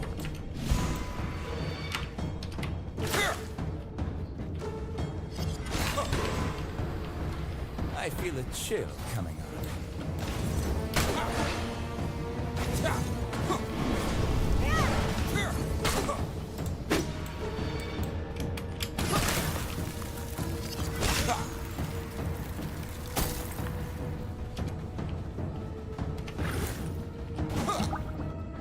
I feel a chill coming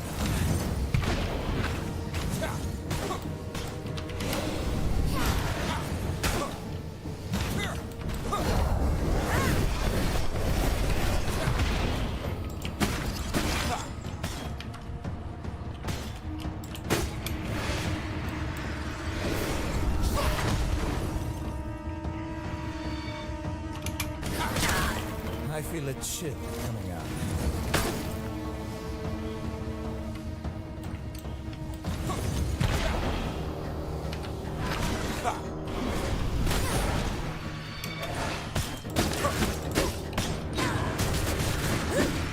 That's big.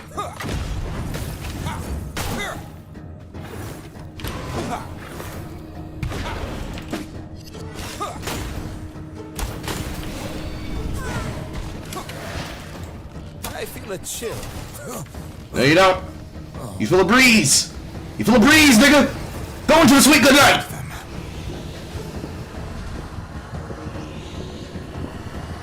Okay. My bags are filled.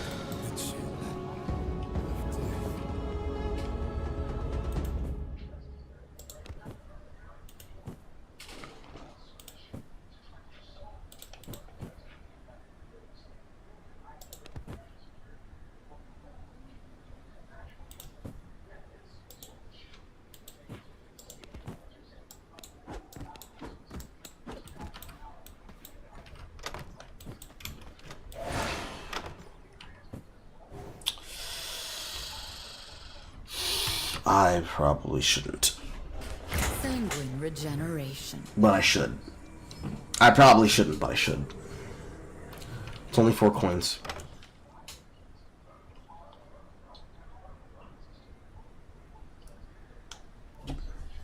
I'll keep the bones. Or I'll throw the bones.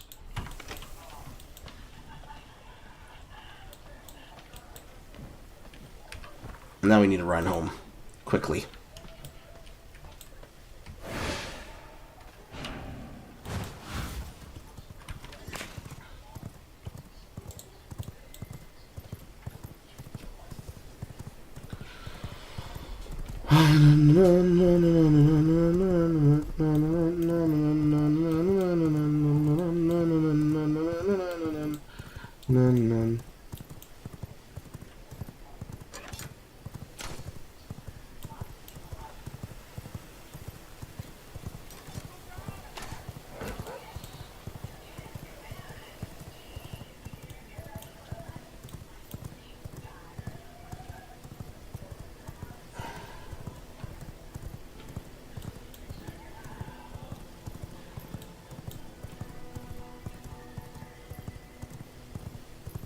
So that boss is easily countered by minions. I need minions when that shit happens.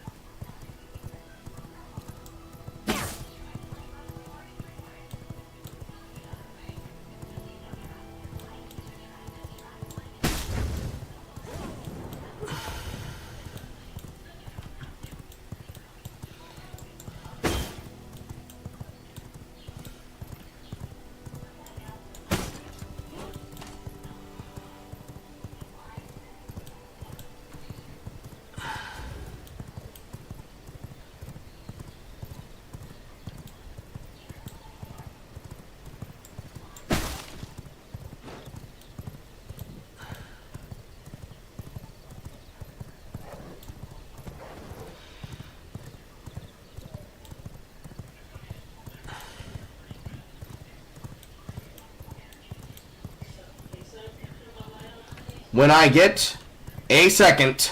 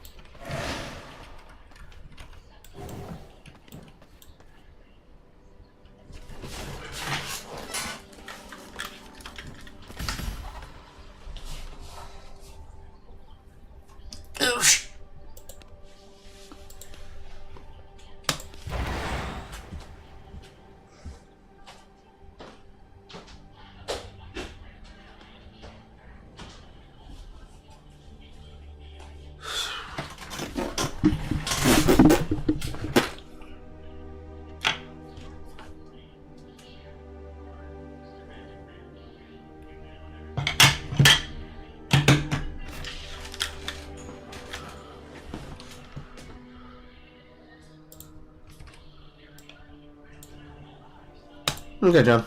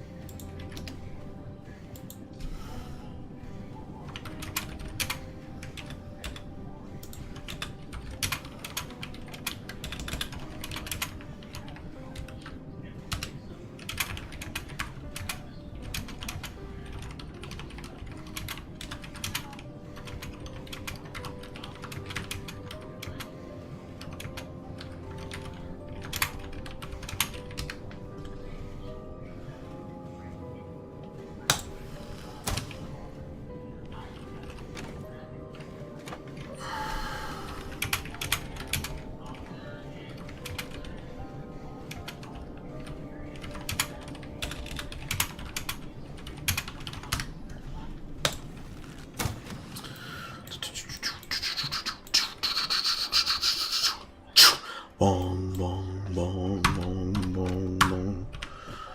Boom, boom, boom, boom, boom, boom.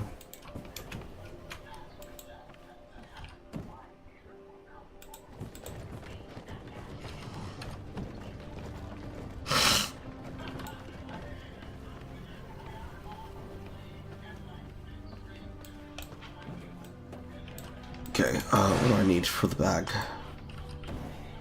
I am missing Silver key coin. ingredients. Fair. Another.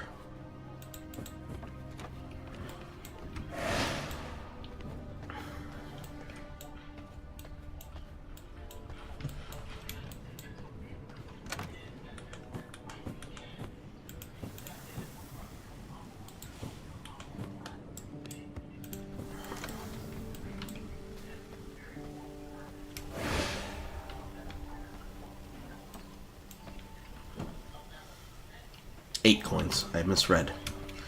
Damn you, dyslexia.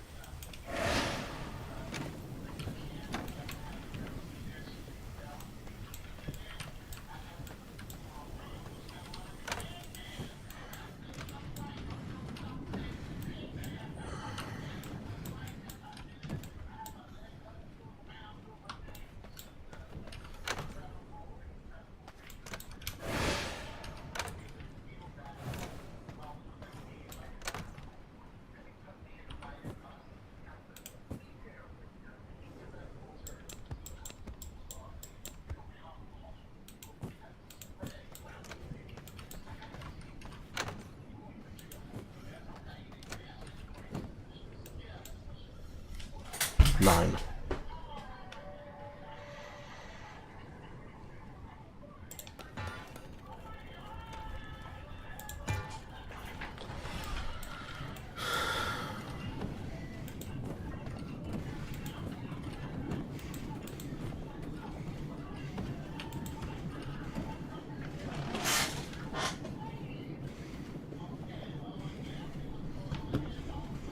Ouch. Ow.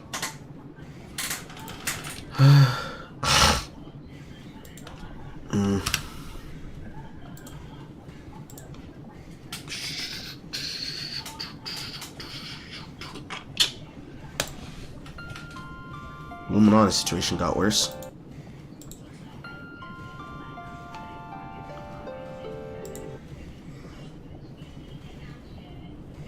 Hello, hello.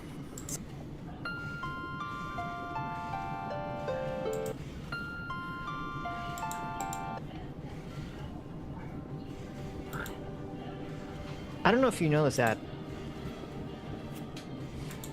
Yes, right?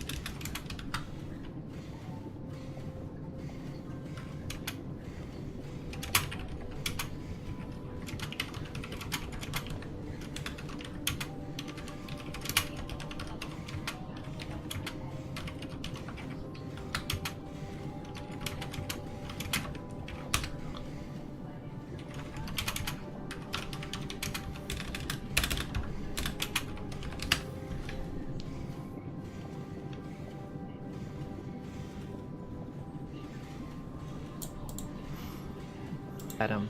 But being... I don't know if you know this, Adam. But being racist against white people, totally fine. We're back. That's right. It's the year 2024, and we're back with the Hassan Piker Cracker Discourse Part 2.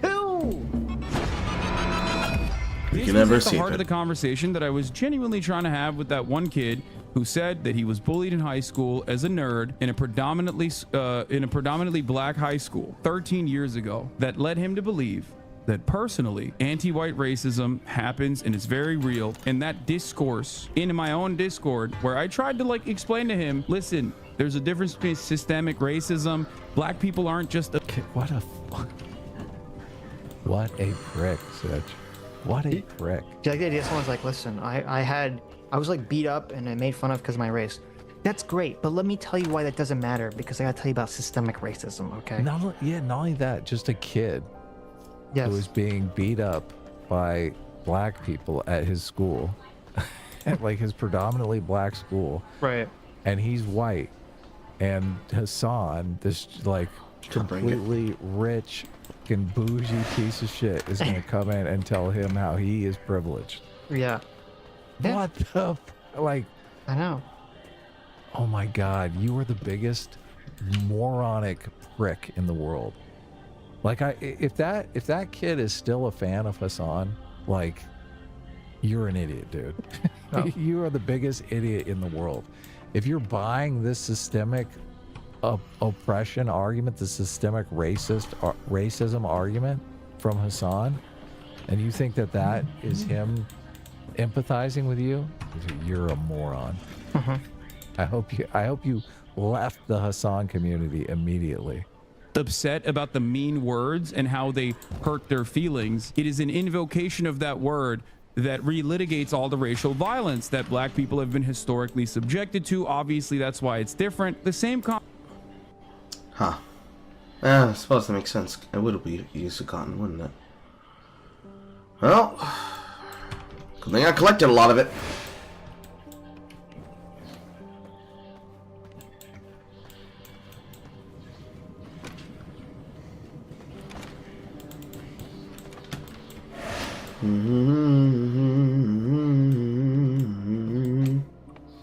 conversation. Look, he's literally making excuses for the black guys that beat this kid up. What? This really irks me. This really rubs me the wrong way, Sitch.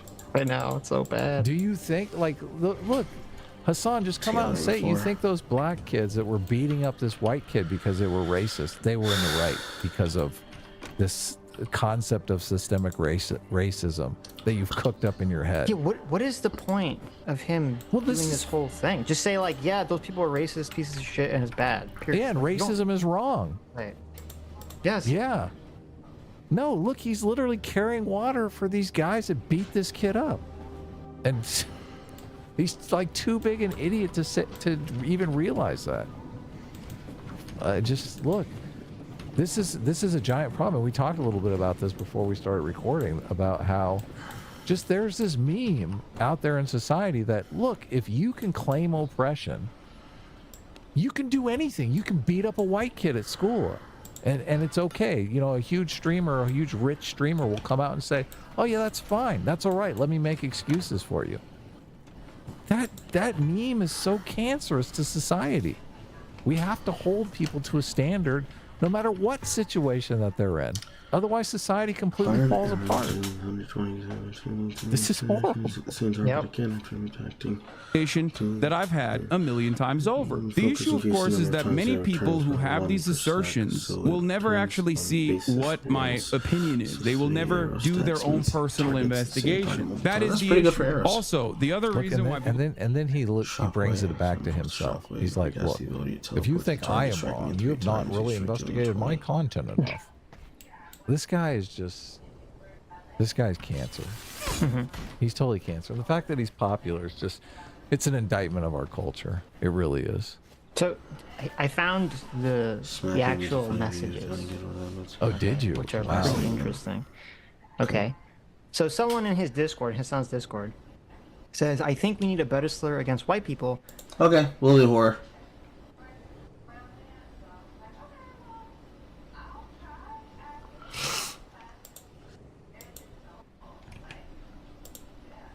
because Cracker doesn't hit hard enough. Wow. Okay. Wow.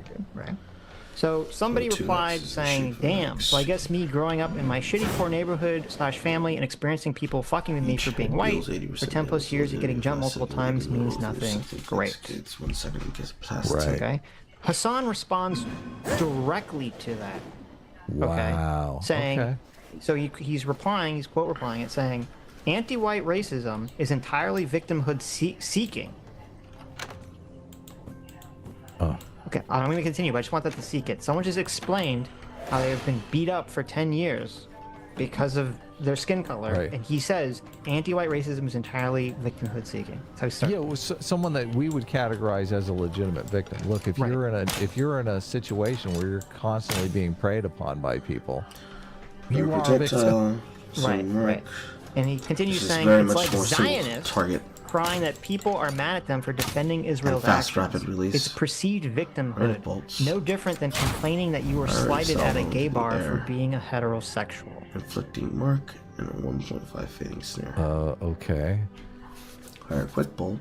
I don't even know what that. I don't even get that. Is he like saying like he doesn't belong there? I don't know. Like, That's what a are you good doing? question. Like, Yeah. what? Look, you're poor and white. What are you doing living in a black neighborhood? Mm-hmm. Yeah. So which the person responded to that saying, am I just being a stupid victim when I say that I don't like getting jumped for being a white 14-year-old at my high school? I got shit for the color of my skin almost every day. Okay. Yeah. To which Hassan replied to that saying, dude got bullied in high school and thinks reverse racism is real. Can't make this up. My man thinks racial discrimination is simply mean words that hurt my feelings and not an entire system designed to keep a whole ass group subjugated, and the mean words are secondary to this perceived grievance. It's a fundamental misunderstanding of racism in the way we conceptualize it. That's some academic nonsense. Yeah. Which, by the way, you notice how he changed it from getting jumped and beat up to mean words, right? So the physical violence is removed. Oh, from of course, completely. yeah. But, yeah, that's nice. So yeah, Hassan, total piece of shit. This is actually disgusting. That someone in his community who was a fan of his was literally beaten up and the victim of racial violence, and Hassan's like, suck it up. Doesn't matter. You're just crying for victimhood. It's disgusting. Yeah. It's just really. This is why I said.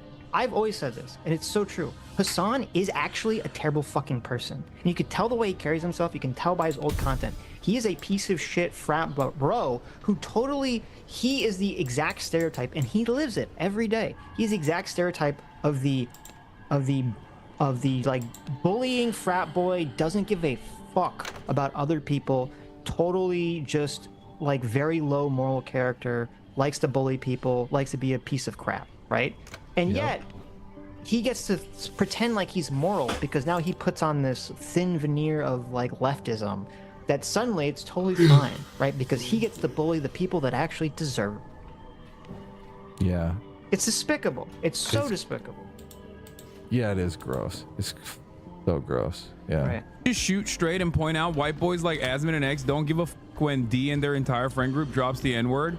Oh, that is 100%. If Asmongold and XQC have had an issue with Destiny saying the N-word as recently as like last week, I haven't seen it. I've never heard them criticize Destiny saying the N-word. That is definitely something that I will openly call out. Never have I ever heard them speak out against Destiny saying the N-word openly on a podcast once. But they got all the smoke for the term cracker. Okay, which is very odd. I mean, I'll be honest, I do find that very strange. You can clip that and ship it if you want. I do find it very strange because I know they don't like that. I know they don't like that word. So it's odd that like there aren't a ton. Maybe they have criticized it. I just haven't seen it on LSF. Like I said, it is a perplexing situation. It is quite a perplexing situation that a couple weeks ago Destiny literally said the N-word, and that wasn't like, that did not go omega viral. Does anyone have that link? I'm gonna look this up real quick because like I cannot believe that Destiny called a black person the N-word on stream. Is that what happened? And no one brought it up. Can you believe that, Adam? Can you believe that happened? I mean, I can believe it happened. Destiny's done some I can believe that it happened. I can't believe Yeah. that no one would comment on it if that did happen, right? Yeah, obviously someone would comment on it. But XQC and Osmongold are they're using the cracker slur or getting mad at people for using the cracker slur. Is that what's going on? Hassan is mad that both XQC and Asmongold called out Hassan, saying that you can't just use cracker, you can't use racial slurs against white people. That's not acceptable. And he's mad. Right. He's like, they're hypocrites. Because why are they not complaining about Destiny using the N-word? But are they pointing out the double standard, or are they mad because someone is being called a cracker? Because there's a huge difference. They're there, doing obviously. both. Okay. Or they did both. Well, 'cause no, it was a there's- while ago, you know. I'm not sure you can do both, but Well, no, you could say that number one, it's they're saying no, it's a double standard that we would have a society where it's acceptable to be racist against white people, but right. not racist Okay. against other people. Look, I guess you obviously you can do both. You can call it a double standard and get butthurt that people are calling other people a cracker, right? Sounds like they did both. Like right now, the discourse on LSF about anti-white racism is popping. Okay, there is no better time to be a gamer talking about anti-white racism. You know, at the top of the leaderboards over here, at the top of the leaderboards, there has been like I guess they've like deleted some of them, or here it is. Actually, not a fan of racism. Hassan sides with his mod Frogan over insulting Ludwig, and it's just like so strange because this is like the third day. It's basically like so. This is all started because you see where it says Hassan sides with his mod Frogan. Frogan is a terrible human being, okay? She is a horrible racist, and she attacked some other streamer named Ludwig and said he had like a cracker take or something, like, you know, it's the most cracker take ever. Right. Right? So, you know, which is super racist, right? And of course, Hassan, because Hassan is a horrible racist, and he's totally fine with racism against white people, even though he LARPs as if he's like, well, I'm white, which I don't think he actually thinks that completely. Well, sometimes he switches it up. Sometimes he's like a person of color, and sometimes he's white. So yes, yeah, 100%. And you know, so he's just defending her again for just being wildly racist, because this is the world we live in, right? There's no standards for anything. Well, that's the issue, really. Like the third day of this cracker discourse. Destiny literally said the N-word like 2 weeks ago. Straight up on his own podcast, said the N-word. That was on LSF for like half a day. No up. Do you know the context of this Destiny? I do, because he's gonna play the clip. So we're gonna see okay, it in a perfect. Up dudes for that, I guess. Destiny gets a little too drunk on his podcast. 500 upvotes. 19 days ago, mission accomplished, soldier, return to base. RL realizing this was a mistake. Why the f did he say it like Riley Reid? Just a little too drunk, guys. But remember, this only got 500 upvotes because, like, who cares, right? That's not that big of a deal. That's not that big of a deal. Let me look at this real quick. Let me see this real quick. No, Dan. Wait, reading up. I already did. There's only Notice how one that's Dan above isn't the talking threshold, to and I his already said microphone it. at all. Even though Dan's talking at the same time as me, you can't even hear him because he's talking away from his microphone like a fucking inbred. They can hear me. They can't hear you, Dan, because you're not even talking into the microphone. Okay. If you do that one more time, I'm going to say the N-word. Is it actually on your channel or his channel? It's my channel. What's up? What up? No! I'm alive! Wait, the guy said that about me 50 times. I can say that. It's so odd.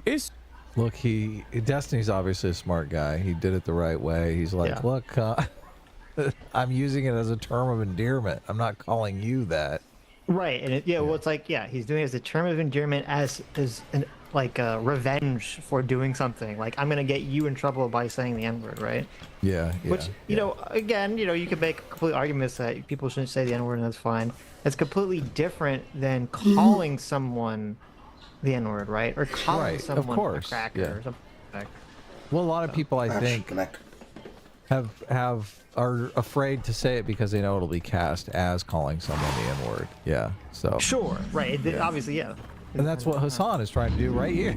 Right. He's like, oh, you know, it's Yeah. He's trying to cast this as a racism to get Destiny in trouble, right?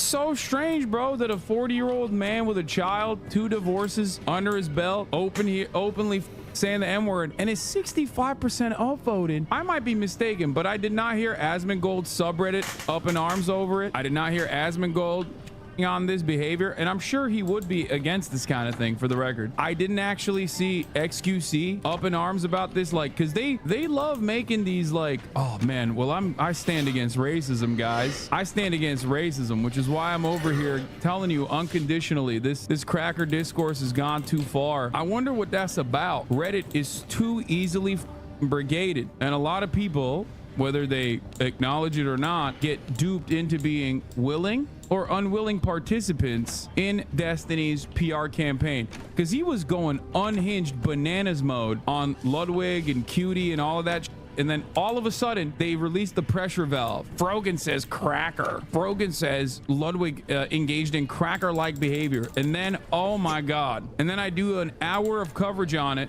saying, but that is racism, right? Yes. There's a difference here, right? Yes, literally. He's comparing someone say, what up, N-word, in order as a joke to intentionally get someone in trouble, like to get the video demonetized or something, right? To someone with, you know, malice of thought saying you are a cracker and that informs your worldview. Like literally doing a racism, yes. Yeah. Right. How come Hassan is so brain dead? He doesn't get this. Because he doesn't care. Yeah, he doesn't care. Yeah, he knows. He gets it. He just doesn't care. This is just a way for him to make his argument. And I don't think Frogan's reaction, the way that she reacted, is valid. However, I do understand where her anger is coming from, considering that, you know, a lot of people falsely smear pro-Palestinian charities as like being pro-Hamas, and offering any credence to that narrative, at worst, basically solidifies it in the eyes of a lot of people in the margins, or at best, basically says that you're capitulating to the reactionary mob that will come after you and cancel you. And I think that was a fairly nuanced critique of the situation, where I said I recognize the frustration that Frogan had, and also simultaneously recognize that Ludwig himself is an overall good dude, and I think he was doing his best. And regardless of that, his statement, his second statement after donating $10,000, which is great, was simply to say that I'm worried about members of my community not being fully on board with a charity. Now, that's not clippable. That's really interesting you said that, because someone did clip it, but you wouldn't see it because it got... So, to be clear, one of Hassan's mods, who's also streamer, named Frogan, she says that he's a cracker take because he donated $10,000 to some Palestinian charity, but then acknowledged that he'd understand if some people wouldn't want to do that.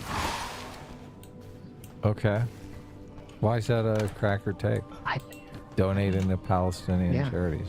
Yeah, how dare you? Or is it unrelated to his donation? Is he saying he has a cracker take, but... No, it was about that. So donating to a Palestinian charity is the cracker take? Well, no, the fact that he was like, I understand if you don't want to do the same thing. That's the cracker take. Oh. That's a lot of room. That's Frogan doesn't want to do the same thing? No. Listen. Okay. Look, all of these players here. All of these cuts. I know. All these names. 10,000 cuts here. Give me the 10,000 foot view of this scenario here. There's this streamer named Ludwig. Okay. Yes, I know that. And Frogan is Hassan's editor. Yeah, Ludwig is hardest actually working person in the world, although all of these cuts are done by AI now. Yeah, there you go. There you go. Ludwig is supposedly friends with Hassan. Totally blows Hassan every chance he can get. Okay. There's a very funny clip of him, like, someone in the chat said, Hassan's mad with you. He's like, Hassan's mad with me? Oh no. Like, he, completely deferential to Hassan. Destiny's been going after this guy. I've seen it. Yes. Yeah. He's shit-talked Destiny. I'm assuming he's attacked he's probably shit-talking Destiny to, like, blow Hassan if they're friends. Yes. And so, he had this take about he donated $10,000 to, some Palestinian charity. Ludwig did. Yeah, Ludwig did. And then said, he understands if not everyone, feels comfortable doing that. And I think he said something like he wasn't going to necessarily pressure everyone to do that. And Frogan's watching this, and then she says that's the cracker take. She's a headscarf lady. So she's the headscarf lady. Is Frogan in favor of Hamas or the Palestinians or anything? She's obviously very anti-Israel. Yes. Right, because obviously, look, we call him Hamas Piker for a reason, right? Right, He's all in favor of Hamas doing whatever they want to Israel. And I'm assuming Brogan has a similar take? I don't know her exact. I'll be honest. I don't know her exact take, but I don't think it's pro-Israel. Considering, I don't think she'd work for Hassan if she had a very pro-Israel take. I think that, I mean, maybe it's Brogan or someone else, but someone was posting horrible stuff about October 7th, and everyone was getting on their case about it. And I think it might have been Brogan, but I'm not 100%. You are correct. You're right. I don't. Yeah. She did have some weird October 7th. Is headscarf lady is that a slur? Okay. I just want to make sure. This is what she said on October 7th. Okay. It's get ready for crazy, because I remember this was insane. She said, this is on October 7th. Right. She said, leftists preach and foam at the mouth at the thought of leftists preach and foam at the mouth at the thought of a revolution happening in America, but as soon as it happens in the Middle East, what they're doing is wrong. Right. Okay. Yeah. So yes. she's fully endorsing October 7th. 7th. Yeah. 100%. Yeah. As a revolutionary act. Right. Yes. Yeah. Okay. Yes. 100%. So a lot of people got on her case about that. She's still around, obviously. Hassan loves it. He's Now, like, yeah, not my only is she editor. still around at, okay, but Twitch, the official platform of Twitch, after this, okay, months after this in March, chose to feature her as a legendary woman on the front page, which is something they said like for female streamers. And the official Twitch X account put hearts under it in a reply endorsing her. Right. Okay. Okay. So this is how sick and disgusting Twitch is as an organization, as how incredibly hypocritical and disgusting the society we live in right now is that you had a streamer literally cheer on October 7th massacre, and then Twitch pats them on the back and says, "Good job." Right. Right. Do you think she uses the K slur in private? I'm gonna guess yes. Probably. And it's funny because Destiny, he get demonetized or deplatformed from Twitch for his, yeah. Just for saying like women, redneck trans women driver. shouldn't be in sports. Oh, that's right. It was a trans women in sports thing, right? Yeah. Yeah. But apparently you can cheer on October 7th, and that's fine. Right. As long as you are wearing a headscarf and claim some sort of religious affinity, I guess. She's saying cracker in public, but I'm sure it's much more, NC-17 behind closed doors. Right. Yeah. Downvoted heavily. Buddy, your community was on me in Discord for getting beat up in school for being white. Yeah, we know, brother. We know. We'll talk about that in a second. So one of his commenters is saying, look, I was beat up. Your whole Discord was laughing at me because I was beat up in school for being white. Yeah, That's white privilege, buddy. He had a fan who was white who said that, he went to a school where there was majority not white, and he was, suffered violence because of being white specifically. And people in Hassan's Discord told him to F off and suck it up and, stop being such a cracker. Oh, really? Wow. Yeah, I had a friend in New Orleans that had that same experience. Sure. Yeah, which was not fun and obvious.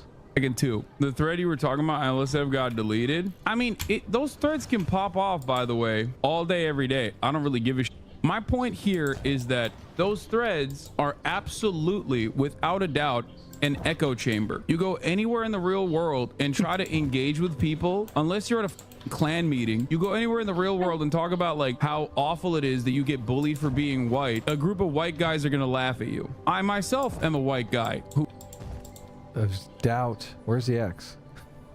Well, X for doubt. Well, first of all, him calling anything an echo chamber is just ironic. Oh, rich. Right? Yeah, right, rich. Right. And just the fact that he says like, oh, well, because, society or other white people don't take racism against white people seriously, that somehow justifies anything. Like, oh, okay. I guess, when there's a time period where people didn't take rape seriously, it's like, oh, women come in, they talk about getting sexually assaulted, they get laughed out of the room. Like, you could just see Hassan saying this, like, like the early 1900s. Right? Of course, yeah, Right. that's a good point. But the reason I pause it is because if you look at the bottom left corner, you can see he's got a little Frogan as a dog little icon for the avatar resub there. thing. Yeah, so. I knew it. Which is probably that lady is crazy. Who laughs at that notion that you are being personally victimized and being hit with racist attacks for the marginalization that you experience as a white guy. And I don't think most white guys are like this, for the record. That's why, I mean, in Florida, there's dudes who call themselves crackers. You know what I mean? It's a moniker that is self-adopted because I mean, there's black people call themselves the N-word, Hassan. I don't know. I don't know. That's the argument you want to go down, my friend. Yeah, that's a little weird, isn't it? It's like, okay. Does that make it okay to say the N-word? I mean, I listen to a lot of rap music. Yes. Listen to a lot of rap. Yeah. A lot of people say the N-word pretty consistently. Okay. Yes. The etymology of it is different. The etymology also still gives power to white people in this circumstance. And this is a conversation that I've had a million times over. It's a complex conversation only if you want to make it complex. But I am totally fine with having this conversation over and over again with those who are willing to listen. Why do I always get the sense that Hassan wants his brand to be like, I am the intellectual? It's so far from the brand that I see. I see him as like the frat boy, the dude bro. Well, that's a very interesting thing that you bring up, because the way he styles himself, the way he looks and carries himself, it's all like dumb frat bro, right? And yet he gets very triggered whenever you like insult his intelligence. Of course. And you know, so yeah, he's gonna sit here and he's gonna like raise an eyebrow and be like, let me explain to you the etymology of the word cracker and why in fact it's actually not a slur against white people. I thought the origin was whip cracker. So that's what Hassan's thinking. That's not true. I think we disagreed on this when this discourse came around the first time. No, if you look it up, it doesn't have anything to do with this whip cracker thing, because it actually, I believe, it's been a while. I believe it actually derived blood reserves in run like low. England. A bunch of white people had nothing to do with slavery. It had something to do with like the upper class were calling the lower class people, cracker, because they were, I think primarily involved with like the production of corn or crackers or something to that effect. Oh, okay. It had nothing to do with whip cracker. Except it's much easier to just go, no, you're just an anti-white racist. And I think a lot of people, especially white people who are in these circles or who are extremely online, because I do see this like on Reddit more than anywhere else, have the capacity to lean in to the reactionary tendencies, and that is a very fearful prospect, that white identitarians, Nazis and the like, can so quickly weaponize this discourse, talk about like, yeah, white people are the victims, actually. And if you looked at those Reddit posts, if you are one of those people who's like, yeah, no, white people get, ritualistically humiliated, blah, blah, blah, blah. If you are one of those people who feels that way or finds themselves in the throes of this kind of discourse and leaning on the side of like white people being victims of racism, Just when's he gonna say something? It's like so much fluff in here. He's been going for like 7 minutes, and it's just like, well, he actually is laying get to your point. He's laying out something that is psychotic in a way he doesn't intend. He's kind of laying out the totalitizing ideology of this sort of intersectional leftist woke dogma, okay? Because what he's saying is, the big problem with this discourse is that you can have, non-reactionary, right, non-evil right-wing people, normal people who will make a thread about the cracker discourse or something, and it just leads them down the pathway to the alt-right culture, right? Because the actual evil white racist, Nazis will go in and they'll kind of like feed the flames of this conversation and suck people down at this pathway. Right. Which, first of all, that's retarded. But secondly, even if they make themselves out to be victims, and then the alt-right swoops in and says, yes, you are a victim. Yes. Let us fight back against our oppressors. Exactly. Where have I heard this narrative? Gee, I wonder. Right? This is a very familiar narrative. This is a narrative that Hassan supports, as long as it's the Palestinians over there. Yes. Yeah. And But not so it's creating this this totalitizing ideology that says any sort of, you know, anyone that like moves even slightly away from their dogma, right, is, you know, just helping promote Nazism, which is very common for all the Marxist ideology. But it's also interesting because then if you actually believe this, you'd say, you know, maybe we shouldn't be using the term cracker, right? Maybe we shouldn't be racist against white people because maybe it's only helping the alt-right. Maybe it's only helping the white nationalists. Like, why? And, you know, being racist isn't cool. Why is that not Hassan's take? That would be the obvious maneuver, shouldn't it be? Well, and also ignoring true instances of victimization. Right. Like if you're getting beat up in your school by, you know, just because of your race, I would say, That's you super messed up. You are being victimized. Of course, right. But Hassan here is saying, oh, because you're white, you're not a victim. Obviously, you're privileged. But that's why it rings so false, because like, okay, if you really cared about trying to fight white, you know, nationalism, oppression, oppression, then just be like, yeah, you know, I don't really think it's that insulting to me personally, but if it's causing this effect, you know, we're not really losing anything by not being racist against white people, so we should probably like stop it, right? But no, he can't say that because him and his audience want to be bigoted to groups of people, obviously. Right.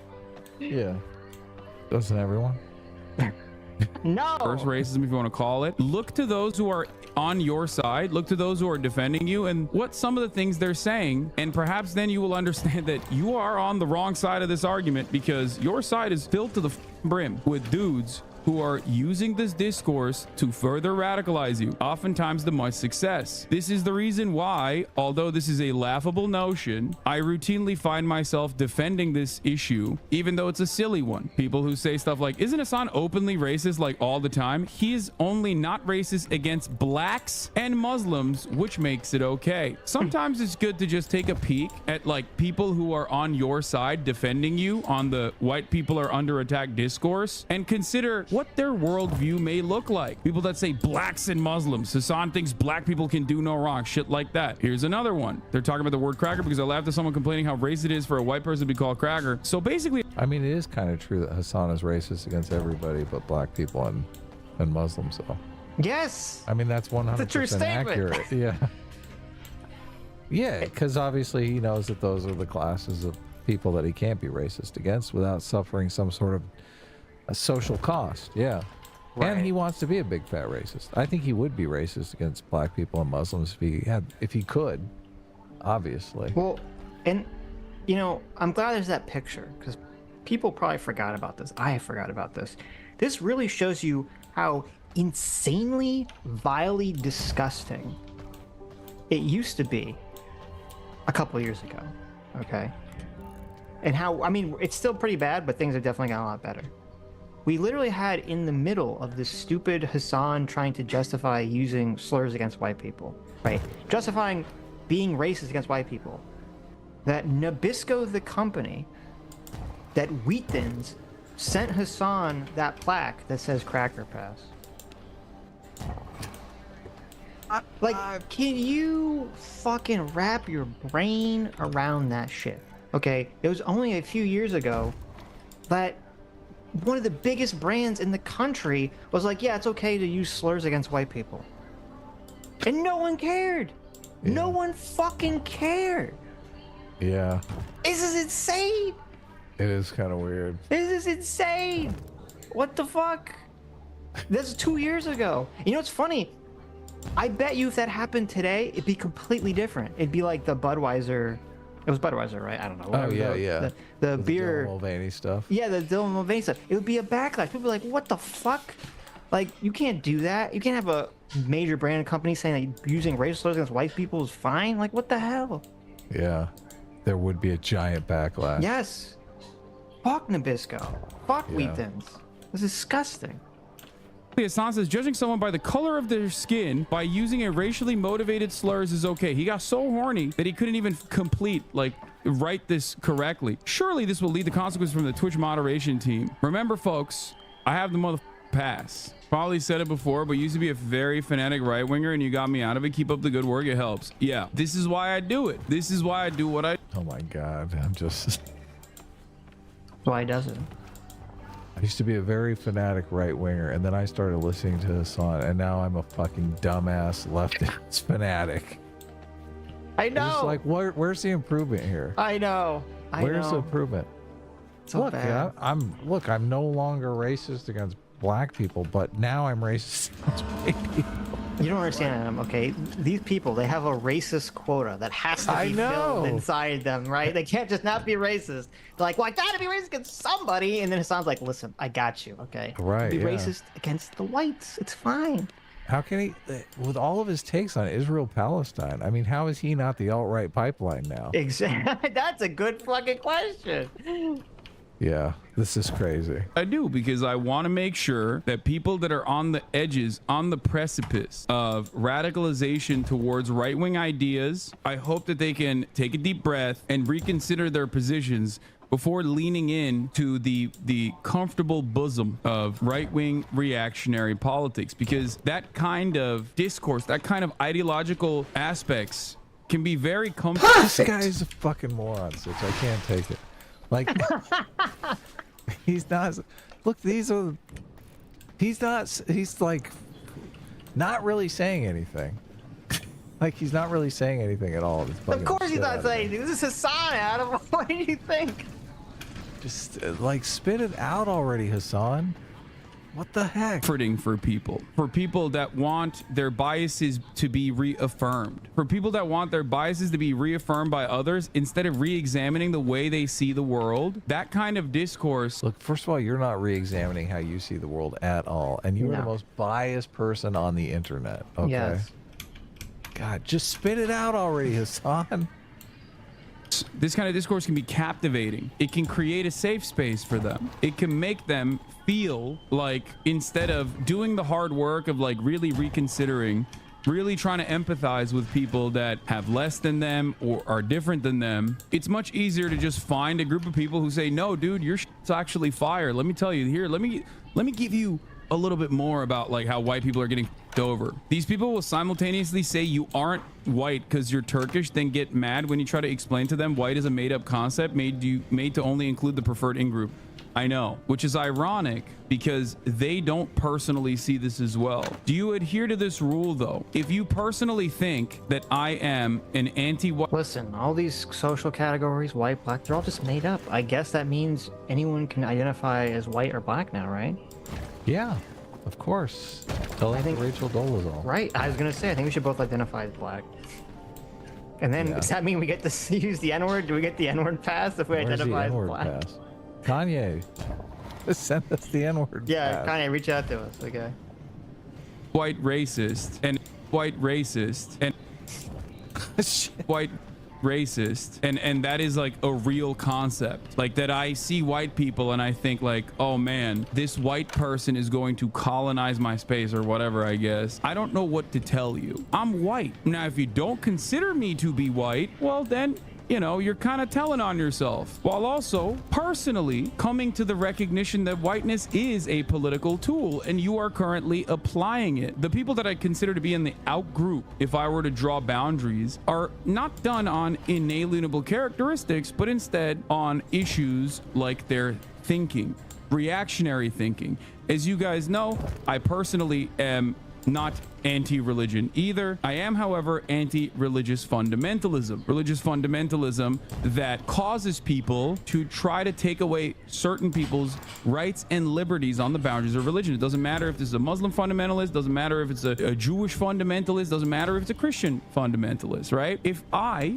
personally didn't believe that people could not shake away some of these opinions, I wouldn't be doing what I do. If I thought... Didn't he, in a very long conversation which we watched, where he was talking to Ethan Klein, say that he did not feel comfortable telling the Palestinian people whether they should support Hamas or not?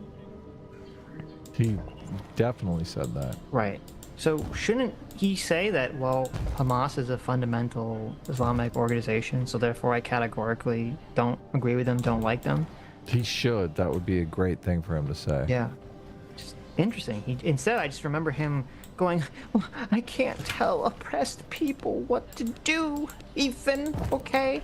I can't tell them if they want to support, you know, terrorist attacks on civilians. Well, that's their prerogative. I mean, he didn't say it quite like that, but that was the that was definitely the tone of the conversation. He's in favor of radicals, though.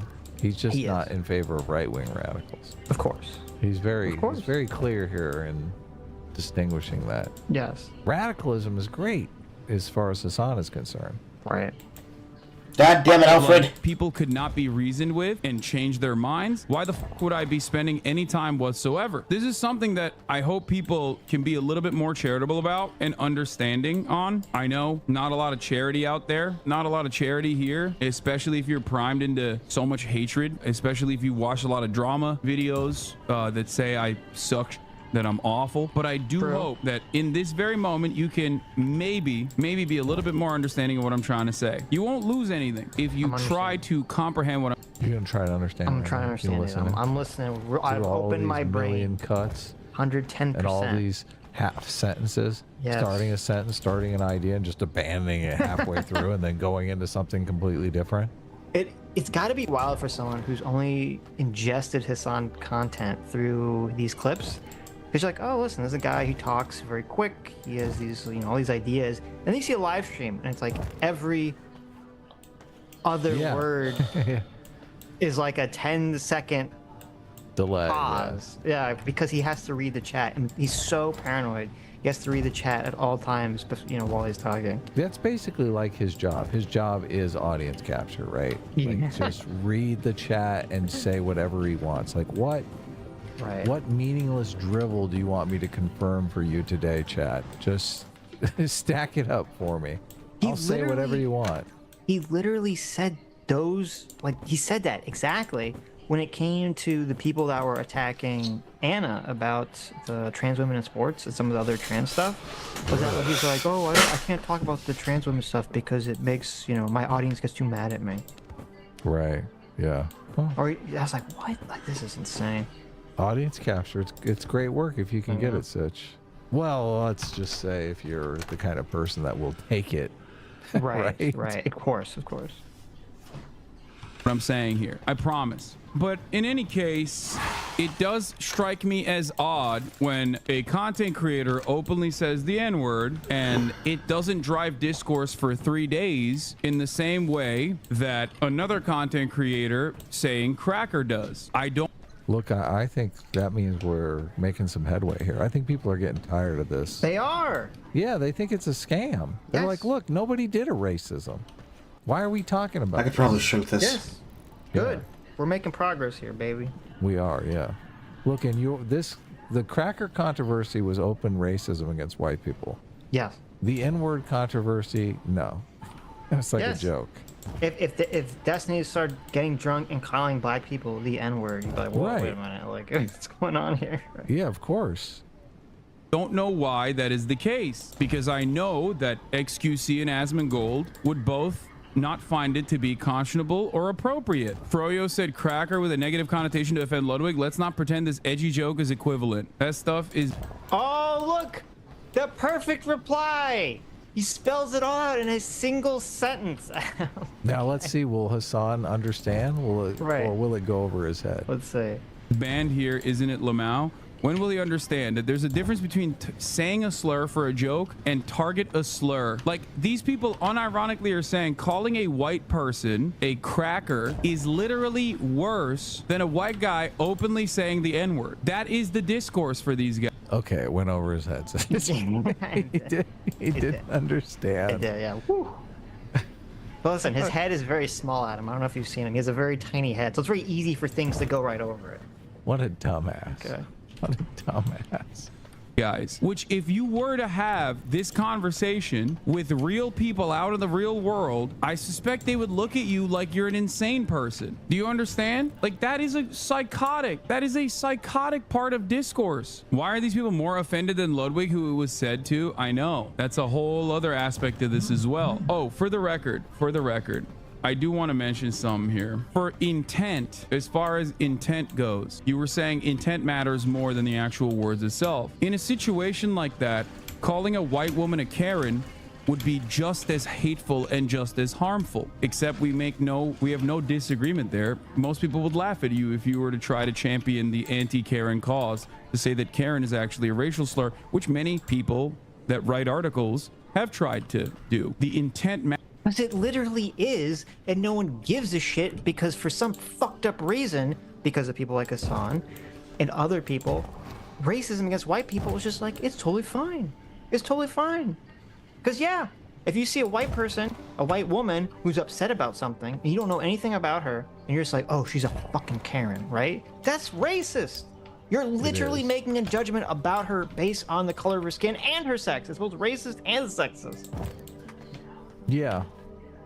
And the Karen slur is racist. And that happened at least very publicly twice in a way that was 100% shown to be that the woman was completely justified, okay? There was the woman in the dog park who the guy literally threatened, or seemingly threatened, to harm her dog, okay? Or strongly implied he was gonna harm her dog in some way, so she called the police, and she got in all sorts of trouble, and everyone was calling her Karen. Oh my God, white Karen, white Karen. And it was the same thing with the city bike lady.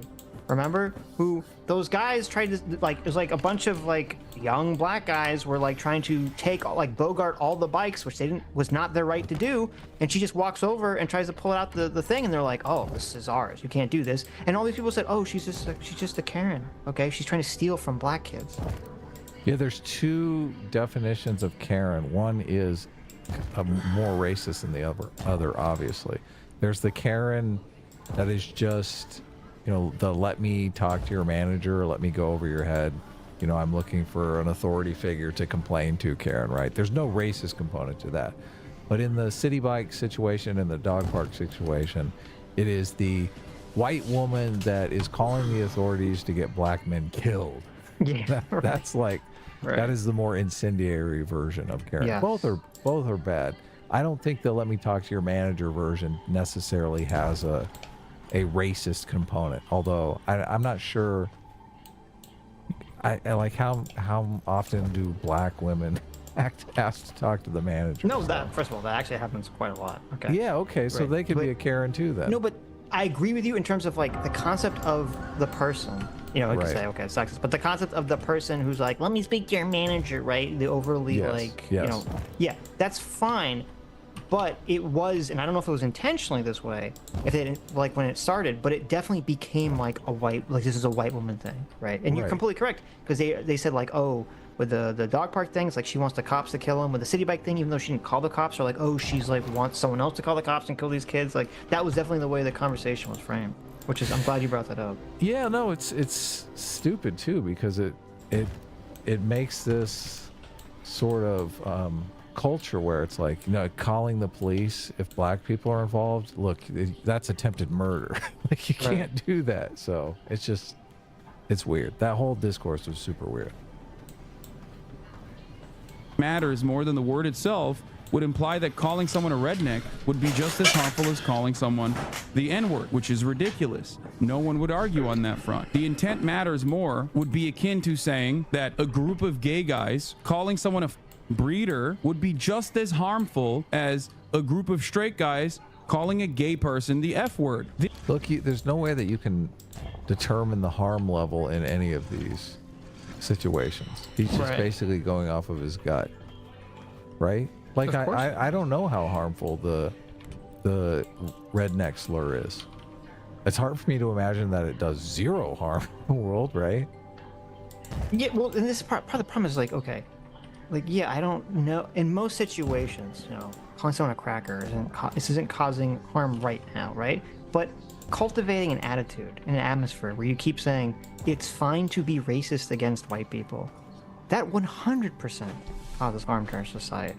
It does, completely, in a multitude of ways. And even, as I say, even if Hassan doesn't give a crap about being racist against white people, because, you know, F white people, right? He does care about what he said in the beginning of this video. He does care about, you know, people getting sucked down white nationalist pipelines. Yeah, potential backlash. Which obviously, saying that racism against white people does that same thing. So if he actually cared about that cause, he would say, you know what?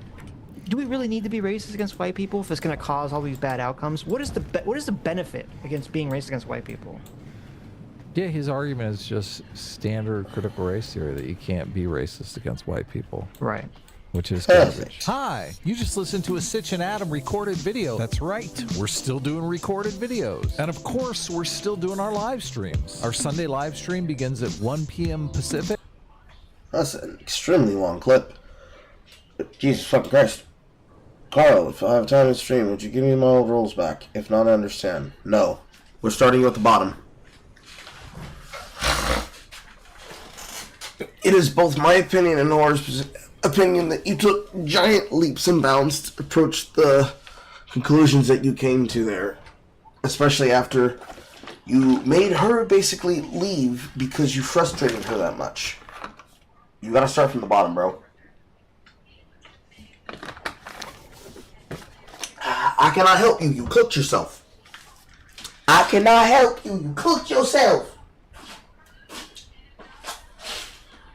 So we're treating you like a man and making you treating you like we've treated others, because we have no idea how you arrive at these conclusions of yours. But we are hoping that this learns you something. I'll be right back, chat.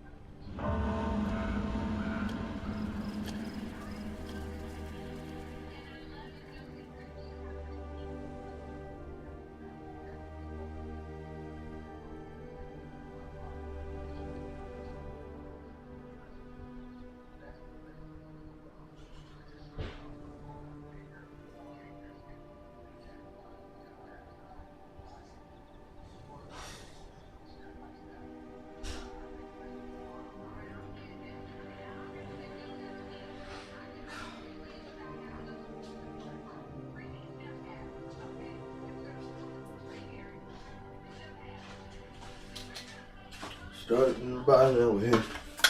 Started from the bottom, now the whole team fucking here. Started from the bottom, now we're here. I cleaned up my bottle because it had a lot of fun, guy.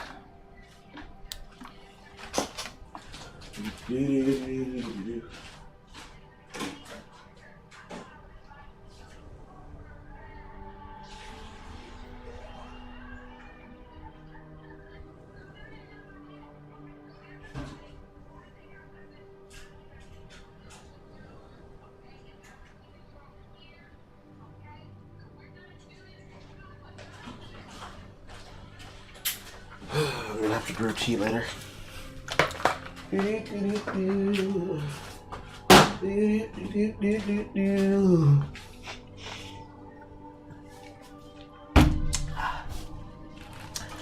just don't think I have anything else to cover today, honestly.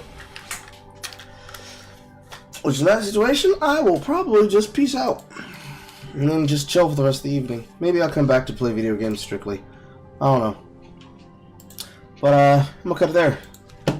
This is everybody.